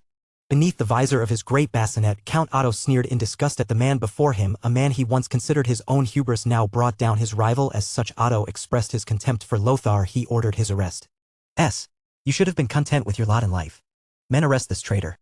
With his weapon no longer in his hands, and the heavily armored knights cautiously approaching Lothar, he quickly restrained the man and cuffed him into iron shackles. They then removed his helmet to stare at the man so bold as to revolt against his liege during a time of crisis. However, what revealed itself was a haggard man, driven to exhaustion by the war he started. Lothar was merely a shadow of his former self at this point, and his appearance showed it. Otto then brought him before the fighting armies and blew a horn which gathered everyone's attention. Lothar's forces quickly saw that their liege had been captured and knew they were defeated. There was no longer a purpose in fighting. Lothar's rebellion and the war in Tyrol were over. As such, Count Otto boldly declared for all the men to hear. "I have captured your liege. Surrender now and hand over the other traitorous lords, and you will be allowed to return to your homes peacefully." The various noblemen who had followed Lothar into battle were frightened at this news and looked around anxiously through the open-faced bassinets and the kettle helmets of the man-at-arms. They could see in their eyes the desire to betray their masters. As such, a skirmish quickly ensued, and Lothar's forces turned on their masters in an attempt to save their own hides. Very quickly, the ringleaders of Lothar's rebellion were either killed in the last stand against their own forces or brought forward to Count Otto, where the remainder of Lothar's forces surrendered their arms willingly. Count Otto fully intended to bring these captives to Duke Wilmar at Munich, where they would be punished accordingly by their rightful liege. He did not want to take the credit for ending the rebellion because after all it was his future son-in-law who had done the majority of the work. By rapidly conquering Tyrol, Berenger cut off any form of support or reinforcements in which Lothar might receive on his quest to become Duke of Austria. This was not Berengar's only noteworthy feat, for the young Viscount had also managed to send significant material aid to Otto's forces as he laid siege to Lothar's defenses. If not for this aid, he would not have been able to so swiftly retake the city, which was the Duke's seat of power. The impression of his future son-in-law grew exponentially in Otto's heart, and he had at this point practically forgiven Berengar's infidelity. As the siege of Vienna ended and the traitors captured, so too did the war in Austria. For now, Austria would find some semblance of peace in the upcoming months. With the entire German world at war and the conflict spreading to the rest of the empire, it would only be a matter of time before violence found its way back into the Duchy of Austria. When that happened, Berengar's position would be in a far better position to confront any army which entered the lands of Austria. Chapter 140, A Hero's Welcome. Berengar's army, or what remained of it, had been marching since he successfully annexed the Prince-Bishopric of Trent into the county of Tyrol. It had been weeks at this point, and he could finally see the city of Kufstein and its impregnable defenses on the horizon. It had been over 2 months since he first began his campaign, and he had achieved an overwhelming victory against the rebellious forces. A warm smile appeared on the handsome youth's face as he gazed upon his homeland with delight, muttering the words on his mind beneath his breath as he sat atop his war steed, which had proven to be an excellent companion during the last 2 months of his life. We are finally home. Berengar's losses in the war were quite low. Less than 1,000 men on his side had perished in the conflict. As for the levies that were allied with him, their number was a bit higher. Still, he did not count them among his own casualties, as they were technically not his forces at the moment. As for the army behind his back, it was less than half of what he had invaded Trent with. The region was given command by Arnulf temporarily until a time in which the rebellion had officially ended. As for Eckhard, he was in charge of South Tyrol and its garrisons. The spirit of resistance was still within the hearts of many citizens who Berenger had conquered in this time, but at the moment they did not act upon it. Once the war was officially over, Eckhard, Arnulf, and the forces left behind in the region would remain there until a more permanent garrison comprised of locals who had properly been indoctrinated into his army was established. It had been 2 months since he felt his lover's warm embrace, or since he saw the dazzling sapphire eyes of his baby boy, and Berenger had missed them greatly. As such, when he rode into the city, which was currently covered in snow, he had a large smile on his face. When Berenger and his forces entered the city of Kufstein, the citizens of the city lined up across the streets, welcoming the return of their liege as a conquering hero. Cheers echoed across the city as Berenger rode at the front of his army, dressed in his garishly decorated blackened steel plate armor. Berenger had thought to himself as he smiled and waved at his subjects. So this is a hero's welcome? It is truly fitting. To the citizens of Kufstein, Berenger had accomplished the unthinkable. He spread the glory of their territory and captured the entirety of the county Tyrol and its neighbor, the Prince-Bishopric of Trent, from their enemies in a span of 2 months. Though many of his men had died in the conflict, Berenger would keep his promise and exempt their families from taxes for a duration of time. However, the people of Kufstein did not know about this promise yet. After riding through the streets of Kufstein, Berenger dismissed his armies. They could return home to their loved ones for the time being. After all, they had more than earned it. It was only after his army fully gathered into ranks and fully saluted Berenger at Kufstein Castle's steps that he understood the extent of their loyalty. Such a performance was not asked of them, yet they took it upon themselves to salute their lord and commander, who had to lead them against unthinkable odds and into an overwhelming victory. Berenger returned their salute before marching into the castle's gates. The moment Berenger stepped through the gates of his castle, he was practically mowed over by Linda, who rushed into his arms like a charging bull. Luckily for him, he was capable of standing his ground and accepted her embrace. Her family, as well as Henrietta, had gathered nearby and witnessed the loving reunion. Berenger began to greet Linda. "Did you miss?" Before he could even finish his sentence, Berengar's lover had pressed her lips against his own and parted them with her tongue in a passionate display of affection. Her siblings were quite shocked by her boldness and watched in embarrassment for some time as the two continued to fondle one another openly. It was only when Berenger reached for Lindy's substantial breasts that someone decided to spoke up. Lietbert grunted to signal to the couple that they had company, and we were quickly getting out of hand. Realizing that her siblings were watching, Linda quickly retracted herself from Berengar's embrace and looked down with embarrassment. Her cheeks were completely flushed at this point, and she could not help but be ashamed of her actions. Berenger, on the other hand, smiled and licked his lips before greeting Linda and the others. "So I guess that's a yes?" Afterward, he quickly grabbed a hold of Lindy's waist and dragged her over to the others. Lindy's siblings each had a different expression on their faces. Adelheid considered Berenger to be a womanizer taking advantage of her big sister. But she knew he was capable of achieving great things and had helped topple her father's dastardly plans. As such, she was conflicted with how to treat the man in front of her. Liutbert had already chosen to submit to Berenger and gracefully welcomed the man that would become the next Count of Tyrol. He had already received news of Lothar's defeat at Vienna. After becoming aware of his father's defeat, Liutbert finally realized that he had made the right choice in supporting Berenger. As for Hermann, he was acting like a stubborn little brat, greatly scowling at the man who had rebelled against his father. The little misfit could not help but blame Berenger for the defeat and captivity of his father. Linda also had one other sibling, a little sister, roughly Henrietta's age, and this girl was named Minna, and she was rather welcoming to Berenger. Minna had grown close to Henrietta throughout the past month of captivity in Kufstein, and Henrietta had filled her ears with stories of Berenger and his gallant acts. Berenger did not even need to sway the little girl to his side, as she had already developed the image of Berenger being a knight in shining armor. From how Henrietta talked about his past, he seemed like some form of Prince Charming. As such, she was happy to finally see the man she admired, and his good looks did not disappoint. Henrietta, of course, was beaming with a smile on her face as her elder brother returned home alive. With her parents retiring to the countryside and Lambert exiled, Berenger was her only family left, and she greatly dreaded some misfortune that might befall him. In her hands was the baby Hans, which she spent a great deal of time looking after, considering in his absence Linda was forced to deal with the civil affairs of Kufstein. Seeing his infant son in Henrietta's hands, Berenger walked over to her and grabbed a hold of his child. "Hans, your father has returned." With that, Berenger held onto his child, surrounded by loved ones and allies. He felt completely safe for the first time in what appeared to him like a lifetime of war.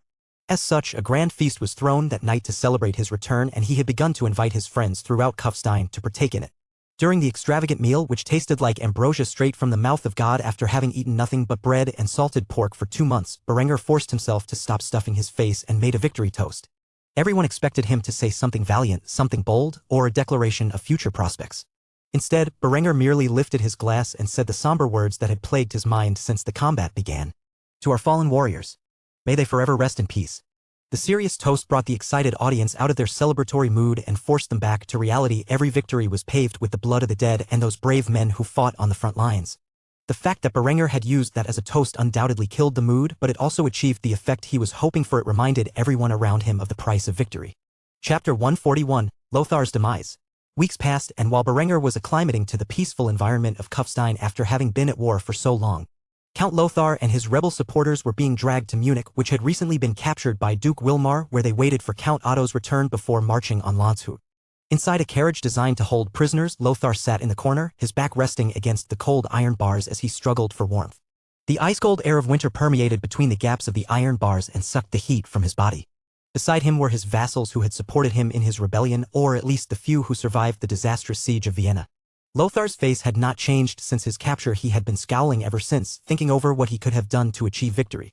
As he stared into space, he overheard the knights tasked with escorting his prison carriage, mocking him. The mighty Count Lothar, look at him now. Defeated at Vienna, having his lands usurped by an upstart viscount, even his own son and heir denounced him and his actions. Pathetic. These words stirred Lothar from his stupor. He had not been aware of what happened outside of Vienna, as he and his forces were trapped inside the city walls during the majority of Berengar's conquest of Tyrol. He quickly rose from his seated and climbed over to the area where the guards were talking, peering at them. However, the flat of a sword quickly smacked upon his hands as he grasped a hold of the iron bars, forcing him back into the cage. This action instantly provoked the laughter of the knights as they mocked the pitiful position the once mighty Count Lothar had fallen to. However, Lothar did not care about that. He needed to know what happened to his home. As such, he quickly asked the knights about the information. "What you said? Is it true?" The knights nodded and grinned as they chastised Lothar for his failure. They were all too happy to provide him with the information about what happened to his home while he was trapped in Vienna. Some people are calling Berenger a war saint. The man led a small army of 5,000 men and conquered all of Tyrol and the nearby Prince-Bishopric of Trent in a little over 2 months. Innsbruck was the second place to fall to him. After capturing your family and dragging them back to Kufstein, your son Liutbert denounced you and your treachery. He even pledged his loyalty to Berenger, going so far as to proclaim him a man worthy of your title. Your own family thinks of you as nothing more than a backstabbing scoundrel. Naturally, the rumors had inflated Berengar's victory. If not for the conscripts which added 5,000 men to his armies and the thousands of levies who fought beside him, he would not have so rapidly seized the territory. However, it was still quite the feat, one which was mostly achieved through superior firepower. Lothar was shocked by this news and struggled to come to terms with it. The incessant mocking which followed completely went unnoticed by the traitorous count. Instead, he sunk back into the corner of his cell and began to piece together what had led to his downfall. In a masterful move by Berenger, his own daughter turned against him, luring a quarter of his army to their certain deaths. Where Berenger then waged a lightning war in Tyrol, cutting off all support from arriving in Vienna, which was practically on the other side of the duchy. By being overeager and overambitious, Lothar had left himself completely shut off from his allies back in his own territory and left them to fend for themselves against a powerful foe. With no support and a large chunk of his forces missing, Otto was able to trap him and defeat his forces with ease. Count Lothar sighed heavily. He fully realized the faults he had made in this war. They stemmed from a combination of being a poor father, underestimating his enemies, and immediately going for the enemy capital without establishing a supply line. Only now he realized why Berenger had sold him such high-quality equipment for such a fair price. Because Berenger had already outfitted his own soldiers with some form of armor and weaponry far superior to what he was selling. Berenger had outmaneuvered him at every turn. The worst part of it all was that Count Lothar was not even mad. What he felt was overwhelming respect for how Berenger had played him since the beginning. After reflecting on his life choices in silence for some time, the carriage finally pulled into the city square of Munich, where a platform was constructed in the middle of the area. Soldiers and civilians alike had gathered to witness the event, and upon seeing the platform, Lothar instantly realized what awaited him. He and his allies would be beheaded publicly for all to witness. The moment the carriage stopped, the other lords within the cell began to panic and struggle, yet they were all pulled out one at a time by the knights and brought up to the platform. Though they were not able to see the results, everyone knew what was happening, and as such, they did everything they could to escape. All except for Lothar, who sat in his corner with cold, dead eyes. He had already accepted what was to come. Over an hour passed, and finally he was all that remained within the carriage. When the guards came to escort him, he did not even resist in the slightest. He wobbled onto the platform with a defeated expression and gazed upon the crowd who jeered him and threw produce and cow pies at him. By the time he reached the chopping block, he was already covered in filth, not that he was in pristine condition before. Standing in the crowd was Duke Wilmar, who was fully armored and surrounded by his house guard. A chilling smile was on his face as he stared into Count Lothar's lifeless eyes as the man was placed headfirst onto the chopping block. Finally, Count Otto began reading his charges, who announced his crimes to the realm and his sentence. Count Lothar, for the crimes of rebelling against your liege and laying siege to his lands in an attempt to usurp his position, you are hereby found guilty and sentenced to death. You and your family's lands and titles are hereby forfeit, where they shall be henceforth be granted to Viscount Berenger von Kufstein and his family for perpetuity. May God have mercy on your soul. Hearing that last part, a bitter smile formed on Lothar's face as he stared into Duke Wilmar's eyes. In the end, Lothar had lost everything, and the young Viscount, who started as a baron's son, who Lothar once believed to be a sickly fool, had inherited his position. It was truly a fitting end. The last thing Lothar saw as the executioner's blade came swinging down upon his neck was the sight of a violent crowd cursing him to damnation and the shocked expression on Wilmar's face when he realized that Lothar was smiling. Afterward, everything faded black for Count Lothar, and his head was separated from his shoulders. His blood pooled out from the gaping hole in his neck where his head once belonged. The rebellion was over, Berenger had won and was now officially declared a count. Lothar would forever be remembered as a stepping stone on Berengar's rise to power. Chapter 142: Consolidation of Power. News quickly spread of Count Lothar's execution and the forfeiture of his lands in favor of Berenger and his dynasty. In the years since Berenger had been reincarnated into this world, he had gone from a lowly baron's son to the Count of Tyrol. The young man was quite satisfied with his accomplishments, and despite his grand ambitions to unify the German-speaking regions, he knew these plans could not be rushed. As such, while the rest of Germany was at war, Berenger was tasked by Duke Wilmar to protect Tyrol from potential enemy advances through the Bavarian Alps, which he was more than happy to do. Now was the time for expansion, not just in military matters but industrial, agricultural, and educational sectors as well. Thus Berenger was hard at work putting through a series of executive orders which allowed him to bypass the rudimentary parliament he had constructed. As per usual, the parliamentary system was more symbolic than it was practical. Their practical purpose was to decrease the workload on Berengar's shoulders, while symbolically they represented the people's interests. The first matter of business was to change the capital of Tyrol to Kufstein with a stroke of a quill. The city that had been the political and economic center of the region for centuries had been shifted to Berengar's homeland. As for industrial expansion, it was time to create a second industrial city. Innsbruck was perfect for the role. It was nearby and maintained by a loyal member of what he considered to be his family. After all, Liutbert was his lover's brother. Thus he was practically an in-law. Berenger had made Liutbert the Viscount of Innsbruck and his chancellor, at least until a time where he could expand his power and make the man a proper count like he was born to be. As such, he tasked the man with leading the charge to reform Innsbruck's defenses, industry, and agriculture. As for military concerns, Berenger had begun to spread his military reforms across the entire region. Due to the number of men who had died in the Civil War, there were not many men-at-arms left to oppose him, and those that remained would not have the guts to do so. Though the lords of Tyrol were greatly outraged by the military reforms which stripped their feudal powers to raise their own forces, there was not much they could do as their armies were exhausted and they knew the power Berenger had in his hands. As such, young men of military age began being conscripted across the region and sent to Berniger's training facilities to be indoctrinated into his military. They would undergo political indoctrination as a part of their training. It was a system designed to break down the old identity of the feudal regions among his forces, enforce the idea of a German nation, and ensure loyalty to Berenger and his dynasty. Once the lords had time to lick their wounds, they would undoubtedly prepare for rebellion. After all, the stripping of certain parts of their feudal powers was not a popular reform, even among the nobility of his own region. Though the local nobles of Kufstein had come to accept these reforms, the rest of the Tyrolean noblemen would not be so easily persuaded. Not only did Berenger have to prepare to put down a future rebellion, but he also had to prepare for the Teutonic invasion that is currently marching towards his borders. Speaking of which, Linda had a report in her hands, which she placed on Berengar's desk. With Berengar's return, she had resumed her position as his spy master, but in reality she spent most of her time looking after their child. However, at the moment, the child was with Henrietta while she informed Berenger of the latest news regarding the Teutonic army marching on their borders. They have doubled their numbers through their marches. The moment they entered German territories, they began forcefully conscripted levies from the regions they passed by. Considering the majority of the Holy Roman Empire was in chaos at the moment, nobody has been able to stop them from doing so. Though the levies are not well equipped, they can be used as cannon fodder to overrun our numbers. At the rate we are currently going, we will be able to field a small division of between 10,000 and 15,000 men when they reach our borders. However, that will be less than half of the Teutonic army's numbers by the time they enter Tyrol. Unless we resort to drafting men from the garrisons, it will be a tough battle. Berenger contemplated Lindy's words carefully. The Teutonic army started with 10,000 men. Still, now they were at roughly 20,000 men with several more months of marching before they reached Tyrol. At the rate of their expansion, they will easily have 30,000 men by the time they arrived at his borders. However, if he transferred men from the garrisons he stationed across Tyrol, he would be inviting the lords of Tyrol to take advantage of the crisis against him and start a rebellion, forcing him into a two-war front. He could never allow this to happen. There were two options on Berengar's hands: lure the enemy into Kufstein, where he could use the near-impenetrable city walls to his advantage, or confront them in a field battle while being heavily outnumbered. Such a battle would be massive and would undoubtedly result in melee combat. Berengar's greatest advantage would be to field rifled muskets in large numbers and wear down the enemy forces at a distance with gunfire and artillery shells before they finally clashed. As such, he came to a decision and announced his plan to Linda. If we withdraw forces from our garrisons to increase our field army, the result would be an unmitigated disaster. Therefore, I will confront the Teutonic army in the field with as many men as we can muster. Though Linda feared this would be the option Berenger would take, deep down she knew he would never hide behind Kufstein's walls while the Teutonic Order ravaged his land. She merely sighed as she listened to Berenger as he explained his plans. I will increase the conversion and production of 1417/18 rifled muskets and will seek to draw the enemy forces to an area whose terrain gives me an advantage. With this, we have a much higher chance of defeating the enemy.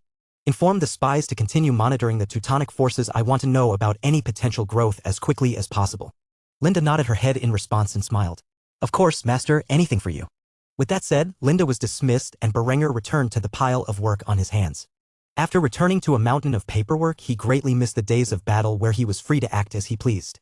Nevertheless, accounts work was never finished and Tyrol greatly needed agricultural, industrial, and economic reforms. As such, he quickly got back to signing executive orders that would one day transform Tyrol into the seat of power of the future German Empire. Chapter 143. It is only natural for siblings to share. In Graz, Adela currently sat at her desk reading a letter in her hands which Berenger wrote. As usual, it expressed his desire to meet up with his young fiancée, and of course, he boasted about his achievements in battle. The fact that Berenger had become a count greatly pleased the teenage youth. It meant that she would become a countess, much like her mother once she married Berenger. Though she knew Berenger was destined for great things, she had no idea that she would be empress of a unified German empire one day. As such, she was content with Berengar's gains and knew he was most likely dreadfully busy consolidating his power. Adela was not aware that the Teutonic Order was marching on Tyrol and had no worries about Berengar's immediate future. He was home and he was safe, and that was all that mattered to the young girl. She had greatly desired to visit Kufstein, but in a time such as this that was filled with chaos and uncertainty, the roads to her fiancé's home would not be safe. Thus, despite her protests, she was locked away in the castle of Graz under her family's orders. As far as she was aware, her father, Count Otto, had marched with Duke Wilmar's forces onto Landshut after capturing Munich, which was the seat of the Duke of Bavaria's power. The war in Bavaria had entered a new stage of intensity as the Duke of Bavaria was outraged by the fact that his home had been seized. Luckily for him, his family had fled the city before it was fully captured and were staying with a loyal lord in a safer region of his territory. However, despite this, the Duke of Bavaria marched half of his forces from the north back into Bavaria to halt the advance of the Austrian host which had invaded his lands. To Adela, the war was inconsequential as, aside from some fighting in Tyrol and Vienna, it had not yet spread to the borders of Austria. Even if it had, Berengar's mighty army was essentially the home defenders while the Duke was off fighting with his main army in Bavaria. If Graz were to ever come under siege, Berengar would surely come to her rescue. After thinking about her situation, Adela wrote a letter back to Berengar congratulating him on his gains and impressive victory. She also expressed her desire to see him again but explained her current circumstances that prevented such a reunion. By the time she had finished writing it, the message was nothing more than a love letter that resembled that which was written by a young girl to her crush. However, shortly after finishing writing her love letter to her fiancé, Adela heard a knock on her door, which startled her, spilling her ink container all over the letter and thoroughly ruining it. She was greatly displeased by this event but had no way of controlling it. As such, she rapidly cleaned up the mess before storming over to the door with a pouting expression on her face. After opening the door, Adela noticed her eldest sister standing in the doorway. She was roughly the age of Berengar and had long since been married to the son of another count within Austria. In fact, the young woman known as Eva von Salzburg had not been to her family's home in quite some time and was quite excited to see her youngest sister and how much she had grown. After all, she lived with her husband and 3 children in Salzburg, Austria, where she was married to the count's eldest son. Seeing how much Adela had grown over the years, the beautiful and busty woman that was Adela's older sister quickly grabbed a hold over the little girl and squeezed her tightly with a wide grin on her face. "Little Adela, you have grown so much." Adela struggled to get out of her eldest sister's grasp, but unfortunately she could not break free from the tight grip that encompassed her and nearly suffocated as her tiny heart-shaped face was stuffed into Ava's massive cleavage. It was only after Adela ended her resistance to the hug that the tall and curvy woman finally released her grasp. Afterward, Adela backed away from her overly affectionate big sister and pouted, which quickly led to Ava noticing that something was going on in the background. She quickly deduced that there was an ink-stained sheet of paper, and when Ava noticed the look on Adela's face, she quickly smiled sinisterly and began to tease her little sister. "Adela, were you perhaps writing a love letter? I heard that you have gotten yourself quite the capable fiancé." Adela's cute face quickly flushed with embarrassment as she immediately denied the allegations in the most obvious attempt to cover up her actions. "Of course not. Why would I write such a thing?" Seeing her little sister acting so sheepishly, Ava licked her lips like a wolf gazing at its prey and advanced closer to Adela before whispering in her ear, "I heard he is really handsome. Do you mind if I have a taste?" Ava was not genuinely interested in Berengar as she was happily married. Her husband was decent-looking enough and came from a high noble family, whereas Berengar was merely an upstart. Despite this, Ava could not resist the urge to tease Adela and make her angry. Adela, of course, instantly fell into Ava's trap and behaved exactly as the sly woman had expected. She pushed Ava away and began yelling at her while throwing a little tantrum. "Absolutely not. You are disgusting. Why would you even suggest something like that?" Seeing that Adela had reacted so adorably to her joke, Ava went in for the kill. She just loved the cute expression on Adela's face when she was angry. "Why not? We are siblings after all. It is only natural for us to share. After all, I heard that fiancé of yours already has a mistress, so clearly you are not against the idea of sharing your man." This touched on Adela's reverse scale. She was fine sharing Berengar with Linda since the 2 young women had come to some degree of an arrangement, but she absolutely would never allow her big sister to lay claim to her man. Of course, if Adela knew that Ava was teasing her and in reality looked down on her for marrying a man from a family of such low nobility, she would only be more infuriated. As such, her response to Ava's provocation was far more civil than it could have been. "Get out of my room, Ava. I have no interest in having this conversation with you and your filthy mind." Thus Adela struggled to push her eldest sister out of her room, which continued to tease Adela on her way out. "Oh, come on. You are being unfair. Just one bite." And with that last remark, Ava was forced out of her room and the door was slammed behind her. While Adela was fuming inside her quarters, sitting with her back to the door and her face resting on her knees, Ava was smiling in excitement on the opposite side of the thick wooden door. After all, her little sister was just too cute when provoked in such a manner. Chapter 144, Construction of Monuments. With a relatively stable peace encapsulating the mountainous region of Tyrol following Berengar's conquest, the young count took the time to establish the construction of several monuments since his return. Each monument was crafted for different aspects of propaganda. The first of these monuments to be constructed was intended to represent the personal glory and authority of Berengar von Kufstein.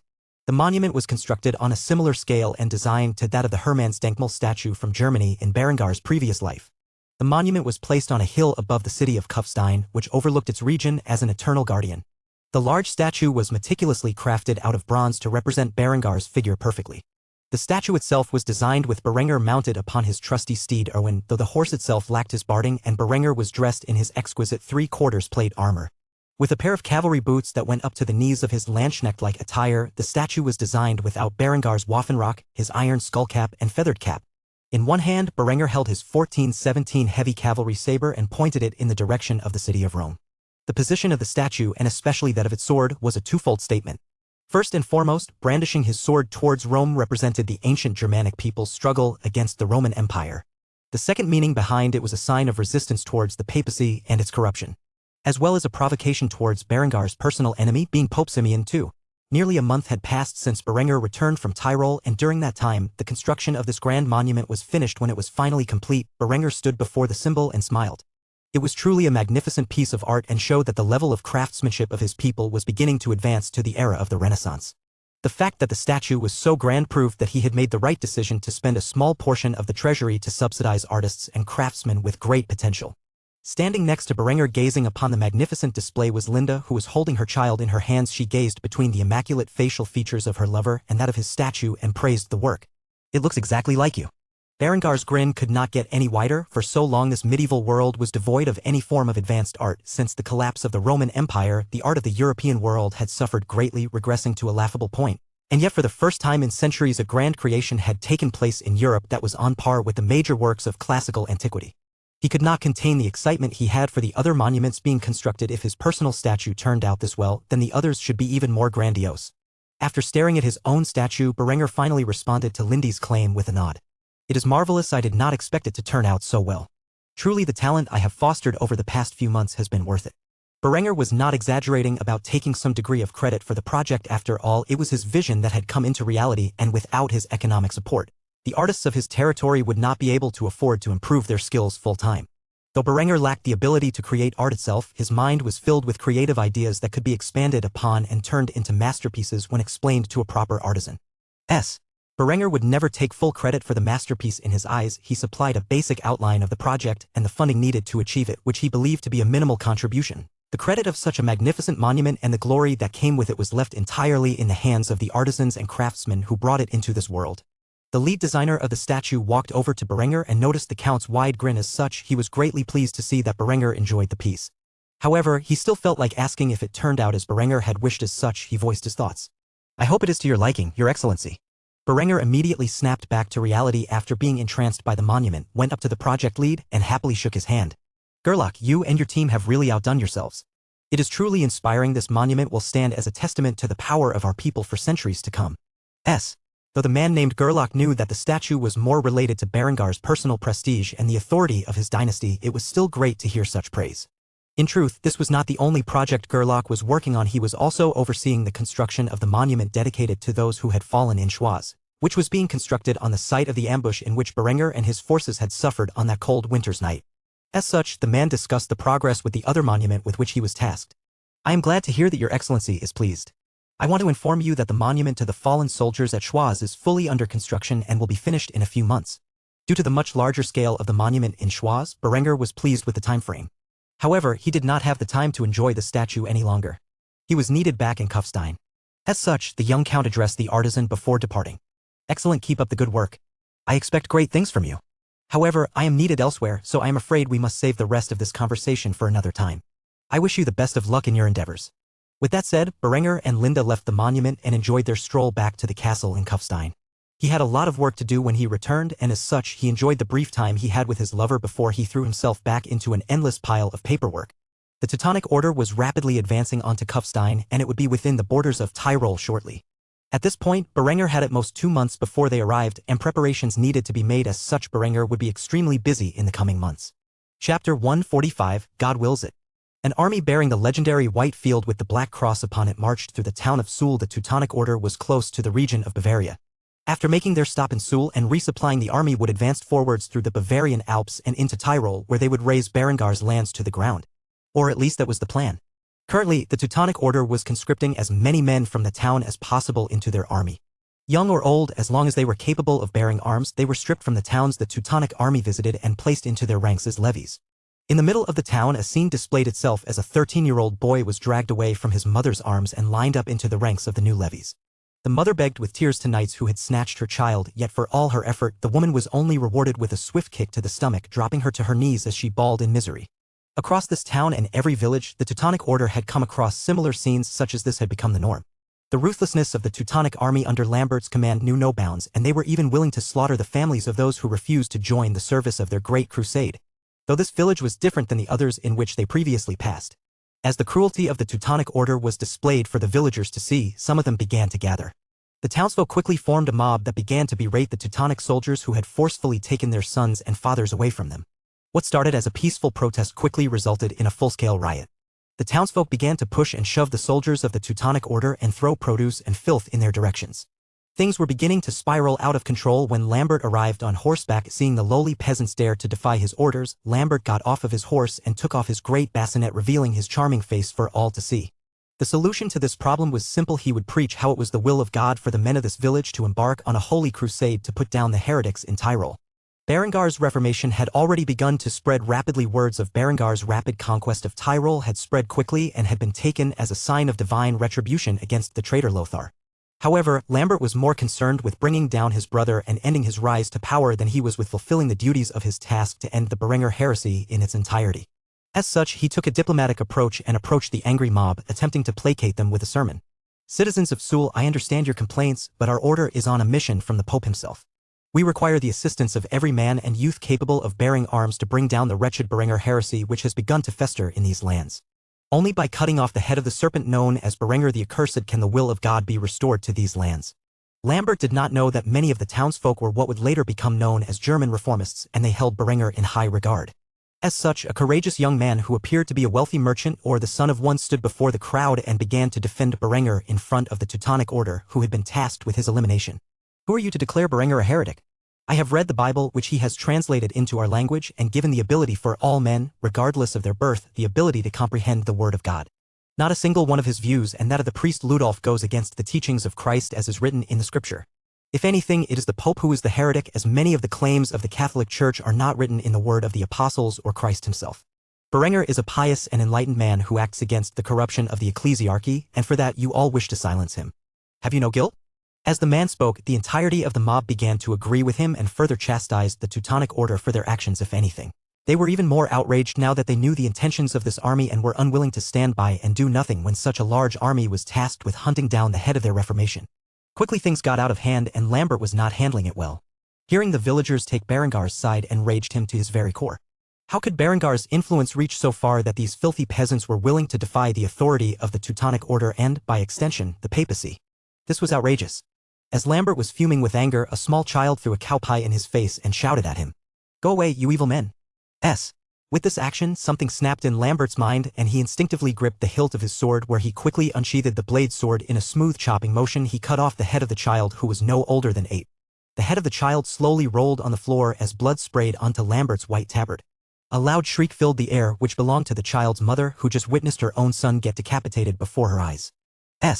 Horrified and enraged by Lambert's actions, the mob quickly clashed with the soldiers of the Teutonic Order. They were no longer thinking rationally and had decided in the heat of the moment to enact justice on these heavily armed and well-trained soldiers. Seeing that the mob had taken up arms against him, Lambert sneered in disdain and gave the order above the crowd's shouts to the men under his command. This village is filled with heretics, kill them all and burn the town to ashes. God wills it. Despite witnessing their commanding officer murder a child in cold blood, not a single one of the fanatic soldiers of the Teutonic Order cared, for, in their minds, the little boy was a heretic and deserved his fate. Instead, they all raised their weapons and began to massacre the townsfolk. Their victims could see the fierce zealotry contained within their eyes as the crusaders screamed their war chant over and over again. God wills it. With that, the entire population of Suhl was massacred, their town was burned to the ground, and the perpetrators confiscated their grain and livestock. By morning there would not be a single soul left alive within the confines of the once proud town. Only blood and ash would remain. Chapter 146, Grand Ambitions. The snow on the ground began to melt as spring had begun to arrive. Throughout Berengar's winter campaign, he had dealt with many difficulties, but as the breath of life filled the air around him, he felt as if he was embarking upon a new world. In front of him was a small village within the borders of the Viscounty of Kufstein. It was one of the many small villages throughout his homeland. Around this village, which housed a few hundred people, were the steel-reinforced concrete brick walls in the formation of a star fortress similar to those surrounding Kufstein. Throughout his war for Tyrol, Linda did not disappoint Berenger. As the person responsible for maintaining Berengar's plans while he was away, she had overseen the construction of star fortresses around the Viscounty of Kufstein, and after many months nearly all of them were complete. The value of these mighty bastions and the cannons mounted upon them could not be underestimated. After all, they had played a critical role in the defense of Kufstein against Lothar's forces. Beside Berenger was one of the men in charge of these construction efforts, and he gazed at the structure with a proud gleam in his eyes. As such, he could not prevent himself from commenting on the powerful defenses of such a small and seemingly insignificant agricultural village. Magnificent, is it not? Berenger nodded with approval as he took in the sight of the structure. While the village itself was protected by the mighty Start fortress which a company of soldiers garrisoned, the agricultural fields were outside the walls, creating a beautiful scene of planted fields and fortification.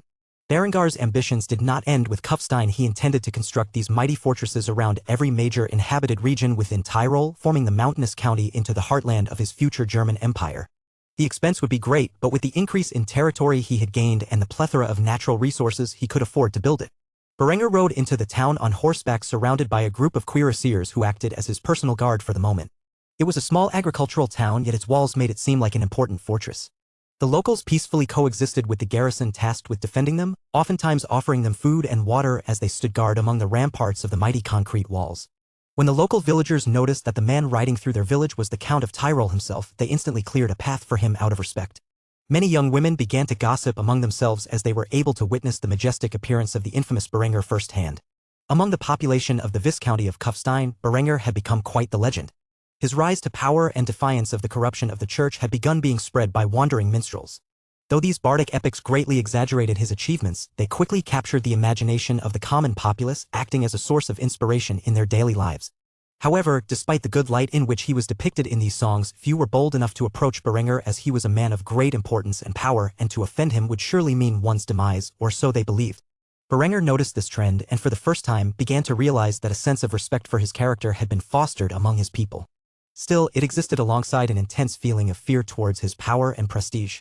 The two emotions coexisted perfectly to create a harmonious balance within the minds of his citizens. To be both feared and respected was a balance few had ever achieved in life, and yet that was what Berenger had begun to cultivate in the wake of his overwhelming victories. After reaching the town center, Berenger dismounted from his horse and looked around at the environment. Despite having a garrison of 120 infantry and an artillery battery, the walls were designed so that such a small force could easily defend the village long enough for reinforcements to arrive. Though it may take years, or possibly even decades to achieve, one day Tyrol would be filled with such fortifications, making it virtually impossible for the armies of this world to dethrone Berenger in his seat of power. Berenger knew that the more territory he conquered, the more he would have to spend time and effort introducing his reforms in his lifetime. He would be lucky to industrialize the entirety of his future empire. In fact, the likelihood was that he would leave behind a legacy of industrialization for his successors to accomplish. Nevertheless, Berenger would make sure that in this life he would unite the German-speaking regions into a single empire and conquer enough colonies overseas to secure German hegemony for centuries to come. As Berenger gazed upon this beautiful agricultural town, which was just one of many throughout Tyrol, it may not have seemed like it would play a key component in his plans, but the fortifications that surrounded this village and one day the majority of Tyrol would give him the internal stability needed to focus his efforts on conquest for years to come. After looking at the degree of security that allowed the people of this town to live in a happy and carefree environment despite a massive war going on, Berenger realized that the expense of expanding this project to encompass all of the inhabited regions of Tyrol was well worth it. Without such a powerful defense network, these villagers who went about their daily tasks with a friendly smile might be subjected to the horrors of war, a reality in which Berenger thought was far too cruel for the good people of his realm. As such, Berenger looked over at the architect who had led the construction project for this town and instructed him to do the inconceivable. I want more villages like this, as many as you and the other architects can build. I want Tyrol to become a symbol of my power. I do not care the degree of funding and manpower you will need to accomplish this, just make sure that you do not cut any corners in the process. The architect looked at Berenger as if he was a madman. The expense to build a star fortress like this was no minor sum. To build these across all of Tyrol would easily cost a fortune. Nevertheless, Berenger was adamant, and despite the expense, he knew he could pay for it. This war across Germany was bound to last for years, and where there is war, there is profit to be made. With the new industrial sector of Innsbruck nearing completion, Berenger would have double the industrial power and could supply all the factions of this war with arms and armor necessary to maintain their armies. After seeing the daring expression in Berengar's eyes that appeared as if he was challenging the heavens with his ambitions, the architect gulped the saliva which had accumulated in his mouth and bowed his head respectfully to the young count. Your Excellency, I will do as you command. With this, Berengar's plans to transform the entirety of the county of Tyrol into an impenetrable mountainous enclave had begun. Though it would take years, possibly even decades to complete, by the end of this ambitious initiative, one day in the distant future, the people of Tyrol would live in the most secure region of the world. Chapter 147. Contact with the Byzantines. A man with short dark hair in the form of a Caesar cut and emerald green eyes sat within the confines of his luxurious carriage. He was in his late 20s and quite handsome, so much so that he could give Berenger a run for his money. He had the regal features of a Roman patrician, and he wore lavish silk robes in the style that was common among the upper echelon of the aristocracy of the Byzantine Empire. Even though the German realm was currently in a state of total war, he had traveled across Europe for many months in an attempt to gain an audience with the man known as Berenger von Kufstein. Berenger had long since made use of the trade networks throughout Europe and the Mediterranean to acquire silk from the Byzantine Empire to fulfill the demands for his textile industry. However, his name did not carry much weight in the Eastern world. After all, even now as a count, he was not a significant figure in the world's affairs. His most well-known quality was being declared as a heretic by the Catholic Church. Though the Orthodox Church was a separate branch of Christianity from the Catholics, they were still quite amicable with their Western brothers in this timeline. As such, being declared a heretic by the Catholic Church practically carried over to the Eastern Orthodox Church. Yet, the man in the carriage did not care about such details. Instead, he had a business proposal for Berenger in which he believed the young count could not refuse. The man arriving in Kufstein shortly was a powerful nobleman who held the equivalent position of a duke in the Byzantine aristocracy. Supposedly, Aretha's maniacs could trace his lineage to one of the greatest Roman emperors of all time, Aurelian. A man who was so profound he quite possibly could have prevented the collapse of the Roman Empire if the treacherous Praetorian Guard had not assassinated him before his work was finished. Aretha was in his own right an exemplary statesman and general, having personally led the charge into Egypt in years prior. He secured a foothold in the war against the Mamluk Sultanate, which currently held control over the region. However, despite his impressive victories that had allowed the Byzantines to acquire their advantage in Egypt, he could not believe the rumors he had heard about Berenger. If Berenger knew a powerful strategos of the Byzantine Empire was coming to meet him, he would have prepared a feast. After all, such a position was far higher than he currently held. Yet, the man decided to show up unannounced to test Berenger and his character. A nobleman from another region coming into your territory unannounced was a sign of disrespect, and this was not unknown to Aretha. However, when the man laid his eyes on the intricate defenses of the city of Kufstein, he could not help but be impressed. Such mighty walls were comparable to the Theodosian walls of Constantinople. No, they might even be superior in defensive capabilities. After arriving at the checkpoint of the city's gates, Aretha noticed that the garrison was all wearing a degree of plate armor and carrying strange weapons slung across their backs. Though he did not know how these weapons functioned and were less impressed with them, his attention was drawn to the impressive armor the troops wore. Just how wealthy was Berenger to equip all of his troops in plate armor? Even if it only covered their torso, back, neck, thighs, and head. It was enough to protect the vital points of their bodies without limiting mobility. The garrison allowed him to pass after hearing the man was a powerful representative from the Byzantine Empire. As such, his carriage and escort quickly rode into the city of Kufstein, which was filled with tenements, homes, shops, and all kinds of wonders. It was no longer a small agricultural town but a full-fledged city, though much of it was still undergoing construction. Despite being attracted by the nature of the city, which was much smaller than Constantinople, yet still was grand in its own right, the strategos made his way towards the castle, where the castle's guards abruptly stopped him. Aretha stepped out of the carriage and explained his reasoning for visiting. He spoke in German with a thick Greek accent, which did not go unnoticed by the sentries. I am strategos Aretha's maniacs from the Byzantine Empire. I have come to discuss a business transition with the count of this region. Confused with the man's identity, the guards did not react at first. However, the man seemed to be dressed in luxurious clothing and possibly have a high standing in the Byzantine Empire. As such, they decided to let him pass, but only after confiscating the weapons from him and his guard. Berenger had become quite cautious ever since he took a hold of Tyrol. He would not allow armed visitors in his presence in fear that they might try to assassinate him. After all, his reforms were becoming quite unpopular among the nobility within Tyrol. Aretha quickly agreed to these demands and had his guards disarm themselves before entering the castle's gates. When Aretha entered the castle, he was not overly impressed. After all, his palace was far more luxurious. Of course, he did not know that the castle was only temporary living for Berenger at this point, while his grand palace, which was loosely based on the Schönbrunn Palace from his previous life, was being constructed. After entering the Great Hall, Aretha witnessed Berenger sitting upon his seat of power with his head resting on his fist. The young count was currently dressed in luxurious velvet attire in his house's black and gold color scheme. The clothing was, of course, based on Tudor fashion, and he even had a fur-lined sleeveless cloak over his exquisite doublet. A pair of jewels hung from his neck where were made of gold and black garnet. While sitting upon his seat of power, Berenger exuded a sense of natural authority, so much so that even Aretha, who held a far more prestigious position, could tell that Berenger was not a man to be trifled with. Before Aretha could introduce himself to the fearsome count, Berenger noticed the man's approach into his great hall and gazed upon the man with a stoic expression while expressing his thoughts. "Who are you, and why should I care?" Berenger was quite perturbed that his rest had been interrupted by an unknown man from the east. Berenger had been hard at work all day long, and his seat of power was one of the few places he could just sit back and allow his mind a proper recovery. Despite his minor irritation, he could immediately tell by the fashion in which the man wore that he was someone of great importance, yet he had arrived within Berengar's territory in his home without announcing himself. The level of disrespect shown could not be understated.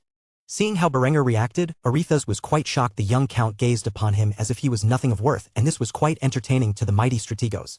As such, he boldly proclaimed his position within his own society and his intention for arriving.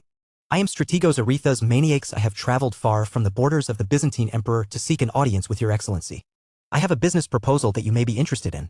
Despite the rudeness in which the man had shown, Berenger was quite interested in two things. The man was essentially a duke within the mighty Byzantine Empire, and he had a business proposal for him. However, despite his interest, Berenger decided to return this man's kindness with an equally rude gesture. I am intrigued. However, I am currently busy and will need some time to prepare. Come back in 3 days. Ultimately, Berenger decided to snub the man for the time being. The level of disrespect he was shown had to be paid in kind before he could move forward. It was petty, but if he accepted this disrespect, it meant that any nobleman of higher birth could walk over him. As such, he decided to show his authority and sent the man back to the city below. In the meantime, Berenger had intended to verify this man's identity by inquiring about the so-called Strategos Arethusa Maniacs through his trade connections. Though Arethusa wanted to protest, the glaring sapphire eyes which belonged to the young count sent shivers down his spine. After all, he was disarmed and standing in his great hall, which was surrounded by a group of armed men. As such, Arethusa played it safe and decided to return to the city and rest for a few days before returning. On his way out of the castle, a wide grin appeared across the man's face as he expressed his thoughts aloud. Well played. Chapter 148, Entertaining the Byzantines. Throughout the next couple of days, Arethusa spent his time going throughout the city of Kufstein and learning about its rapid progress. To think that less than a year ago, Kufstein could at most be considered an agricultural town. Though many regions of the city were still undergoing construction, the fact that the walls had been constructed and decent housing was provided for the area's citizens was astonishing to a man like Arethusa. The city's overall layout was constructed in a way that not only took security status in mind but also made certain districts in place that allowed for organized living. By far, the industrial district was the largest of these districts, and yet the trade district was a close second. The greatest part of Kufstein's design is that the walls extended far beyond the currently inhabited regions of the city, allowing for the potential of tens of thousands of more inhabitants to dwell within the city in the future. Of course, another series of walls could always be constructed if the city grew beyond its current limits. Though the industrial district was largely closed off to visitors, seeing such a vast quantity of smoke in the air led Arethusa to believe that there was most definitely a massive industrial output created in the city. Though, of course, he would not believe the amount of steel produced every month in Kufstein if he were to hear the exact amount.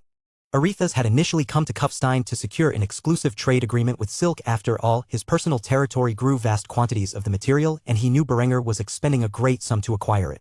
However, seeing how well-equipped Berengar's garrison was, Arethusa believed he might be able to import a great deal of iron into the empire from Tyrol, which would greatly aid the forces of the empire. He had no way of knowing that the blackened half-plate armor in which Berengar's forces wore was actually made out of quenched and tempered steel. After 3 days, the Byzantine nobleman returned to Berengar's castle and once more stood before him in the great hall. Berenger was the first to make conversation. I am Count Berenger von Kufstein. You are here in my territory and have arrived unannounced. Be grateful for my benevolence, for I have granted you an audience despite the disrespect you have shown me. Just because Arethusa was a man with a position similar to that of a duke did not mean that Berenger would back down. As such, he decided to emphasize that this meeting was solely due to his good nature and forgiveness. However, Arethusa did not seem fazed by Berengar's posturing and reintroduced himself with a great deal of confidence. I am Strategos Arethusa Maniacs. I have traveled a great distance to establish trade with your region. I know that you have a great desire for silk, and I have a large supply of such a material that I am willing to trade. I promise you that if you make me your exclusive trading partner in this regard, I will give you a decent discount on the materials and will be able to fulfill your demand. I have even brought a large quantity of raw silk for you to browse and see if its quality is up to your standards. Berenger smiled upon hearing the news that the other party had a large amount of silk to sell. Acquiring silk for his ever-increasing textile industry's demands was becoming more difficult, incurring a rising expense and a lower profit margin. As such, he was more than happy to negotiate on a price with the man. Thus Berenger got up from his seat and walked down the steps from the platform where his seat of power was placed upon before standing in front of the man face to face. Berenger was quite a deal taller than Arethusa, and as such, he was able to look down upon the man with a smug expression on his face. After arriving before the man, Berenger began to negotiate as he paced around Arethusa. Assuming you can fulfill your words and satisfy the ever-growing demand for silk, I will be willing to deal exclusively with you under the conditions that I receive a 15% discount. However, I would very much like to see your product before I come to any agreement. To To Berenger, this was a reasonable request after all. He would be buying in vast quantities and wanted a bulk discount, and such a discount was more than reasonable from the standards of his previous life. Of course, he was willing to negotiate a minimum of 10% off. However, what surprised him was that Aretha's immediately agreed to his terms. Such terms are acceptable to me. If you would like to browse my wares, we can go to the trade district in your city where I have left my supplies under the protection of my house guard. Thus Berenger motioned for a group of his guards standing by to follow him and Aretha's into the city below, where they walked around for a bit, capturing the attention of the citizens who began to gossip about the scene. There were many rumors to be made about a lavishly dressed Eastern man conversing with Berenger, the Count of Tyrol. Berenger was well accustomed to such chatter. It was a common occurrence for the locals to gossip about him whenever he would take a stroll through the city, and as such paid it no mind. Eventually, Aretha's and Berenger reached his carts, which contained a massive supply of raw silk cloth. Berenger carefully inspected the material to see any obvious flaws. After a lengthy period of time, he finally smiled and nodded his hand. If you can supply this quantity and quality of silk at regular intervals, I believe we can agree. Aretha's returned Berengar's smile and stated with confidence that he would be able to meet his demands. I can supply all of this and more every month. My merchant fleet can travel from Ionia to the Adriatic Sea, where they will then travel by caravan into Kufstein. As long as proper protection is provided for them when they enter through Austria, they will certainly arrive in Kufstein within that period of time. Berenger was instantly happy with this news. Finally, he could expand the trade of the more luxurious textiles, and for a decent markup. His profit margins would increase with this deal, and he was pleased with it. After shaking the man's hand, Berenger invited Aretha's to share a meal with him in his castle. How about you stay in my castle for dinner tonight? I promise you that you will not regret the fine cuisine of Tyrol. After hearing the young count's offer, Aretha's nodded his head in agreement. After all, the more friendly he became with Berenger, the more likely he could get his hands on some of his iron. As such, the shipment of silk was brought to Berengar's textile factories, where it would be converted into velvet and designed into fashionable clothing. Gold exchanged hands between the strategos and the young count. Eventually, they returned to the castle to share a meal to celebrate the new lucrative trade between their two territories. Unknowingly, this trade agreement would have important effects on the future of this world and the relationship between the rising German Empire and the Byzantines to the east. Chapter 149, Entertaining the Byzantines II. A small feast was thrown within the confines of the Castle of Kufstein.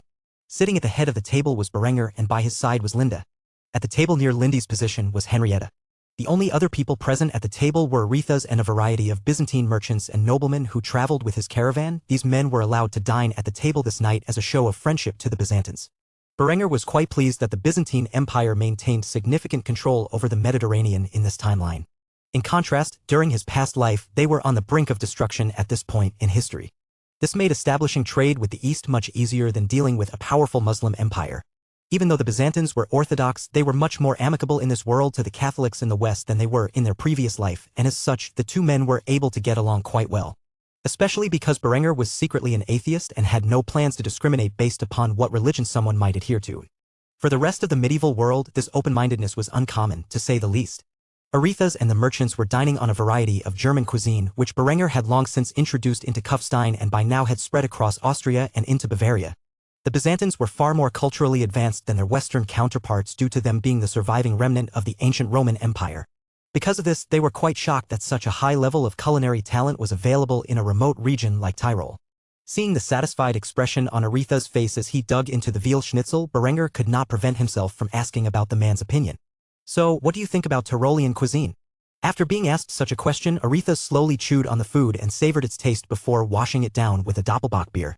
Since Berenger first established his breweries, the first batch of Doppelbock beer had recently been released. As a beer connoisseur, Berenger was quite pleased with the result. It was apparent by the look on the Byzantine nobleman's face that he was not the only one who enjoyed the hearty taste of the strong German beer. It was only after several moments had passed and Aretha's had time to enjoy the serving he had just devoured that he was able to answer Berengar's question. Truly, it is sublime. I have not had such a fantastic foreign meal in years. The last time I had such an exquisite dish from a foreign country was when I visited India. Growing up in a globalized world from his previous life, Berenger was quite accustomed to Eastern-style foods. He was a big fan of curry from various countries, including India. As such, his mouth salivated thinking about having a curried rice dish. Berenger had once experimented with eating curried rice with tortilla chips in his previous life, acting as if the rice dish was a dip. It turned out to be quite tasty, at least in his opinion. Of course, everyone else thought he was a weirdo for doing such a thing. Thinking about such memories, Berenger could not wait for the point where he acquired some coastal territory to build a great fleet that could sail across Asia and acquire the spices necessary to recreate some of his favorite dishes from the continent. However, he was stuck in a landlocked region for now, and unless he expanded through force or coercion, he would not be able to acquire such valuable territory. Both of those options took time to prepare for. Aretha's had his eyes on Linda for quite some time now. After all, she was an exceptional beauty, and as such, he could not stop himself from praising her.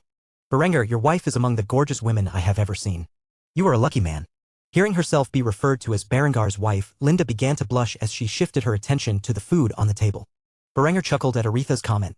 However, he did not intend to spoil Lindy's fun, and as such, did not clarify that she was, in fact, his lover, not his wife. Linda is the mother of my child and the companion of my heart. As you say, I am truly a lucky man to have her by my side.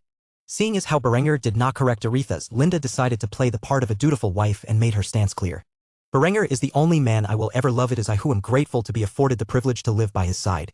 Seeing the genuine expression on the exquisite young woman's face, Aretha's mistook them for a happy newlywed couple and decided to shift the topic to something more important. Berenger, I do not intend to be rude, so forgive me if I am out of place, but I noticed a great deal of smoke rising from your industrial sector. I have also noticed your men are all equipped in plate armor. If you could humor my curiosity, just how much iron is produced in this city? With this question being raised, Berenger chuckled once more, though this time it was a bit more noticeable, and as such, Aretha's frowned before asking Berenger. What is so funny? A proud smile appeared on Berengar's face as he began to correct the man. It is not iron in which my army is equipped with, but steel. My industrial sector produces a massive output of steel every month. The exact amount would shock you. Let's just say that I have more steel than I know what to do with at the moment. This was not an exaggeration in the slightest. With the new territory gained in his conquests and the city of Innsbruck being industrialized, Berenger was producing thousands of tons of steel every month.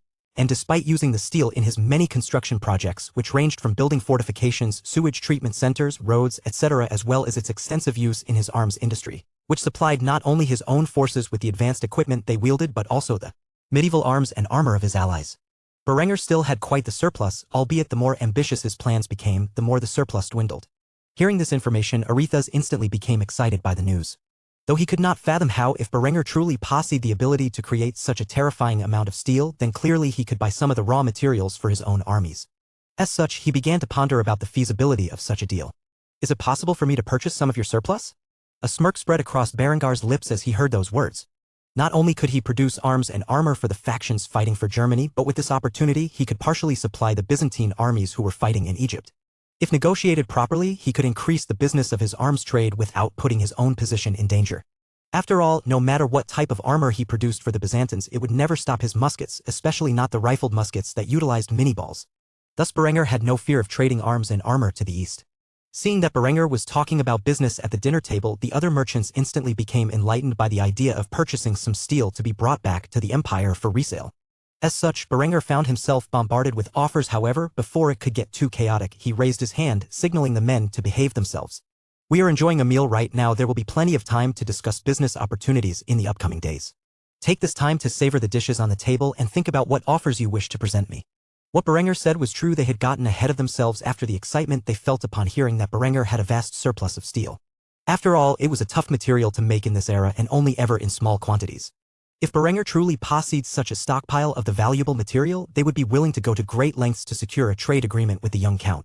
As such, the remainder of the dinner was spent discussing less important matters and the ongoing events of the world. For a region embroiled in warfare, Tyrol was remarkably secure for the moment. Thus, while the rest of Germany suffered through the hardships of war, Berenger entertained a host of Byzantine merchants and noblemen from the east. Chapter 150, Marvels of Industry I. After the feast was over, Berenger saw his guests off to the quarters they were staying in his city. He had made quite an impression on these Byzantine noblemen and merchants, and in the following days would make sure to negotiate proper trade agreements with every one of them. The more contacts he made in the east, the better his business would become. After reclaiming much of their lost territories since the Crusades had begun, the Byzantine Empire was wealthy, far more than a region like Germany. After all, they were in the center of trade between the west and the east. Though the Byzantines had to repel Saracen invasions a couple of times a decade, for the most part, their power was stable, and Berenger saw an opportunity in building relations with them. As such, he made sure to take care of his guests during this feast. After sending the men off, he returned to his castle where he sat down and had a glass of wine alongside his beautiful young lover. The wine was a gift from the Byzantine Empire and was of significant quality, thus Berenger wanted to have a taste of it. After swirling the wine around in his chalice and inhaling the thick aroma, Berenger sipped upon the fine alcohol before nodding his head in approval. The Byzantines sure know how to make a good wine. On the other hand, Linda had some questions on her mind and was not afraid to speak of them. As such, she quickly asked Berenger about his intentions. You sure seem to be treating these men from the east quite well. Do you intend to establish an arms trade with the Byzantines? Berenger smiled and nodded his head before explaining his plans. The eastern half of the Roman Empire was always its wealthiest region, with much of their lands reclaimed. The Byzantines have amassed quite a fortune over the previous centuries. Due to being near the Saracens, they are constantly under threat of invasion and spend a large amount of wealth on their military. Now that they know I have a substantial supply of steel, when they return to the east and spread the news of this, the generals of the Byzantine armies will be begging me to supply their forces with high-quality equipment. Berenger estimated that the Byzantines would most likely be victorious in their ongoing war with Egypt and reap great spoils from the region, further increasing their wealth. As such, he intended to get on their good side and make as much money from their wars as possible. Wars were a profitable business to those who had the means to take advantage of them. Linda carefully observed Berengar's estimation before nodding her head in agreement. What Berenger said was most likely true, and getting in the good graces of the Byzantine Empire provided substantial benefits. As such, she complimented him on his schemes. "You really think everything through, don't you?" Berenger chuckled as he took a swig from his glass of wine before responding. "Not everything, but I try to be a few steps ahead of my potential rivals. Make no mistake, in the future, when I have united my German Empire, the Byzantines will be a rival for global hegemony. At the rate they are expanding, they could become a threat if relations are not properly maintained." Luckily for Berenger, he knew about the New World and the resource-rich regions of Africa, most of which were sparsely populated and posed no major threat to an advanced army like his own. After unifying his empire, he would take advantage of his knowledge and lay claim to the best regions in the world for colonization. By the time the Byzantine Empire and the other powers realized the value of these regions, the critical areas would already be under German sovereignty. Linda saw the proud expression on Berengar's face but could not read his mind, and as such did not know what he was smirking about. However, she knew when it came to Berenger and his ambitions that it was best not to overstep her bounds, and as such she decided to switch the topic. "So, will you be showing the merchants your steel stockpile?" Snapping back to reality from Lindy's words, Berenger quickly nodded his head in response and smiled once more. "Of course. They need to know just how much I can produce so that they can brag to the Empire about my steel surplus. The greater the surplus, the larger the interest the Empire will have for my steel. I will show them the extent of my people's labor tomorrow. It will be sure to leave a lasting impression on these merchants and noblemen from the East." With that said, the two lovers quickly finished their wine before returning to their bed chambers, where they embraced each other passionately for many hours into the long night. After the sun rose in the morning, Berenger got up and began his daily routine. It was well past noon when he finally met with Arethusa and the others in the city below. After meeting up with Arethusa, Berenger patted the man on the back with a wide grin on his face. "Come, let me show you the extent of my industry." Hearing these words, a flash of greed filled the eyes of the merchants from the east who surrounded Berenger like a flock of hungry buzzards. Berenger knew what they were thinking about from the gleam in their pupils. Unfortunately for them, he would not allow them to see the machinery used to create such a massive stockpile of steel, only the results of production. As such, Berenger led the men through the industrial district of Kufstein, whose secrets were heavily guarded by the garrison. Only properly authorized personnel was allowed through the gates, but since these men traveled with Berenger, they were easily able to pass by the strict security. After all, Berenger owned this entire city. Berenger made sure to give the men a tour of the industrial district outside of the critical areas of development. As such, the armories and arms factories were the first he showed. Of course, he showed the factories which explicitly produced equipment for export, not the manufacture of his own supplies. Seeing such a large warehouse filled with hundreds of employees working in well-organized assembly lines to create sets of brigandine and plate armor, the Byzantine merchants were shocked by the size of the operation. Berenger smiled smugly at the expressions on their faces before introducing the area. "This is the armory where we manufacture brigandine and plate armor for export to our customers. Of course, if you desire a different armor style, we could also manufacture that for you. From my understanding, the Byzantine army uses a mixture of mail and mirror pattern armor, and I would be more than happy to craft such equipment if an agreement can be reached." Mirror pattern armor was a style of armor used by Eastern forces. It consisted of a group of interlocking iron plates, usually in the form of circles and squares, which protected the torso. These plates were grouped together by rivet mail rings. Generally speaking, the mirror pattern armor was worn over a mail hauberk. Berenger produced very little mail armor because it was a time-consuming practice, far more so than brigandine and plate. He would honestly prefer to introduce this Western style of equipment to the Byzantine forces, but that was not his decision to make. Seeing the grand scale of equipment production, Arethusa felt the need to ask about where such supplies would be sold off to. "Just who is your customer for such a large supply of equipment?" Berenger smiled and did not hide that this equipment was custom-ordered and paid for by the Duke of Austria and his vassals. "My largest customer at the moment is Count Otto of Steiermark. However, Duke Wilmar has recently begun placing orders for his personal armies as well.